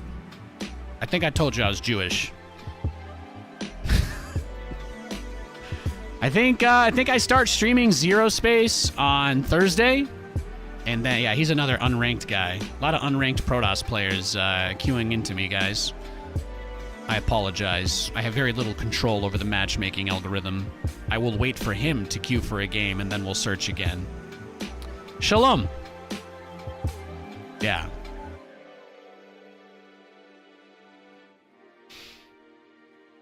But I'm very excited about Zero Space, Stormgate. I think those two games are going to bring a lot of people like me that are sick of what StarCraft has become and the negativity and the self-hatred. You know, I think a lot of people that have been quietly pulling back from StarCraft over the years are very excited about trying to do better and cultivate a less toxic environment. Myself especially, you know. I can't blame myself for what happened because, like anybody else, I was shot out of a cannon without permission at the age of 0, and I've just been trying to figure shit out on my own my whole life, right? Like most people. So, yeah, I'm not gonna hate on past me, but you know, I've learned a lot, and I'm never gonna put myself in that position again. So, that's exciting for me.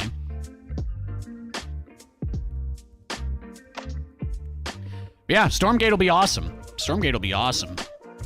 I'm pumped. Let's go see if more people are playing on the America server, since it's just unranked one-base Protoss players on Europe tonight.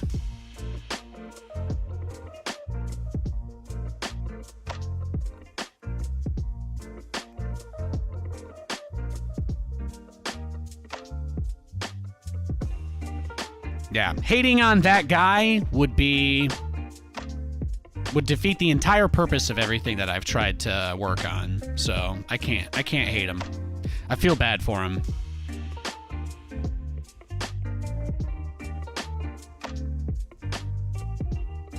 That's about it. He was a very lonely dude. Did not have any outlets or people to lean on. So, you know what? I don't think there was any stopping the train wreck that dude was headed into. You know what I mean? Just kind of had to happen. I wouldn't be here without it, you know? I wouldn't be here without it. It's a very important thing to keep in mind. How long is the DVD loop? It's not a loop. It's not a loop. It's random. It's just random. Shout out to bouncingdvdlogo.com.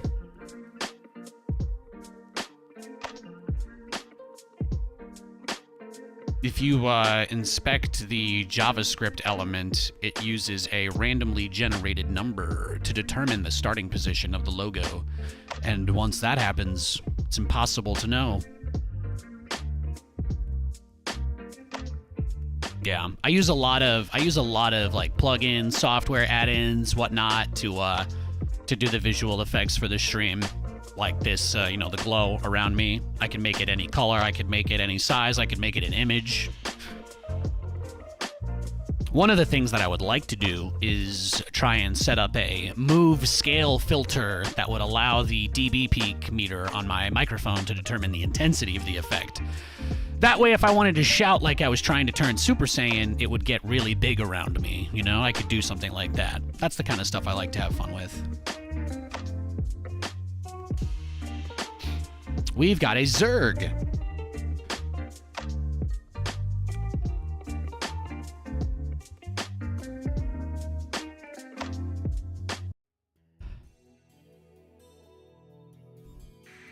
Huh? In the rear with the gear. What's going on? Amen, 3D. Amen.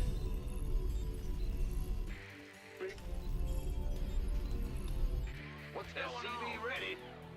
People come in here every once in a while to drop their pity off before they leave forever. You know?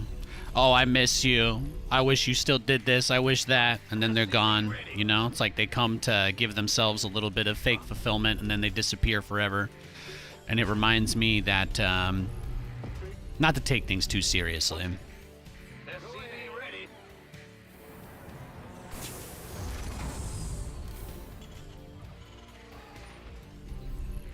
I'm very happy with where I've ended up.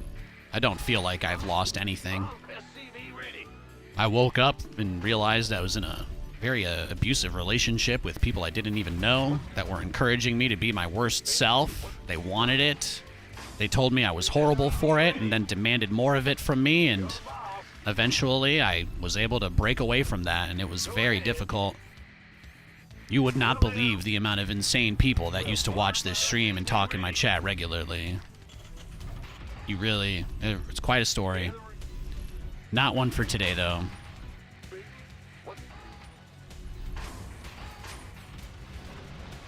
All you have to do is seek the approval of people that you don't know because you feel like you're not good enough, and people can push you to do a lot of things that you don't want to do. Yep.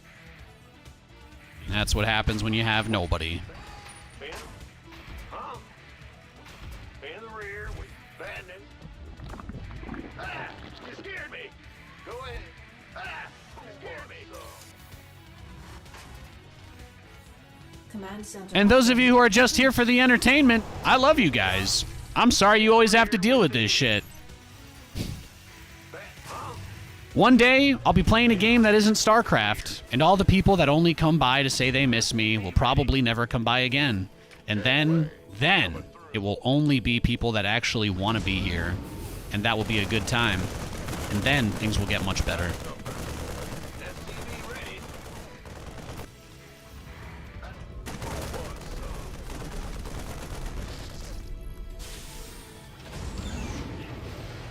Go ahead. Yes. SCV ready. Go, go, go. Thanks, that was a nice story. Thanks, man. SCV ready. Life's not easy, but I try to remember that I still got things pretty good. I like to share a little bit of this wisdom because I don't know what any of you are going through. Maybe I piss off a quarter of you, maybe I save one of you. I don't know. If I help anybody, it's worth it, so I don't really care. You guys can think whatever you want of me. I'd rather speak up for somebody else going through a hard time than pretend that I'm normal. SCV ready. In the rear. Huh? SCV ready. Scared me. SCV ready. Ah! You scared me. Well, Add-on complete. SCV ready. Probably put out a video on New Year's. You know, stuff like this on stream. It's like the apology thing a couple years ago. People don't watch my stream for stuff like that, right? So, when people wanted the bad stuff, they came here, they clipped it, they edited it, they downloaded it, they re-uploaded it on their own fucking websites. Crazy stuff. And then when I, you know, when I tried to apologize, when I tried to make things better, I realized none of them really wanted that or cared about it at all. It was mostly just about getting the dunk points and just being horrible. So, when it's time for me to be able to play other games, I'll definitely, you know, try to put out a more, like, serious statement about stuff so that people who don't watch the stream maybe have a chance to know a little more about the truth. But, yeah. Yeah. I mean, that's going to happen when we've got other stuff to focus on, you know? That's going to happen when we've got other stuff to focus on. Getting back into playing StarCraft, my biggest focus has just been to enjoy playing the game again and to take that power back away from the people who tried to ruin it for me. I've had a lot of fun playing it this year. Probably done the most different strategies in 1 year period than I ever have before this year. Now what? Add-on complete. It's been awesome. Lifeline? Yo, JW. Good to see you, cutie.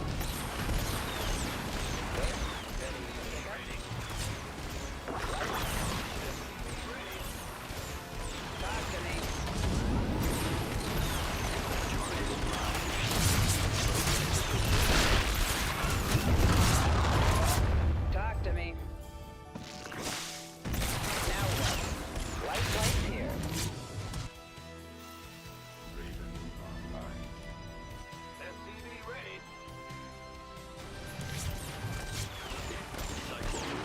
Coordinates of what? Channel clear. Got a target in mind. Console. Talk to me. How to be judged. Waiting on you. You want it, big boy, don't you? Loud and clear. Ah! Bad news. You guys don't mind that I don't macro when I do stuff like that, right? You guys just want to see the sick plays, right? I thought so. Complete. Don't worry, I got you. I will never prioritize macro over my micro, because micro is much cooler, and we all know that. See? When we're honest, it's more fun.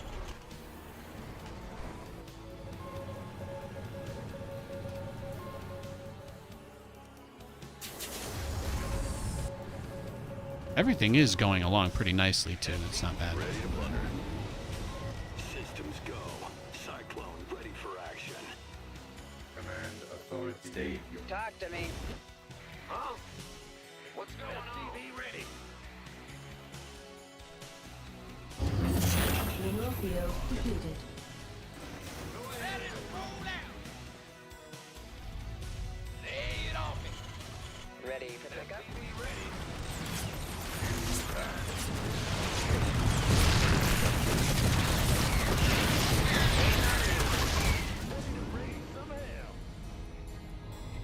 ready for service.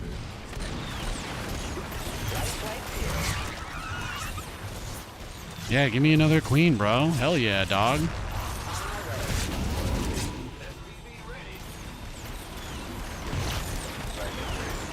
Research complete.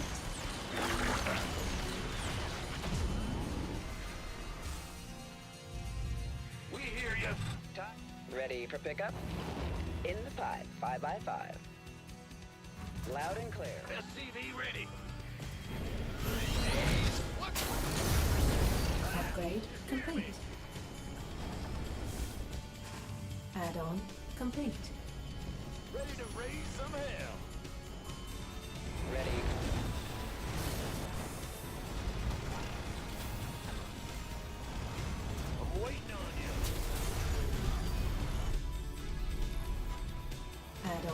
complete. Upgrade complete.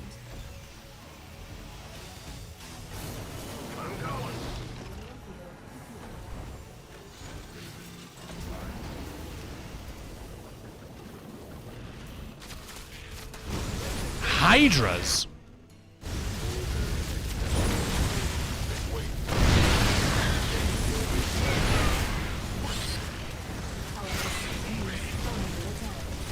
Base is under attack. Mineral field completed. Bad news. Ready to raise some. Base is under attack. We could use some help here. Base is under attack. SCV ready. Huh? Oh, one of my Cyclones bugged out on the drone going into the extractor. Interesting. SCV ready. In the pipe, 5x5. Ready to raise some hell. Big job. Picking up or dropping off?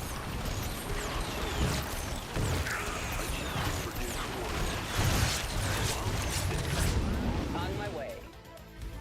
Ready to raise some hell. ETA, 1 minute. Loudon, ready Ready for to pickup? raise some hell.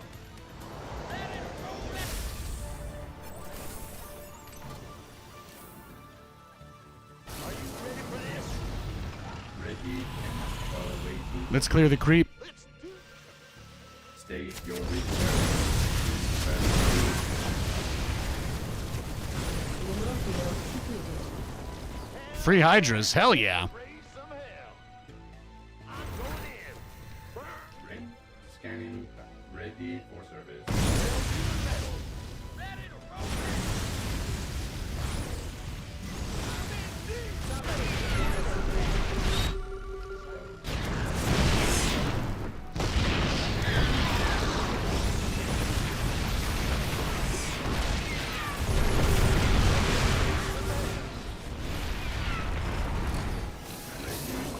Online. Let's go kill something. Combat.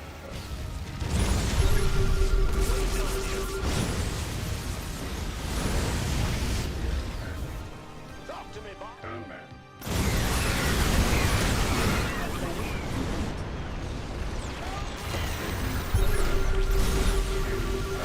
Be ready for service.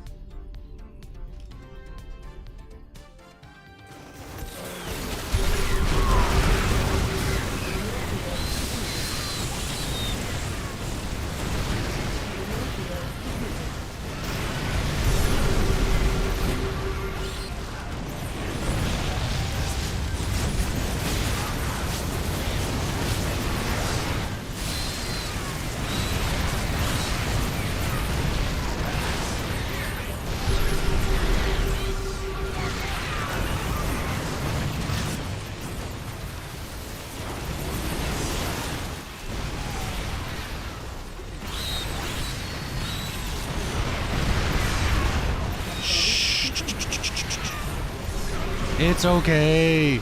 It's okay. It's okay.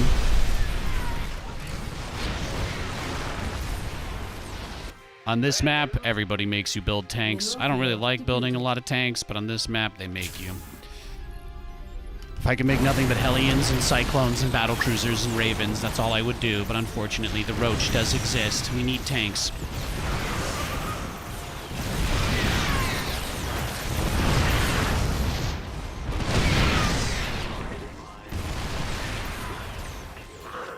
Look at that. Just demolish this guy.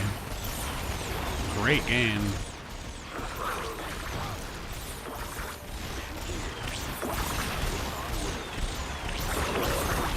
You'd love to see it. Command center upgrade complete.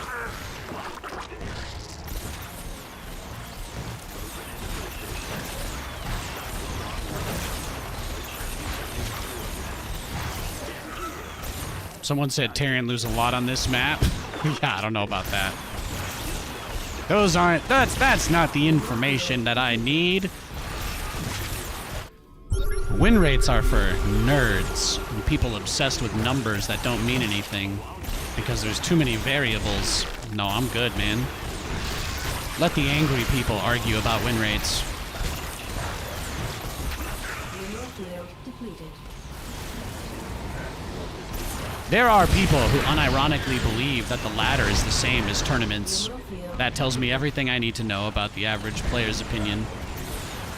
And why argue with them? That's equally a waste of time. I just play the game.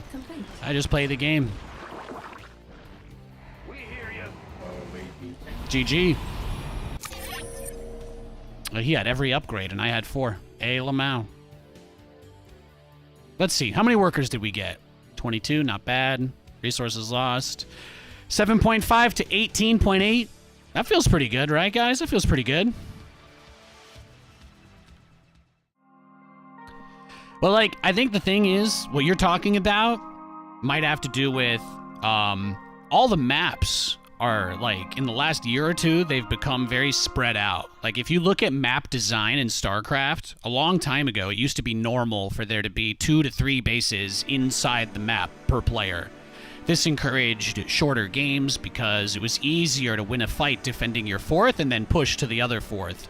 But the way that maps are designed these days, if you win a fight at your 4th is on a corner, you know? You don't get to expand towards your opponent like you used to. You're typically, every base is around the edge of the map. So for the Zerg, they expand both ways, and then, ideally for them, they scout whichever way you're headed towards, and they defend it. You know what I mean? And then they keep expanding the other way.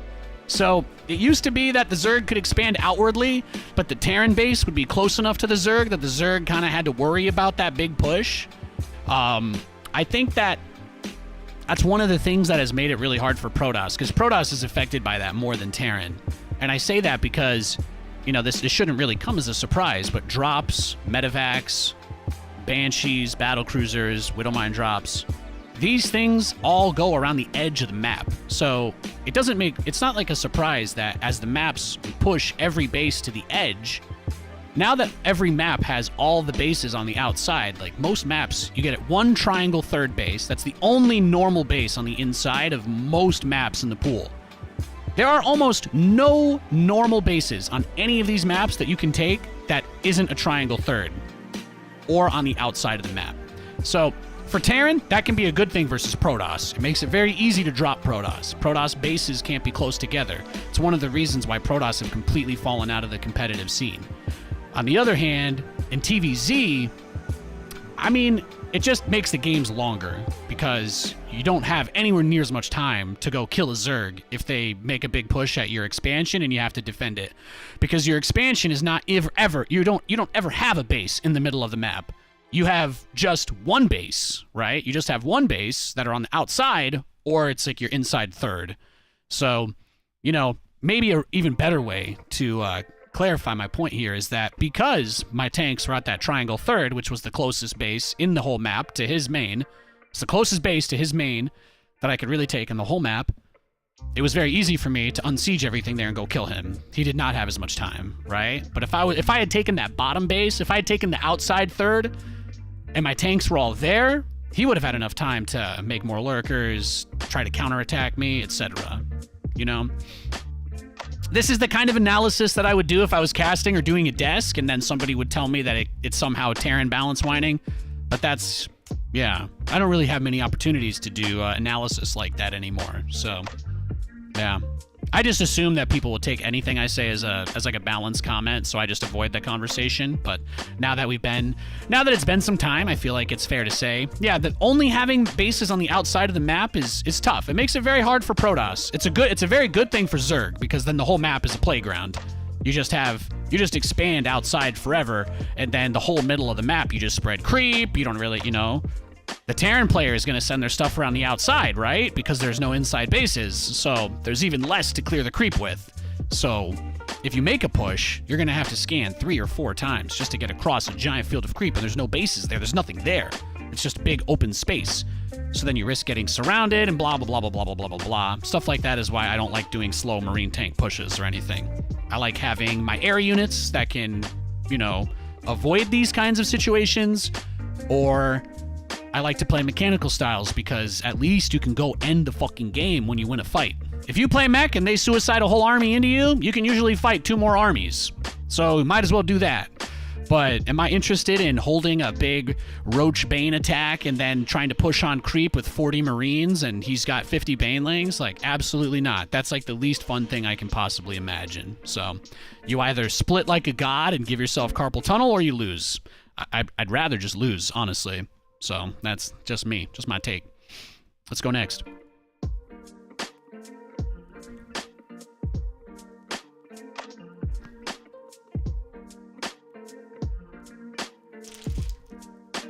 It's just another reminder that, like, because I was waiting to see as well if anybody else would ever mention this when people talked about Protoss or the maps or tournaments this year.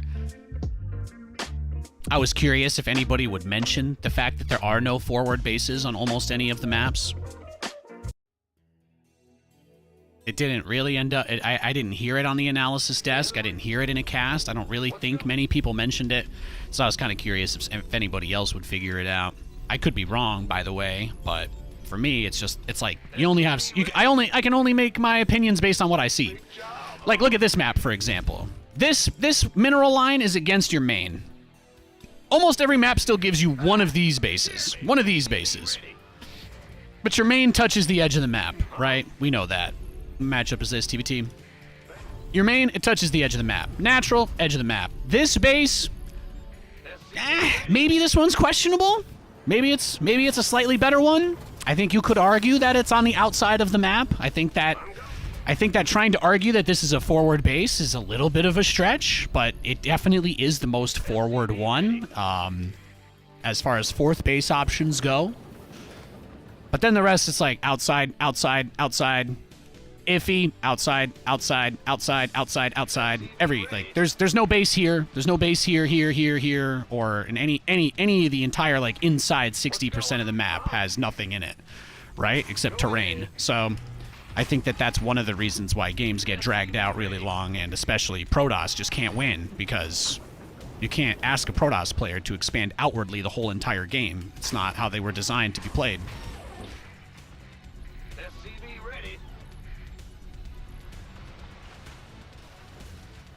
Poker. I played Poker Night at the Inventory a long time ago, so I could get those stunner shades for my demo man in Team Fortress. Does that count? I only played long enough to unlock the Dangeresque. If you know what those are, you're a real one. Big job, huh?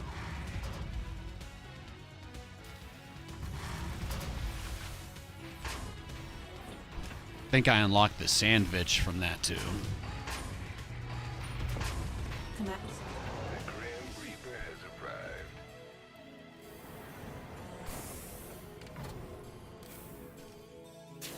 Got something for me to kill. All right. SCV ready.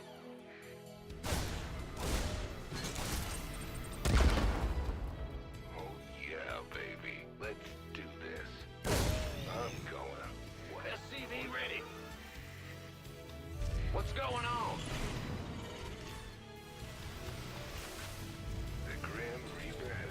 Yeah, I do love, I've watched some poker. I think that poker is very much like StarCraft as far as like the strategy and meta stuff is concerned, yeah.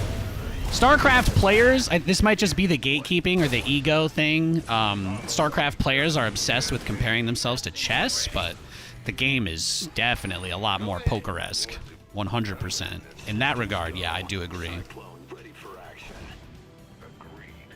Yeah. They're both games of imperfect information where you can bluff and get a huge advantage even though you have nothing. And as much as everybody wants to say, you know, it's like, again, this might just be one of those things where people are not really capable of being honest with themselves, but like in StarCraft, you can't know everything. And understanding that is a very important step on getting good at the game. You can't know everything. He could be proxying me, right? Just because I'm looking for it doesn't mean that I would find it. It doesn't mean that he would put it anywhere that any normal player would scout, right? You just kind of have to get a feel for the situation, what you can get away with, what you can't get away with. Now what? It's very nyeh like that, you know? Now what? Get from above. But yeah. Waiting on you. The chess comparisons for me were always like, you know, that's just people justifying spending 12 hours a day playing a video game they like. ETA. Base is under attack. It's definitely more like poker, which is also something that makes sense when you keep in mind that there's been a history of pretty good players historically in StarCraft or RTS that have actually done well at poker too. Right? There's a lot of people like that. All right. I'm going to let him queue up. I'm going to go use the bathroom real quick so we don't get a rematch, okay, guys? We'll stone 2 birds at the same time. I'll be right back. Love you guys. Chess analogy only applies when referring to build order. Yeah, but I actually still don't think so. I think you can have a plan in anything. I think if you have to zoom out enough to say that both games you strategize and have things, I think everything's the same at that point. Just my 2 cents, though. If you want to have a real discussion, I think the poker comparison is much more fun to talk about, though. There's, like, you can say chess, but there's not really anything to dive into there, you know? And chess also has no mechanical aspect to it, right? But even poker has your face, you know what I mean? That's considered a huge thing. How many people wear sunglasses every time they play so that they don't reveal any emotions, you know? It's a whole different ballgame. It's the same reason why I think the fact that nobody has ever seen Maxpax's face gives him a minor advantage in online tournaments. You're playing against a faceless entity. You don't know anything about the guy. You're never going to see him sweat. You're never going to see him lose a game and go, fuck, on camera. You're never going to see that, right? He's just a monolith that exists from afar, and you're just kind of like, you know? All you can really do is guess. So, in my mind, in a game of strategy and willpower, something like that is... It matters. It may not even matter a whole single %, but I do think it matters. You know, that's it. All right, I'm just going to take a quick break, and then we'll get another hour or 2 of games in to wrap up the show. Lou, come here. My dog wants to say hi. Lou, come here. Come here. Yeah. What do you got in your mouth? You want to show everybody in chat what's in your mouth today? Oh, what is in his mouth? He's got we got one of Dad's socks. You know, yeah, I need these. You know, I really like the low ankle cut ones, Lou. Please, if you want to destroy a sock, I'll get you a big one, but please let this one go. No, he's not letting it go. What else do you have? Is that a shark? Is that a shark you got? Oh, yeah? Oh, yeah, you got a shark? Oh, he's a good boy. This is my son, Lewis. He just turned 4 last month. He's a golden retriever. His dad was a show dog named Chubbs the Sixth. We bought him from a very sweet family out of the back of a minivan in Compton. I love that pooch. Oh, he's showing off for you guys. He's showing off. He's showing off for you. Blue, I don't think that's the side of you they want to see.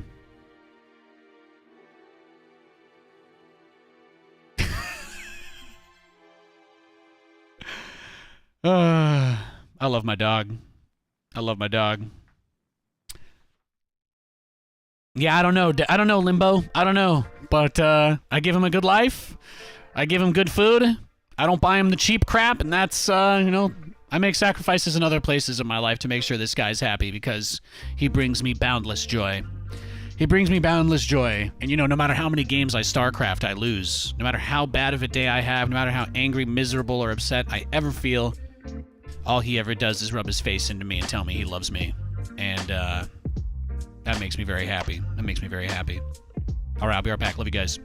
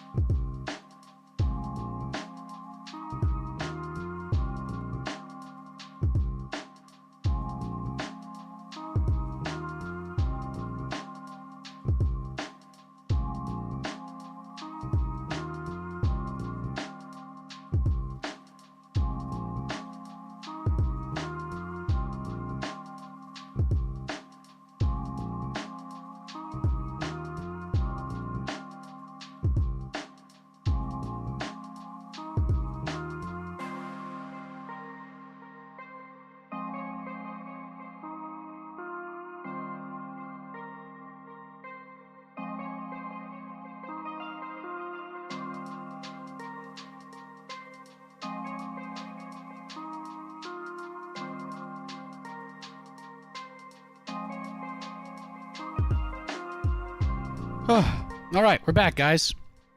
Thanks for hanging out today. It's been a nice, good long show. I really appreciate everybody hanging out. Y'all stay based. I'd say I've got maybe another hour in me, so we'll just play a few games, wind things down, chill, and call it a night. How does that sound? You ordered Chinese food? I'm very jealous, JW. You can't get good Chinese food out here, sadly.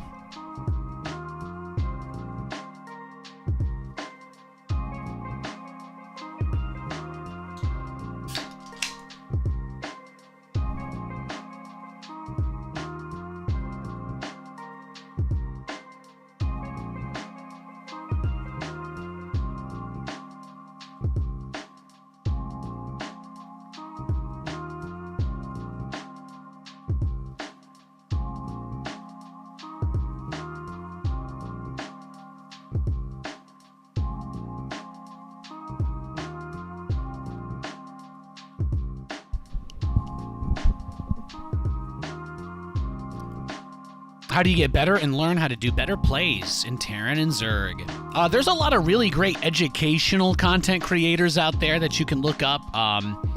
There's guys like Pig, Loco, Vibe. There's a lot of people that put good info out there. I think you'd probably be a little better off asking them.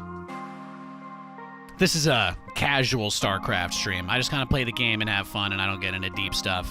I have some guides on my YouTube that are pretty old. If you just want like general advice, I would say play the game a lot and desensitize yourself to the anxiety and stuff, you know? You just gotta play. All the top players automate the majority of their actions. They don't say it because it makes it sound less prestigious, but building a muscle memory to do all the basic actions without thinking about them is the single most important thing that you do to get good at this game.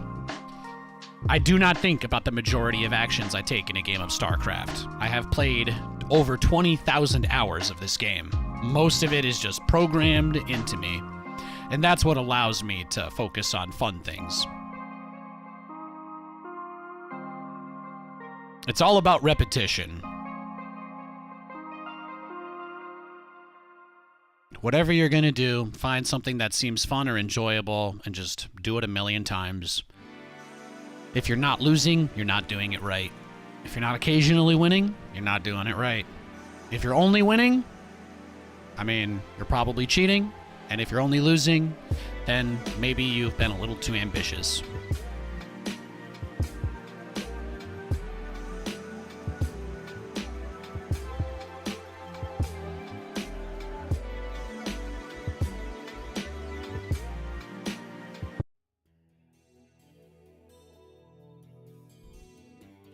Big job. In the rear. Huh? Bet. There's very few movies where they start with the hero winning the whole entire time and never facing any difficulty. Just remember that. Well, butter my... Ben? As much as you might believe that for whatever reason you're God's favorite princess and deserve to win every game because you're special and your mom told you that when you were little, yeah, I mean, it's not true. It's not true. I've actually never seen a movie where the hero didn't face some kind of conflict where they weren't enough at some point. It's very rare. It's very rare. Learning from mistakes is one of the most important parts of the human experience. SCV ready.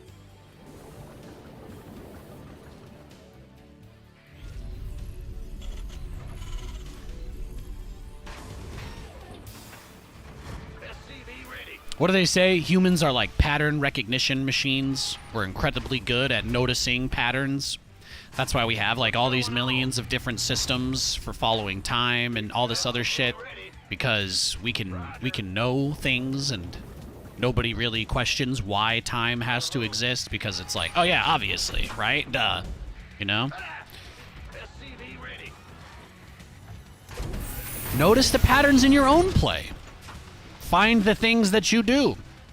Do you feel embarrassed looking at a replay of a game that you lost? Why? Ask yourself why. Why would you not want to look at a game you lost if your goal is to get better? It doesn't really make any sense. finding the pattern of poor play can also be very helpful, you know? But again, that's why I say there's a lot of other better streams for learning the game. I'm going to be doing this type of content for Zero Space and Stormgate, but you know, I did it for StarCraft forever ago, and again, I'm not a StarCraft guy anymore, so I just play the game for fun. So I don't have a deep dive breakdown for you or anything on hand. The easy answer is, if you play the game a crazy amount and you seriously are willing to accept when you look at your own gameplay, your mistakes, then you can get as good as you want to be. But the top level people don't think about it that much, because it's really just mostly repetition and muscle memory. You either have the focus to pull it off or you don't. But focus is something that can be built. I wasn't good at this game when I started playing it. I didn't learn it the right way either. I 2-port Banshee'd my way out of Silver League all the way to Masters, and then I started learning how to play StarCraft.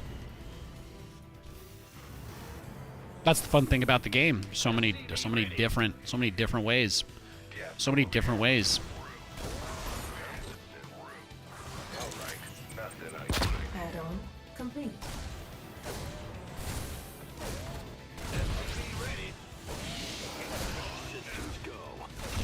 Ah! That. Got a target. SCV ready. Ready for dust off. Waiting on you. Go ahead. He's going for a Stargate. Oh, you play co-op? Yo, dude, Stukov and Nova are two of my favorites. Okay, I can talk about co-op. I love co-op. There's nothing stressful about that. The toxic people are not in co-op. No, co-op is freaking dope, man. Stukov is absolutely my favorite. I love Stukov, bro. His siege tanks are disgusting. Stukov's tanks are incredible.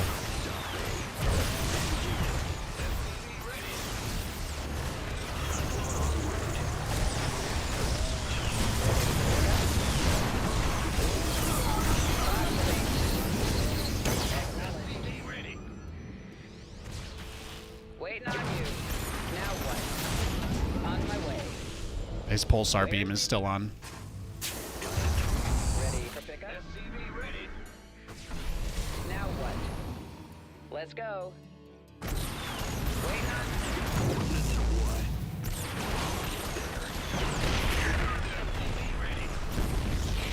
Understood. Nice.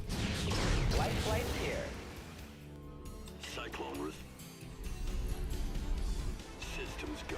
Somebody, get me out of this mess. I get ya. Meow, meow, meow.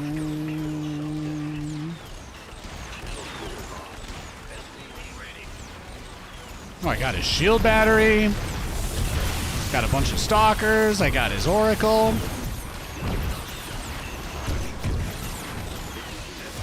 Command center updated.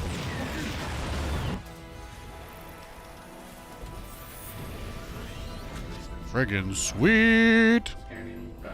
State. SCV ready. Ready.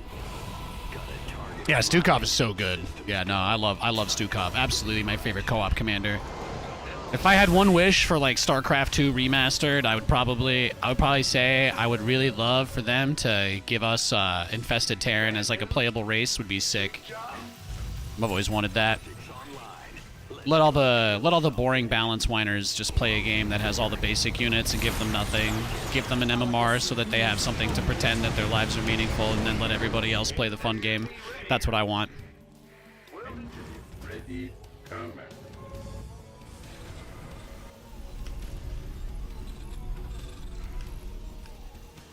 Systems go. Cyclone ready for action. Scanning. State. Never played it yet? It's really good. It's really good, bro. I would definitely suggest it. Add-on complete. What's going on?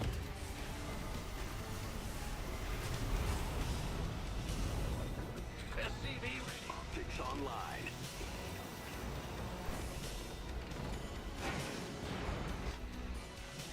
Systems go. Cyclone ready for action. SCV ready. Ready for entry online. Scanning backup.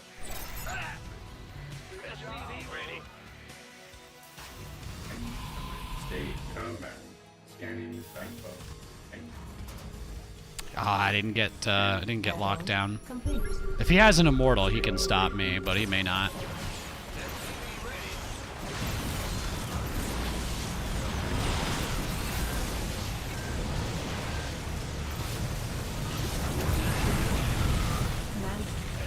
Kill the battery first.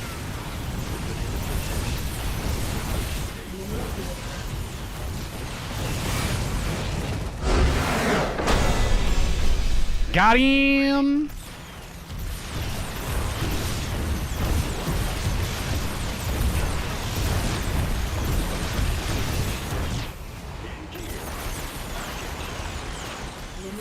You guys know the Balance Council didn't even vote to put this in the game? Crazy. Crazy.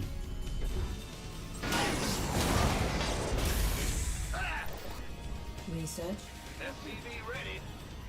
Yeah, I like that you don't have to micro as much with him, right? That's kind of what's fun about it. You just send endless waves of zombies at your opponent. Upgrade. It's like I'm playing Baldur's Gate. Mineral field completed.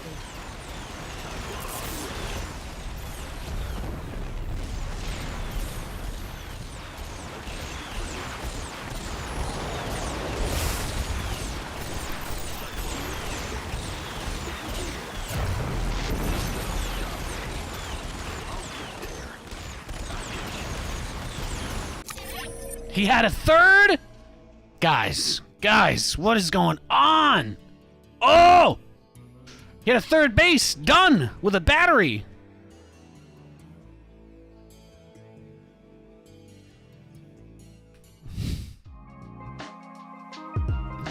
You got any idea who you're stealing from?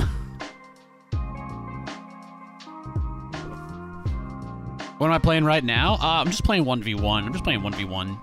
That's like the thing that most people watch. So at least while I'm waiting for the games next year to come out, I'm just kind of sticking with what works the best content-wise. We'll be doing all sorts of different stuff once Zero Space and Stormgate are into the streamable stages of their alphas and betas.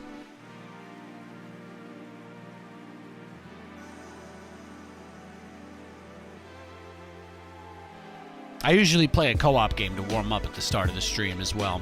If you guys ever show up for the first 30 minutes, I'll usually do a co-op before I play ladder. But I know that people don't really like it, you know, so there's not really much point to stream it typically. But I do like just kind of doing it. I like it, I guess. SCV ready. Big job, huh? Yeah. Yeah, I don't have anything I can say about Stormgate. I do believe I'm going to be able to stream Zero Space next week, though. I'm under that impression, so I'm very excited about that. It's going to be a very good change of direction for us. Going, huh? What's going? SCV ready.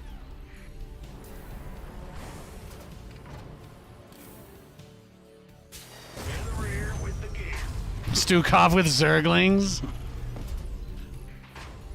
Well, with Stetman's his tech buildings, if you collect the essence of your dead units, they respawn at like a 25% rate from the tech building that you unlock them with. So technically, you could rally your Zergling respawns. You could rally your Zergling respawns into the enemy base, and then once you throw away like 500 Zerglings, you would just create an infinite chain of Lings attacking. So maybe that's as close as you can really get. That might be as close as you could get to that. SCV ready. But you probably could, right? Yeah, I guess you probably could. If you have a Statman with a mass Ling build, the spawning pool will just rebuild Lings forever, I think. So there you go. It's kind of like a Horde style. That's one of the best things about Statman. There's a lot of different ways to play him. We hear you. There's a lot of different ways to play him. No, I'm good. Thanks, though.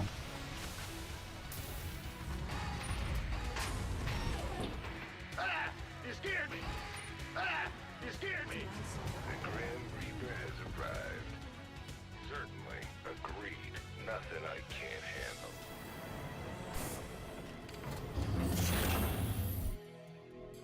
SCV ready.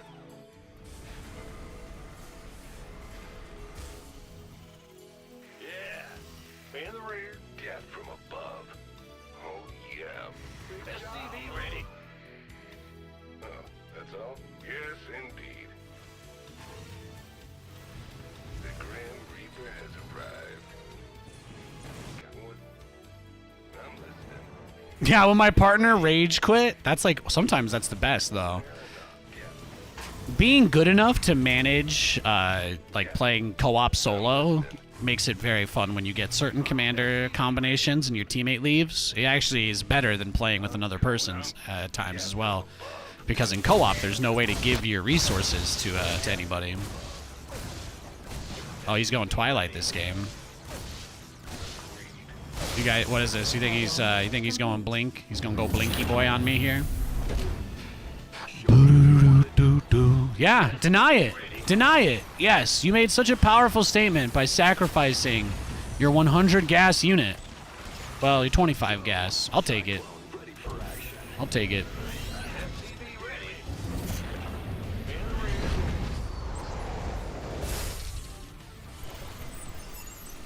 Cyclone received. Comms open. Channels clear, boss. SCV ready. Adjusting for new cool. What? Big job. Channels clear. Show. You got cool. Ready for that? SCV ready. I heard that. Huh? You scared me. SCV ready. In the rear. Light here. Go. Cyclone ready for action. Now what? Add-on complete. SCV ready.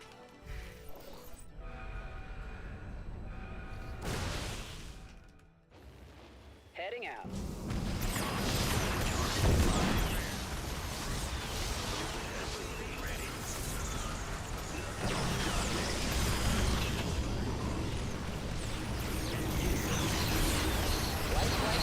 Waiting on you.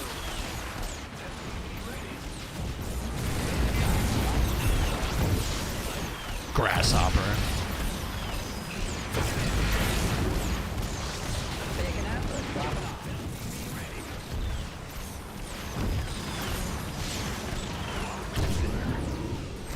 Somebody, get me out of this mess.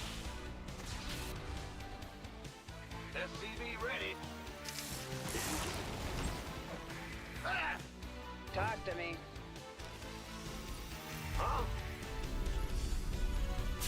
I'm gonna have to highlight that one, actually. That was not a bad play. Go ahead. What's going on? SCV ready.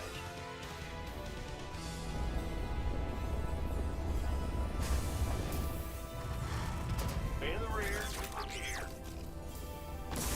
SCV ready.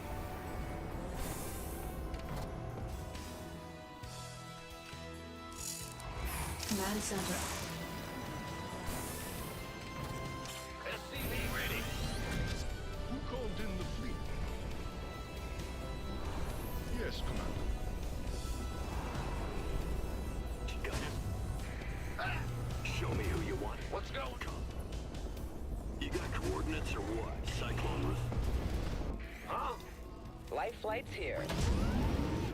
Let's go.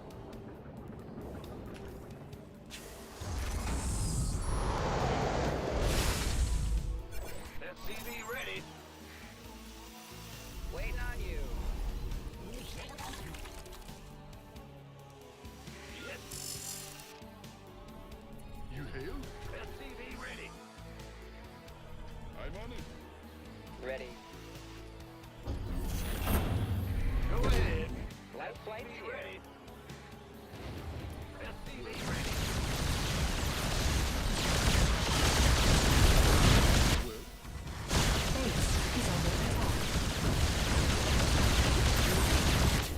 Yeah, dive on me.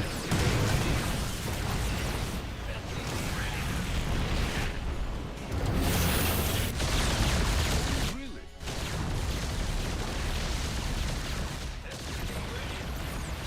Base is under attack. Your forces are under attack.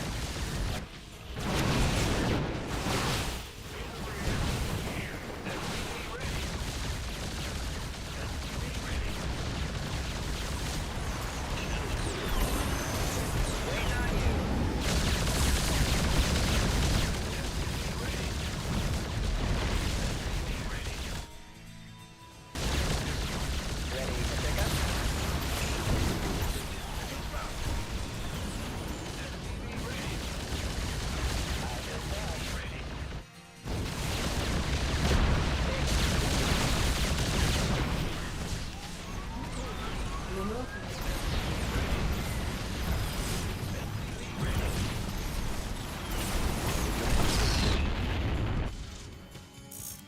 Mineral Mineral field depleted. SCV ready. Mineral field. SCV ready. Big job. Enemy contact. You hailed? SCV ready.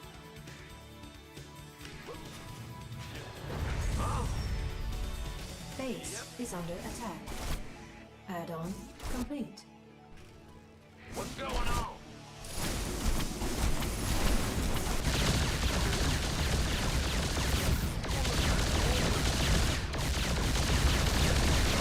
Mineral field power SCPs are under attack.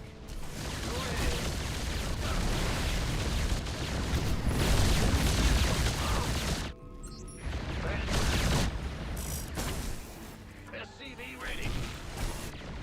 Your forces are under attack.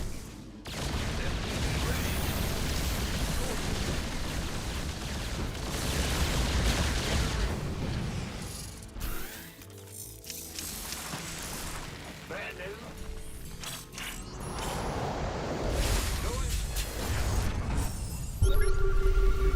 Good job. Oh, really?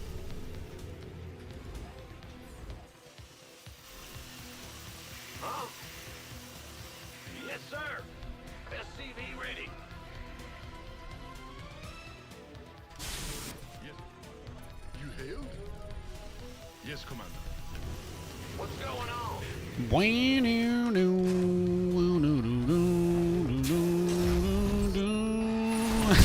Okay, I don't know, guys. Now I think we know. I think we know the truth now, right? All right, I think he's watching. I'm just gonna leave. GG. If anytime someone does something weird like that, I'm just gonna leave the game.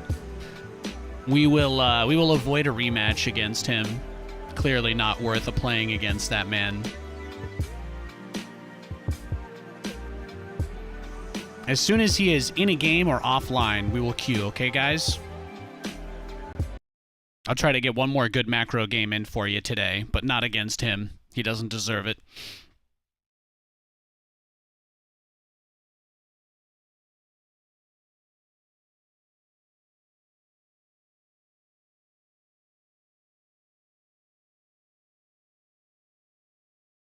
As soon as his icon changes to anything other than available, we'll search for a game.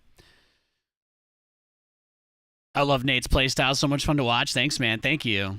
Merry late Christmas. Thank you, Kachara. Thanks for your Prime sub. I appreciate the tip. It's very nice of you.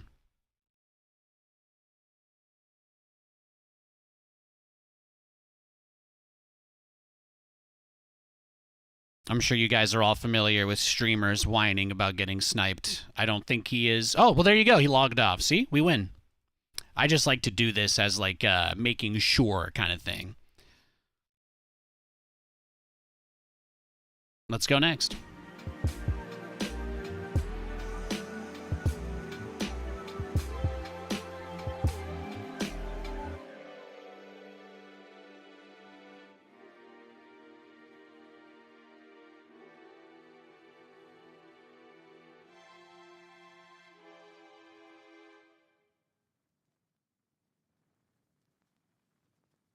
All right, we got a Zerg player. What's going on? Nah, when people click on my stuff through the fog of war, I just leave the game. It's not worth it, man. It's not worth it. It's not even worth the thought that someone might be doing something disingenuous. Huh? Yes, sir. Huh? Ben, go ahead. What's... Huh? SCV ready. Hear me. What? Huh? Go ahead. What's going? SCV ready.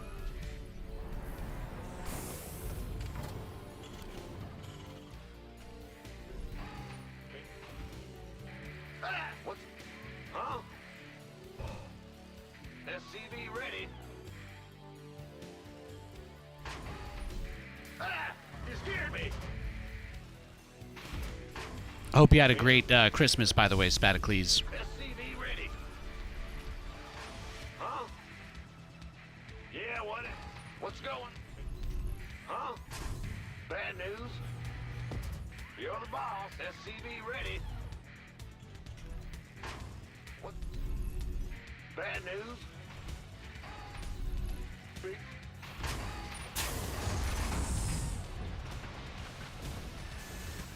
SCV ready.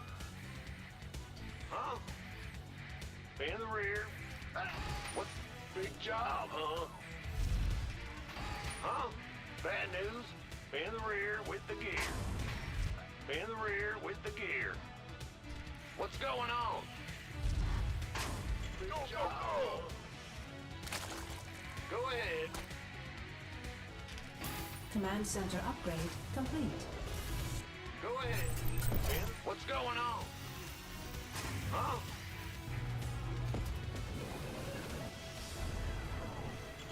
SCV ready. You want a piece of me, boy? What's going on?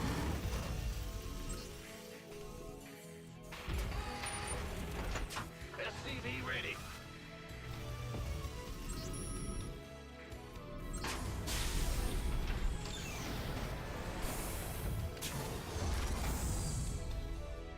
It's your dime. Huh? We're gonna do another Cyclone drop. I've been loving it. It's been so good. Even in TVZ, it's been very good. Oh, I accidentally queued a Reaper. That's why I had not enough gas. Oof. Command center upgrade complete. Well, when you've been laddering for over 5 hours, the wheels do start to come off the wagon. We'll make this our last game of the evening. That's probably the play. Thanks for watching, everybody. I really appreciate it. Sorry, I wasn't feeling super great today. I've been kind of hoarse. Yep. SCV ready. Bad news? Uh-huh. Bryce Young. Ooh, what? The guy on the Panthers, right? It's tough. It's tough to say. I like him, but SCV ready. SCV ready. I don't know. I don't believe in evaluating quarterbacks off their rookie season, because I believe that the strategy is something that a lot of, as a strategist, I notice this stuff, but I feel like the average fan kind of ignores it, Think about a player like Tommy DeVito. Think about Brock Purdy. Think about all these guys that come get a little bit of hype, and, to some degree, you're like, well, it's not flash in the pan. They have the athleticism. They have the ability to make some of the throws. But once defensive coordinators and their whole team of staff have hours and hours of film to look at of a player, especially against other schemes they've strategized with or against, in the past, I think that is one of the most important things in the entire game, is film review. I really think the film room is where a lot of NFL games are won and lost. And all of that to really say, What's going on? I think it's just hard. Even if you have a really good rookie season, people fall off super hard because the teams that are looking at these guys are suddenly like, all right, he's going to be here next year. We're going to do a lot of film work on him. We're going to figure out his tendencies, you know? And it gives you an advantage as a fresh quarterback to not have that information about you available.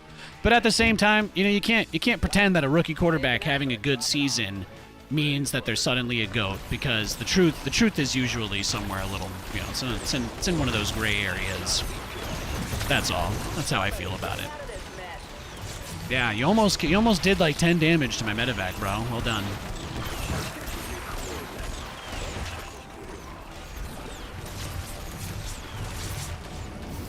SCV ready.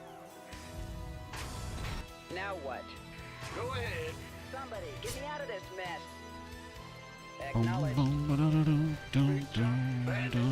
get me out of this mess.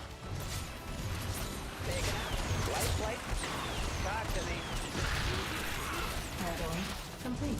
Oh! In the pipe. 5x5. Nope, he's dead. Show me. Go ahead. It's not bad though.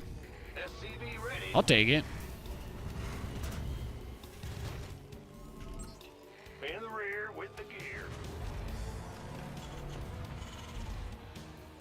SCV ready. Yeah, I don't think that, like, you know, everybody loves to. It's like everything just has to fit narratives. Really, it's kind of what makes it hard to talk about.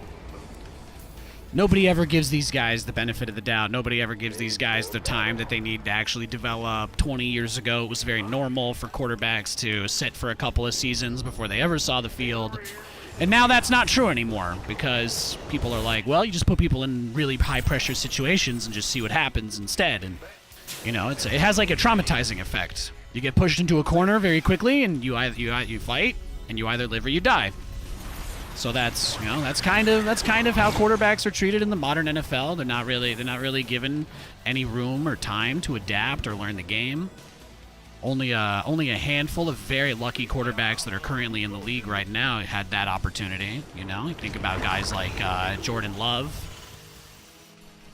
And one of the only reasons why I think he is doing as well as he's done is definitely heavily impacted by the fact that there are just not that many. There's not that many other quarterbacks like him that actually get to sit before they play. He sat behind a Hall of Fame quarterback, and at least got to watch him up close and personal and in practice. He saw the way that he practiced. He saw the way that Aaron did film, right? These are all things that really help. So it's like, was Jordan Love always going to be this good? Or is it just because he's, is it just because he was behind Aaron? Is it just because he had time? Would he have been this good if they just threw him in his rookie year? I don't think so. I really don't.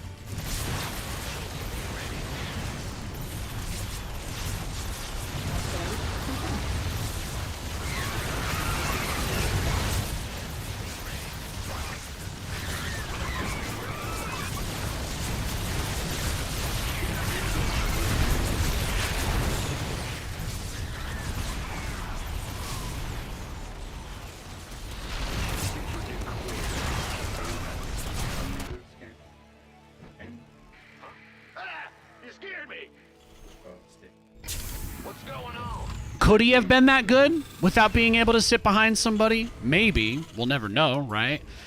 It makes for fun speculation, but I don't think it's possible to derive any meaningful answer. It is fun to speculate, though. The truth is, CJ Stroud finally knows what it's like to be in the NFL. Or Bryce Young finally knows what it's like to be in the NFL. Sorry, that's another handsome rookie quarterback.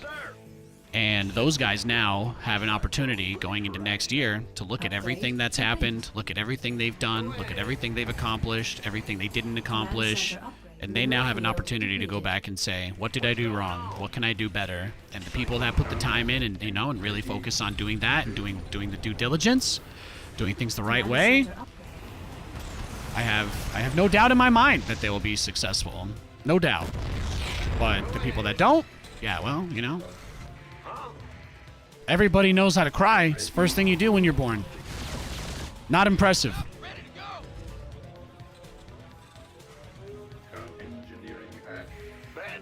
The first and last thing you'll ever do is cry. You know, it's not something to spend too much of your time doing. If I might make a suggestion. Add-on complete.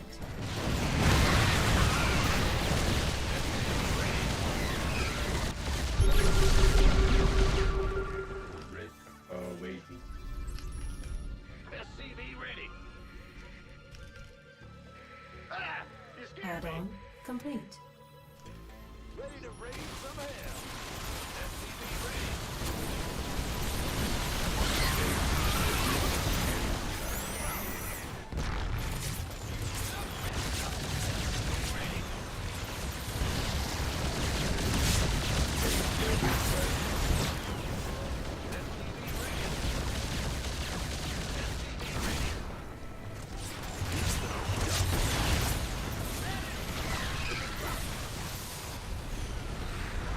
Your forces are under attack.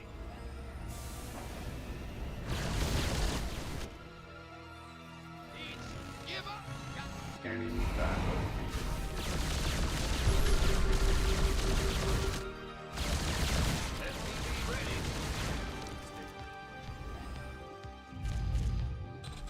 Big job. Oh, Ready to raise some hell.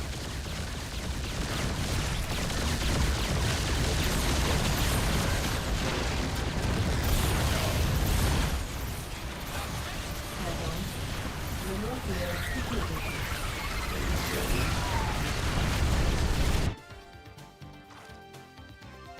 Gun.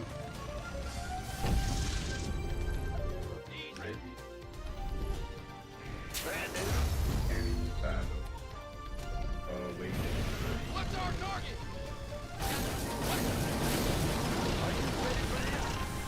Upgrade complete. In the rear.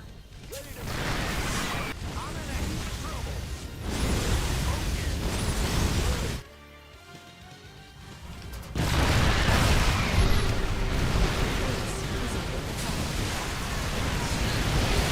Command center upgrade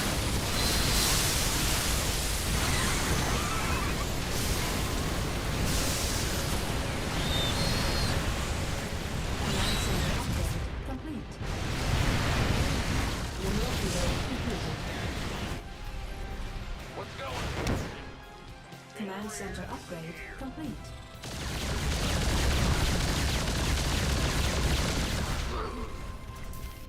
oh, who called in the fleet? Go ahead. Yes. What's our target?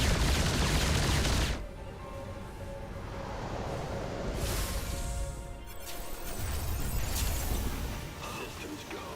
Cyclone ready for action. Oh,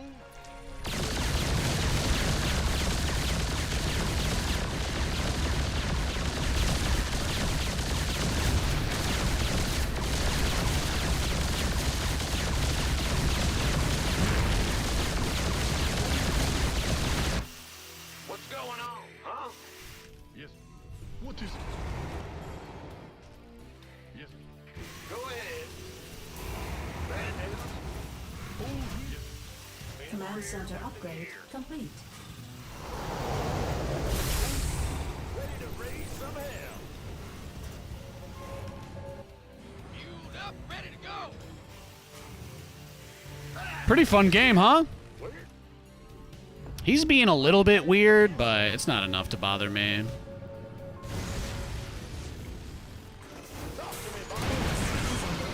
Yeah, see, he's doing some weird, disrespectful stuff.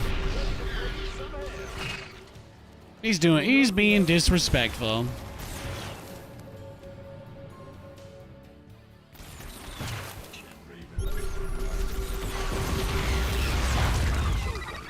Got it. Let's set some on fire. Word. Channel's clear, Bog. Bad news. Ben? Fetching you. Mineral field depleted. It's heating up out here. Mineral field depleted. You want to give me some spine crawlers to kill? That's a lot of money, bro. Down the toilet it goes.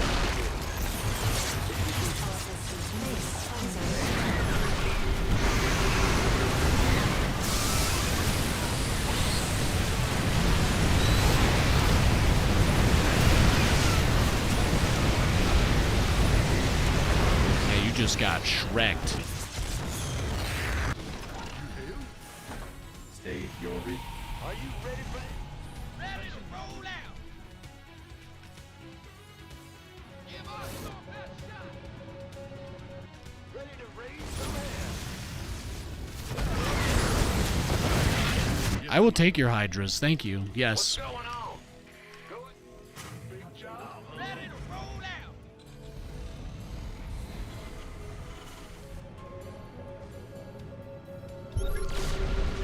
Can't believe I didn't get Yamato though. Vespine Geyser exhausted.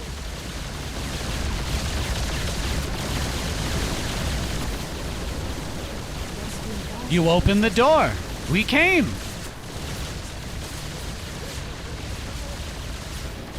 Oh, you don't know how to use multiple hotkeys? Neither do I. It's okay.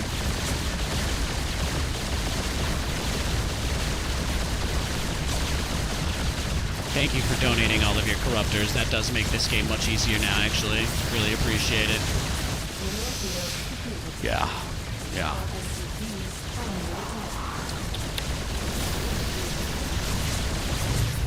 Almost. You almost killed a lot of stuff there. You almost killed a lot of stuff. Almost. Mineral field depleted. What's going on?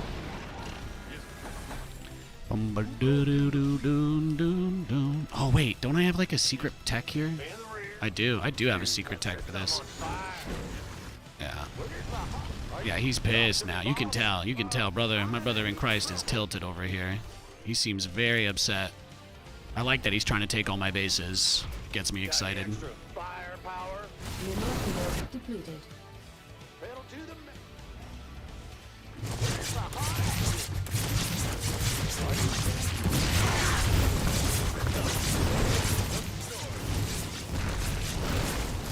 I got both of them, brah. I got both of them. What are you gonna do? Research complete. Stay scanning the silo. Upgrade complete. There's an easy way to do this. I think I'm about to clap him. I'm about to really rough him up. Got a good idea here. Got a very good idea. Get me back into the fight. Yes. This better be good.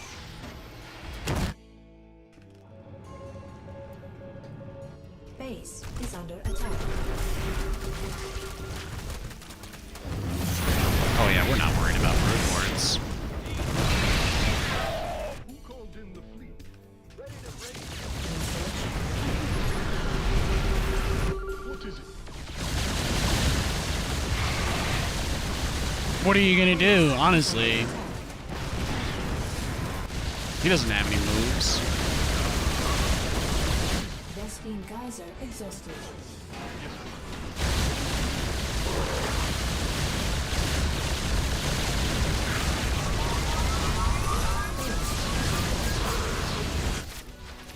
Who called in the fleet?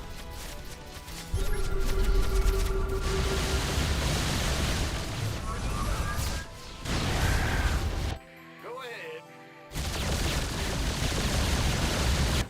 Ah, you scared me. Why don't you build some more Vipers, brah?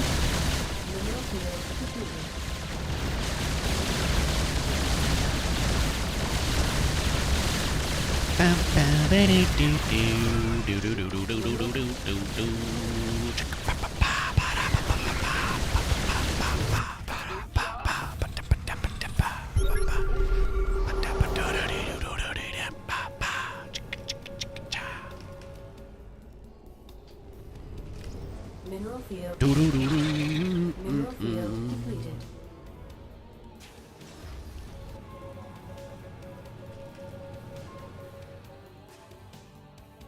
Engage. Oh, he thinks there's still some hope in this game. For him, I think that seems pretty lame.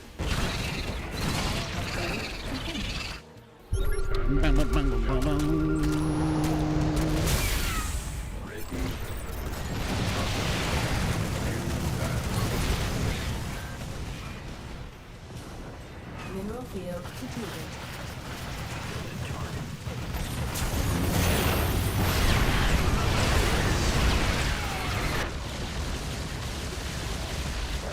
Oh, do you miss your hive? Is that it? You gonna spend another couple thousand minerals on static defense?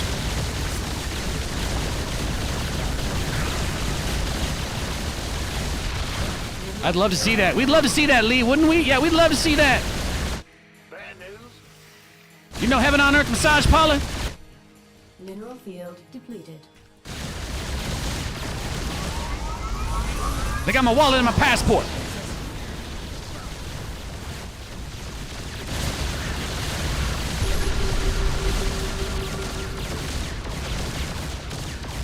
Our SCVs are under attack. Our SCVs are under attack.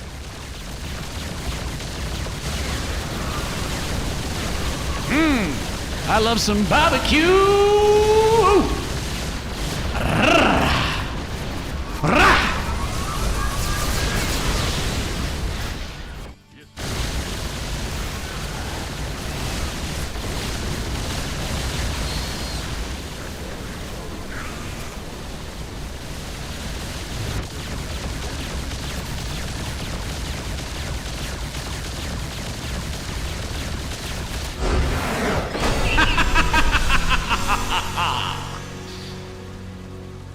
That was amazing, right there. Holy shit. What a game. You guys ever see a game of StarCraft like that in your lives? Because I haven't.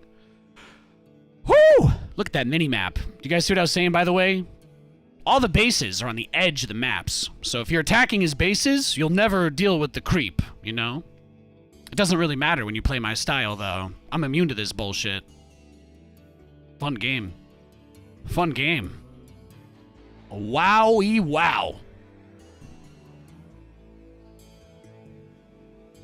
Crazy game. Look at that, resources lost. I ratioed that kid so hard, it's like 2015 Twitter. Amazing.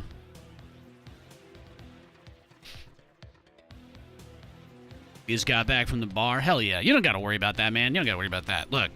Don't ever feel bad about subbing or anything like that. I greatly appreciate the support of anybody that is able to give it, but you being here is also amazing. And I would rather you take care of yourself and your business and be able to, you know, hang out here and stuff. I'd rather you do that than feel uncomfortable about how much you're doing. There are no expectations here, except relax and have a good time. How many workers did we kill? Only 76. I thought that if I teleported the BC here to this base, I figured that he would probably not go for it, because he'd be like, I gotta kill all the BCs on the bottom. Unsurprisingly, he walked into the trap. Huh, what a fun game. Guys, it's been a great show today. Been a great show tonight. I really appreciate everybody coming around, hanging out, and just generally, the vibes have been stellar. The vibes have been absolutely stellar. So I just want to say, thank you so much for tuning in. I hope that if I don't see you again, that you have a great life. I hope you have a great new year. I'll be back live again, probably on Monday. I don't know what we're doing. I don't know what I'm doing this weekend. I'm kind of like coming apart at the seams, so I might just chill. I might try to throw another stream in. We'll see how I'm feeling tomorrow. Today was kind of hard, but you know, it's like seeing you guys and doing this and playing the game are things that all make me kind of feel better. So thanks for putting up with me. Thank you, Iacta. God bless you, man. But yeah, if I don't see you until next year, thanks for helping. Thanks for helping make it happen. I love doing this. I'd love to do it forever. Thank you. Thank you for at least enabling me a little bit. I'll see you guys around. And I'll be in the Discord, of course. Have a nice night.